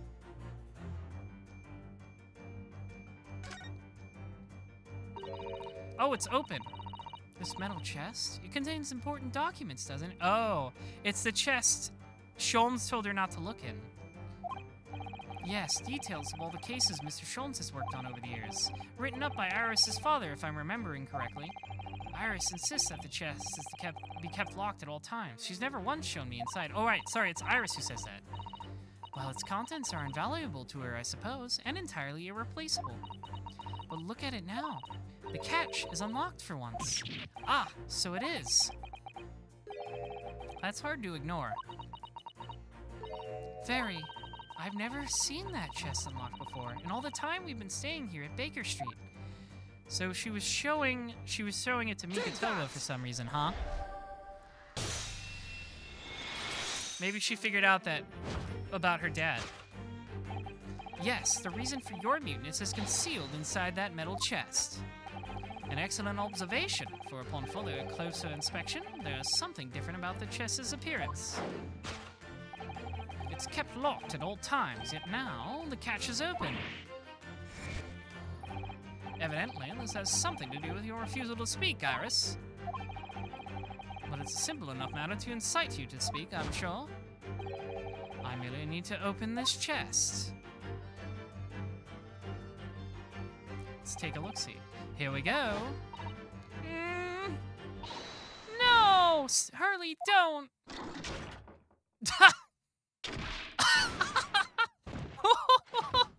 Oh, that's what happened to Mikoto.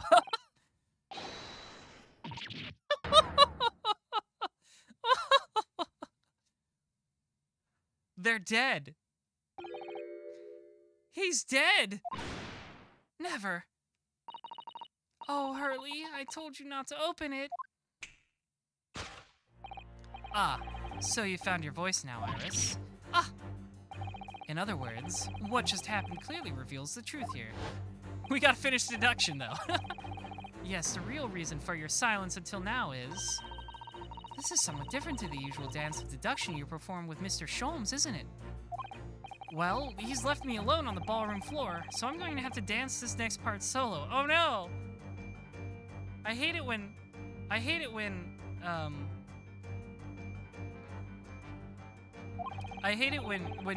your guy friend leaves you to dance alone. And anyway, I need to get to the bottom of this for my own peace of mind. Now then, Iris isn't usually the silent type, so... You mean you don't actually know the answer yet, despite that knowing point of the finger before? Miss Susato, sometimes a man needs to point his finger first and think later. Oh, well, if you say so. I think we'd better examine Iris more closely and try to rescue the situation then. Let's take a, the key. That's a key she's holding, look. I'm sure there wasn't in her hands before, was it? No, you're quite right. It's appeared as if by magic. That's strange, a big old iron key. Where did it materialize from?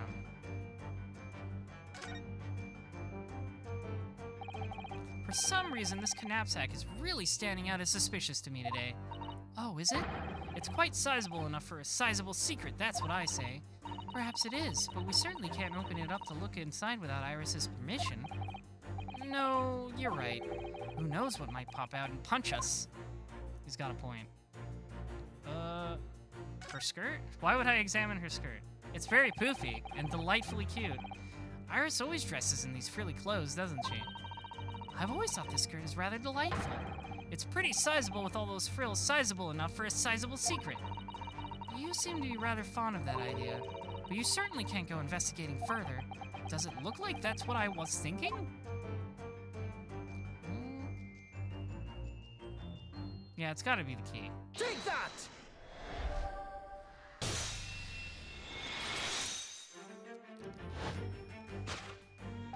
Yes, the real reason for your silence until now is that key behind your back. Ah! When Mr. Sholmes was thrown into the air before...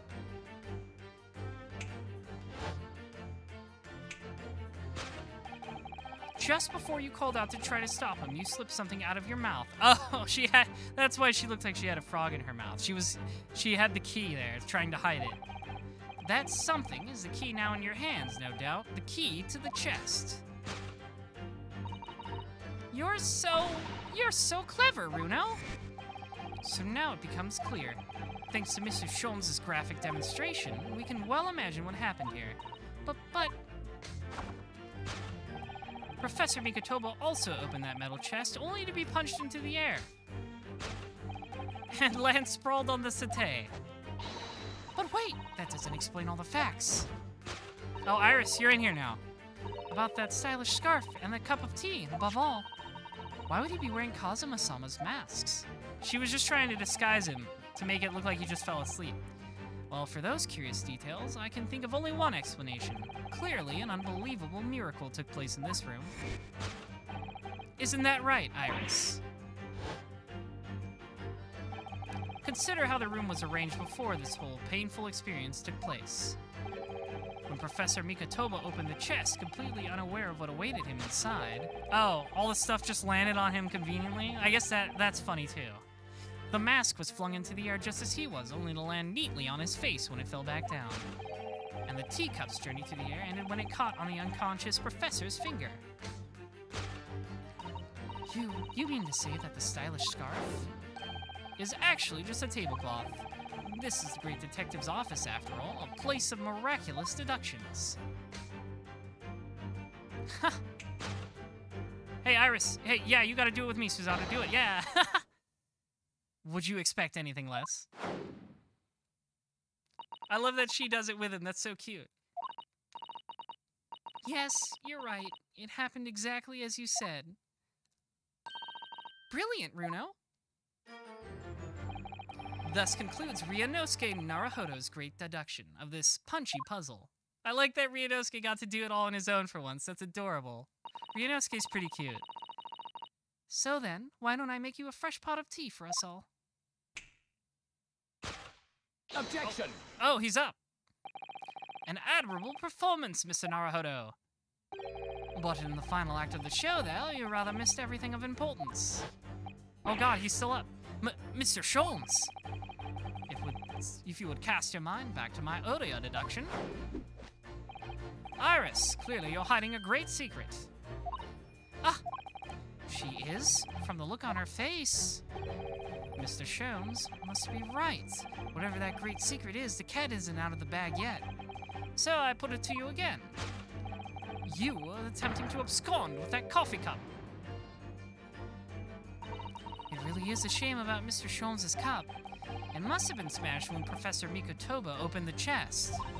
Oh dear, so many things seem to have been broken here. But now that the deduction has taken a different direction, Iris doesn't seem to be trying to hide the broken cup anymore. In other words, her great secret is something else.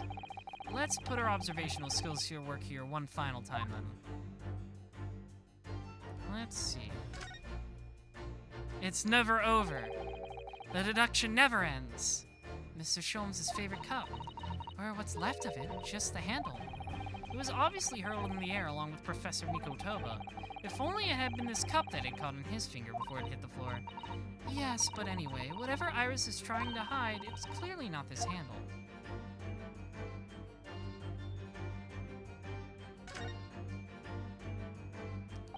Surely this time, at last, the Knapsack is going to be the answer. I'm really not sure why you're so intent on showing Iris's bag to be complicit in this event. Because it's a sizable bag, big enough for a sizable, big enough to carry things around, Mr. Naruhodo. That's what bags are for. So, the Knapsack might never see the limelight, you mean? I really wouldn't like to say.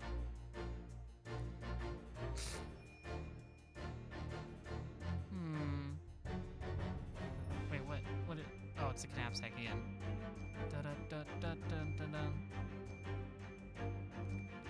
Maybe it's not on her. Maybe it's in the background.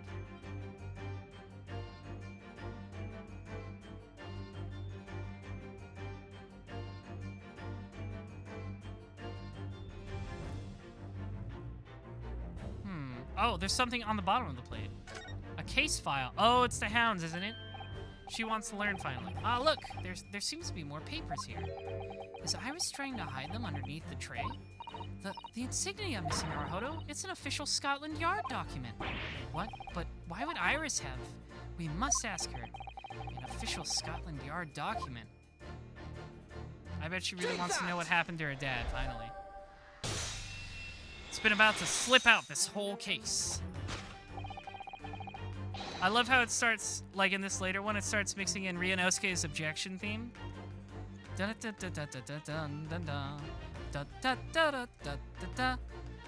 You were attempting to abscond with that case file. Iris, as you know very well, nothing escapes the attention of a great detective. Oh no!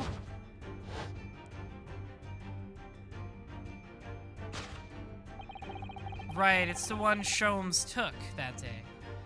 We visited Scotland Yard's autopsy laboratory earlier today, and Dr. Gorey informed us that the autopsy report of Clint von Zeeks had gone missing. She looks really cute with that side profile. Clint von Zeeks? Yes, I do seem to recall. That's some years ago. I asked to see the report in question. You were with me, weren't you, Iris? She snatched it. You mean it was you, Iris? So those papers you have there are... I'm sorry. Forgive me. Aw, she's crying. Conclusion. To hide the case file. Solved. Deduction complete. Elementary. Dudes rock. Also, Susato was rocking a little bit too. She was rocking with us. In truth, I would like to have thought I could have predicted the booby-trapped chest, but it caught me completely off guard. I was very nearly the late consulting detective Herlock Sholmes. I'm sorry, Hurley. So you mean this autopsy report really is... Yes, I took it from the lab, even though I knew it was very important. Was there something in it that troubled you, Iris? Not exactly something that troubled me. Something I'd been looking for. When I saw this report, when I saw the writing in it... Oh, it was her father's, yeah. Wilson was the head coroner for that. So he must have written the report. I knew it was Daddy's. The writing? Your father's writing. What do you really mean? Iris, it must be something that's hard for her to talk about. Forgive me for interrupting, my dear fellows. Mr. Sholmes, what is it? I feel as though the poor unconscious gentleman on the settee has been somewhat forgotten. Ah, for father! Perhaps we should find our guest someone more peaceful to rest. Mr. Naruhodo, yes? Would you be so kind as to lend him your bed? We must do our very best to make him comfortable, I feel. Oh, yes, of course. I'll help you carry him up. So will I. No, I can manage all alone, thank you. You have tea to enjoy. We wouldn't want Iris's brew to stew. All right, I'm sure you can do it, Sholmes. Because there's no better way to make the professor comfortable than dragging him upstairs. Oh, okay, he's not even carrying him. He's just dragging him. I wonder, perhaps that was deliberate. Maybe Mr. Sholmes is making himself scarce to give Iris the chance to talk more freely. I guess that makes sense. He's kind of her replacement dad. She doesn't want to get punished or anything. We must use this opportunity to talk with Iris. And find out what's going on. Tell us what you know, you tiny girl. Tell us about your daddy. Would you like to tell us about it, Iris? About your father? I'm sure I told you before, didn't I? That Daddy used to be Hurley's partner. Yes, and that notes about all the cases they solved together are kept inside that metal chest. That's right, Hurley told me, you see. He said that Daddy's somewhere far away now, so we can't meet. Yeah, he sure is. That's one way of describing it. Then, when I secretly unlocked the chest and read through the papers inside, I started to build up a picture in my head of what Daddy must be like. Well, that's only natural. You're just like any other girl of your age. I read that Daddy was a professor of medical science, so I studied and took my degree too. Well, that's only natural, I suppose. In that respect, You're not quite like any other girl of your age, though. But there was one thing that I could never find out. Daddy's name. Ah, his name wasn't anywhere on any of the notes that he'd made about his work with Hurley. That's weird.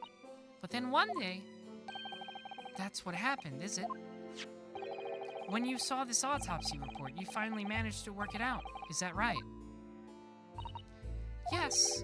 So it was the handwriting in the report that caught her eye. Right, she recognized it as her dad's. When I saw the writing on that report, I could hardly believe it. I know that handwriting, I thought to myself, because it was the same as the writing you'd seen on your father's case notes. Exactly. I was desperate to compare the two properly. I needed to see them side by side. I asked the doctor in the laboratory, but I was told I couldn't take the report away. And even worse, I was told that was the first and last time we'd be allowed even to look at it there. So you decided to steal it. When I compared the autopsy report with the case notes I had here, there was no doubt. The handwriting was exactly the same. It was Daddy's. And the signature of the coroner at the top, bottom of the autopsy report read Dr. John H. Wilson. So that's how I finally found out. I learned Daddy's name at last. I see. Ever since then, I've called myself Iris Wilson. And that's also when I had the brilliant idea of writing stories all about Daddy's exciting times with Hurley. I decided there and then that I'd write the adventures of Herlock Sholmes. Oh, Iris, I had no idea the stories had quite such a deep personal significance for you. I can see why the autopsy report was so important to her now, and why she was prepared to break the law to get her hands on it.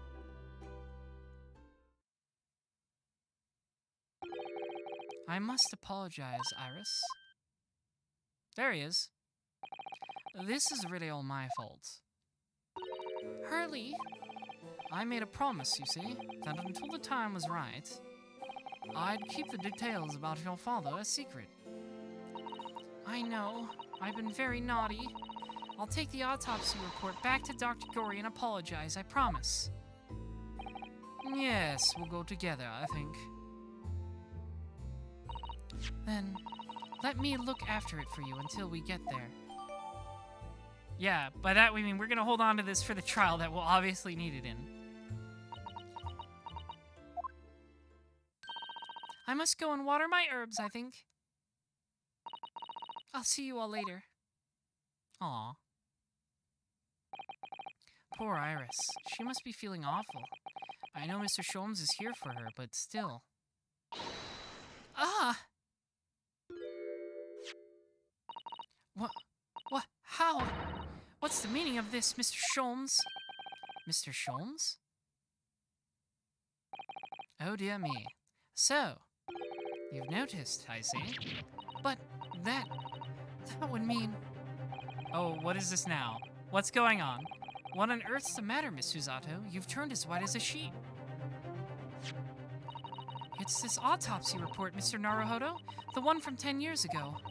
The writing isn't Dr. Wilson's at all. Huh? What do you mean? How could you possibly know that? Because I know this writing very well. It's Mikotoba's, isn't it? This writing is my father's. What? Professor Mikotoba's? Wait, so is Wilson the Wilson we think he is not even real? Was Mikotoba Holmes' partner the whole time? Indeed, it's true. And now you know. My dear fellows. No, I don't know anything. What on earth does all of this mean, Mr. Sholmes?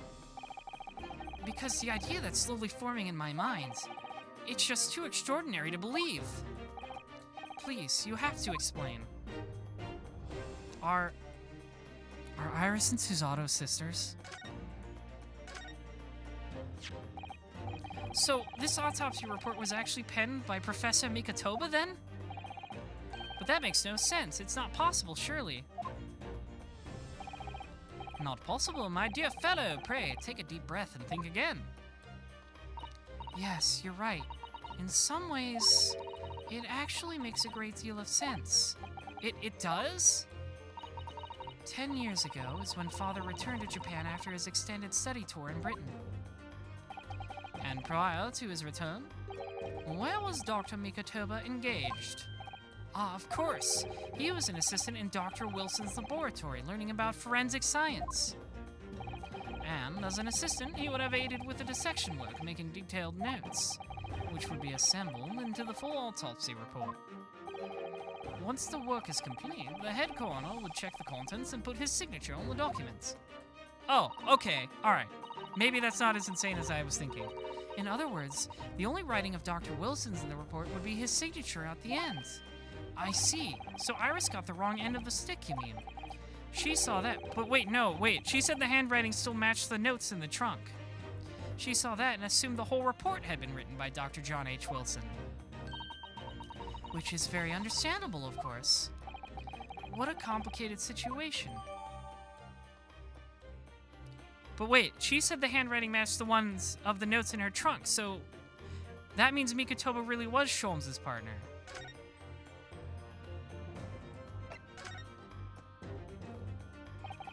Thinking about it, most of what we know about you, Mr. Sholmes, comes from the published stories of your exploits. Yes, the adventures of Herlock Sholmes, written by Iris. And we really have no way of knowing what's fact and what's fiction. Most troubling for you, my dear fellow, I'm sure. So what about this supposed partner of yours? Did he really exist or not? Ah, you've come straight to the point, I see. And please come straight to the answer. Oh, my dear, I'm not straight about anything. I believe Iris explained it in one of her installments. He was a trusted comrade, and the only person I could truly have called a friend. And did this partner of yours truly make a record of all your cases? Are his notes really stored inside that metal chest? Absolutely, my dear madam. Absolutely. So, where's your partner now? Taking a nap. We rarely meet. You see, he lives on the other side of the world. Yeah, it's Mikotoba the whole time. But if this autopsy report and the records of all your old cases were penned by the same hand, and if the autopsy report was written, though not signed, by your famous partner, there would be only one logical conclusion. Pray, impress me. Your partner would have to be Yujin Mikotoba. In other words, Miss Susato's father. Upon my word, Mr. Naruhodo. Yes? You are coming along wonderfully. You have hit upon the method at last. You finally grasped the art of deduction. You mean to say... Allow me to introduce you. Hey, what's up? To my great friend and partner, Mikotoba. The whole time. Incredible, I love this twist. Professor Mikotoba? That's why Mikotoba earlier was like, no, he had no partner by the name of John H. Wilson.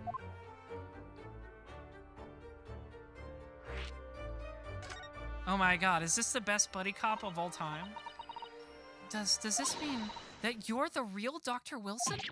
No, my dear. I'm still my old self, Yujin Mikotoba, your father. Oh, of course. This is obviously too much for Susato-san to take in. This is so good, I love this. I must say, though... He's even... Oh my god, I can't believe I didn't realize. He's even dressed like the Wilson in the stories, you know, when they do the introductions where it's narrated by Wilson is dressed. Right now. With the hat and the popped collar. How my old friend has attained worldwide celebrity as a great mystery solver is the greatest mystery of all. I still remember the first time we met. Ah, pray remind me, when was it again, Mikotoba? 16 years ago, Sholmes. Oh yes, quite, 16 years ago.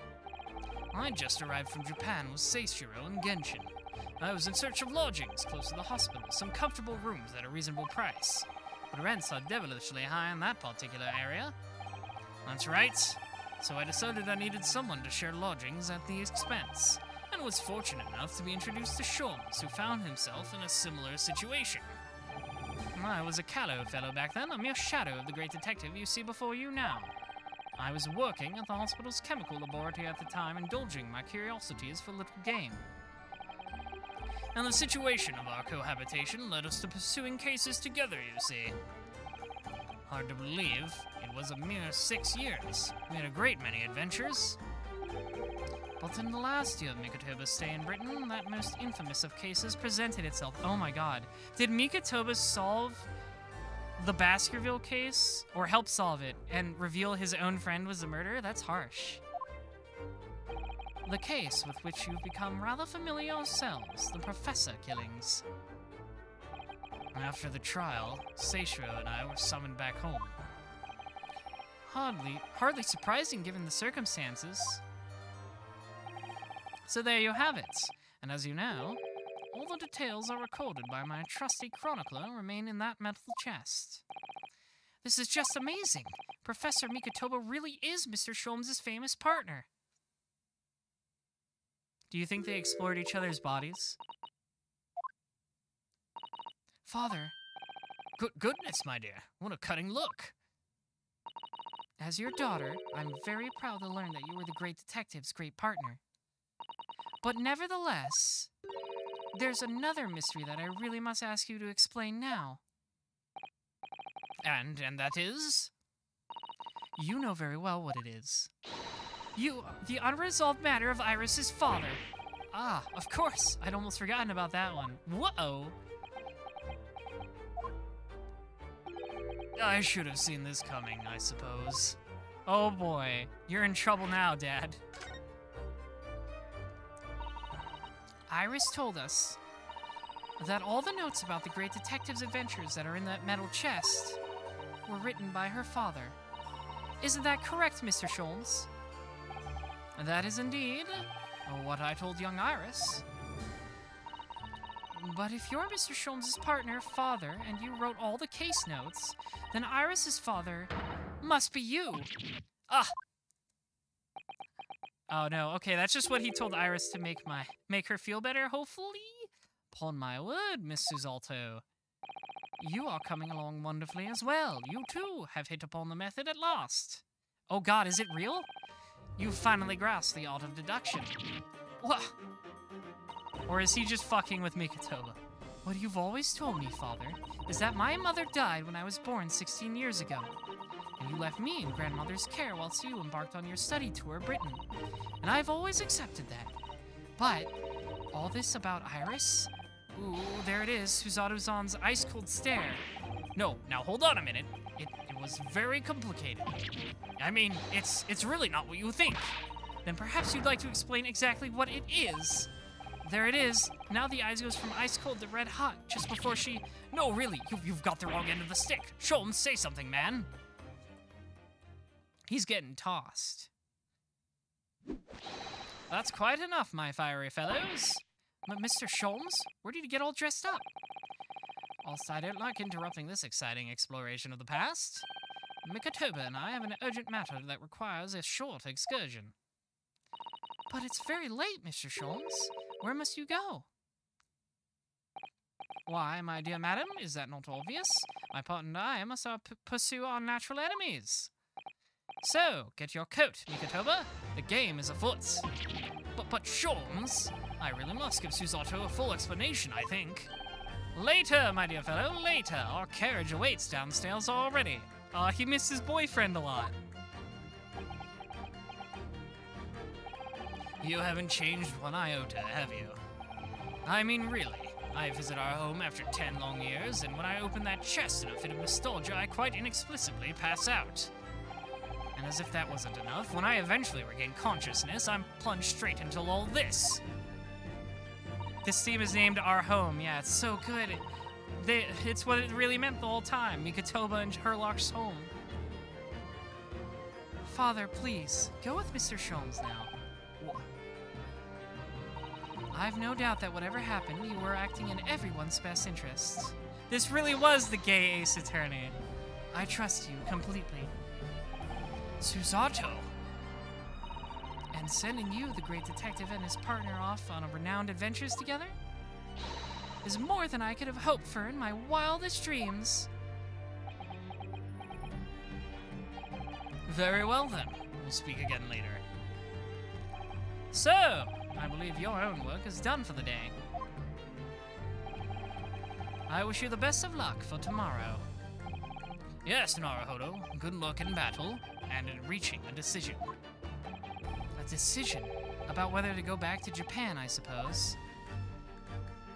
Da-da-da-da-da-da. So much happened that day that I barely knew what to do with myself. It would only be later that I'd come to realize how amidst the chaos I'd unleashed were all the clues I needed to finally unearth the truth. I think we do have everything you need, all the Naruhodo, turmoil you're right. was necessary to give me the resolve to see everything through. It's almost like this is the resolve of Ryunosuke Naruhodo.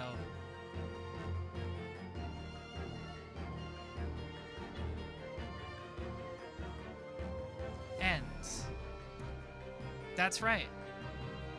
The last case is entirely the court. Or at least that's what I'm guessing.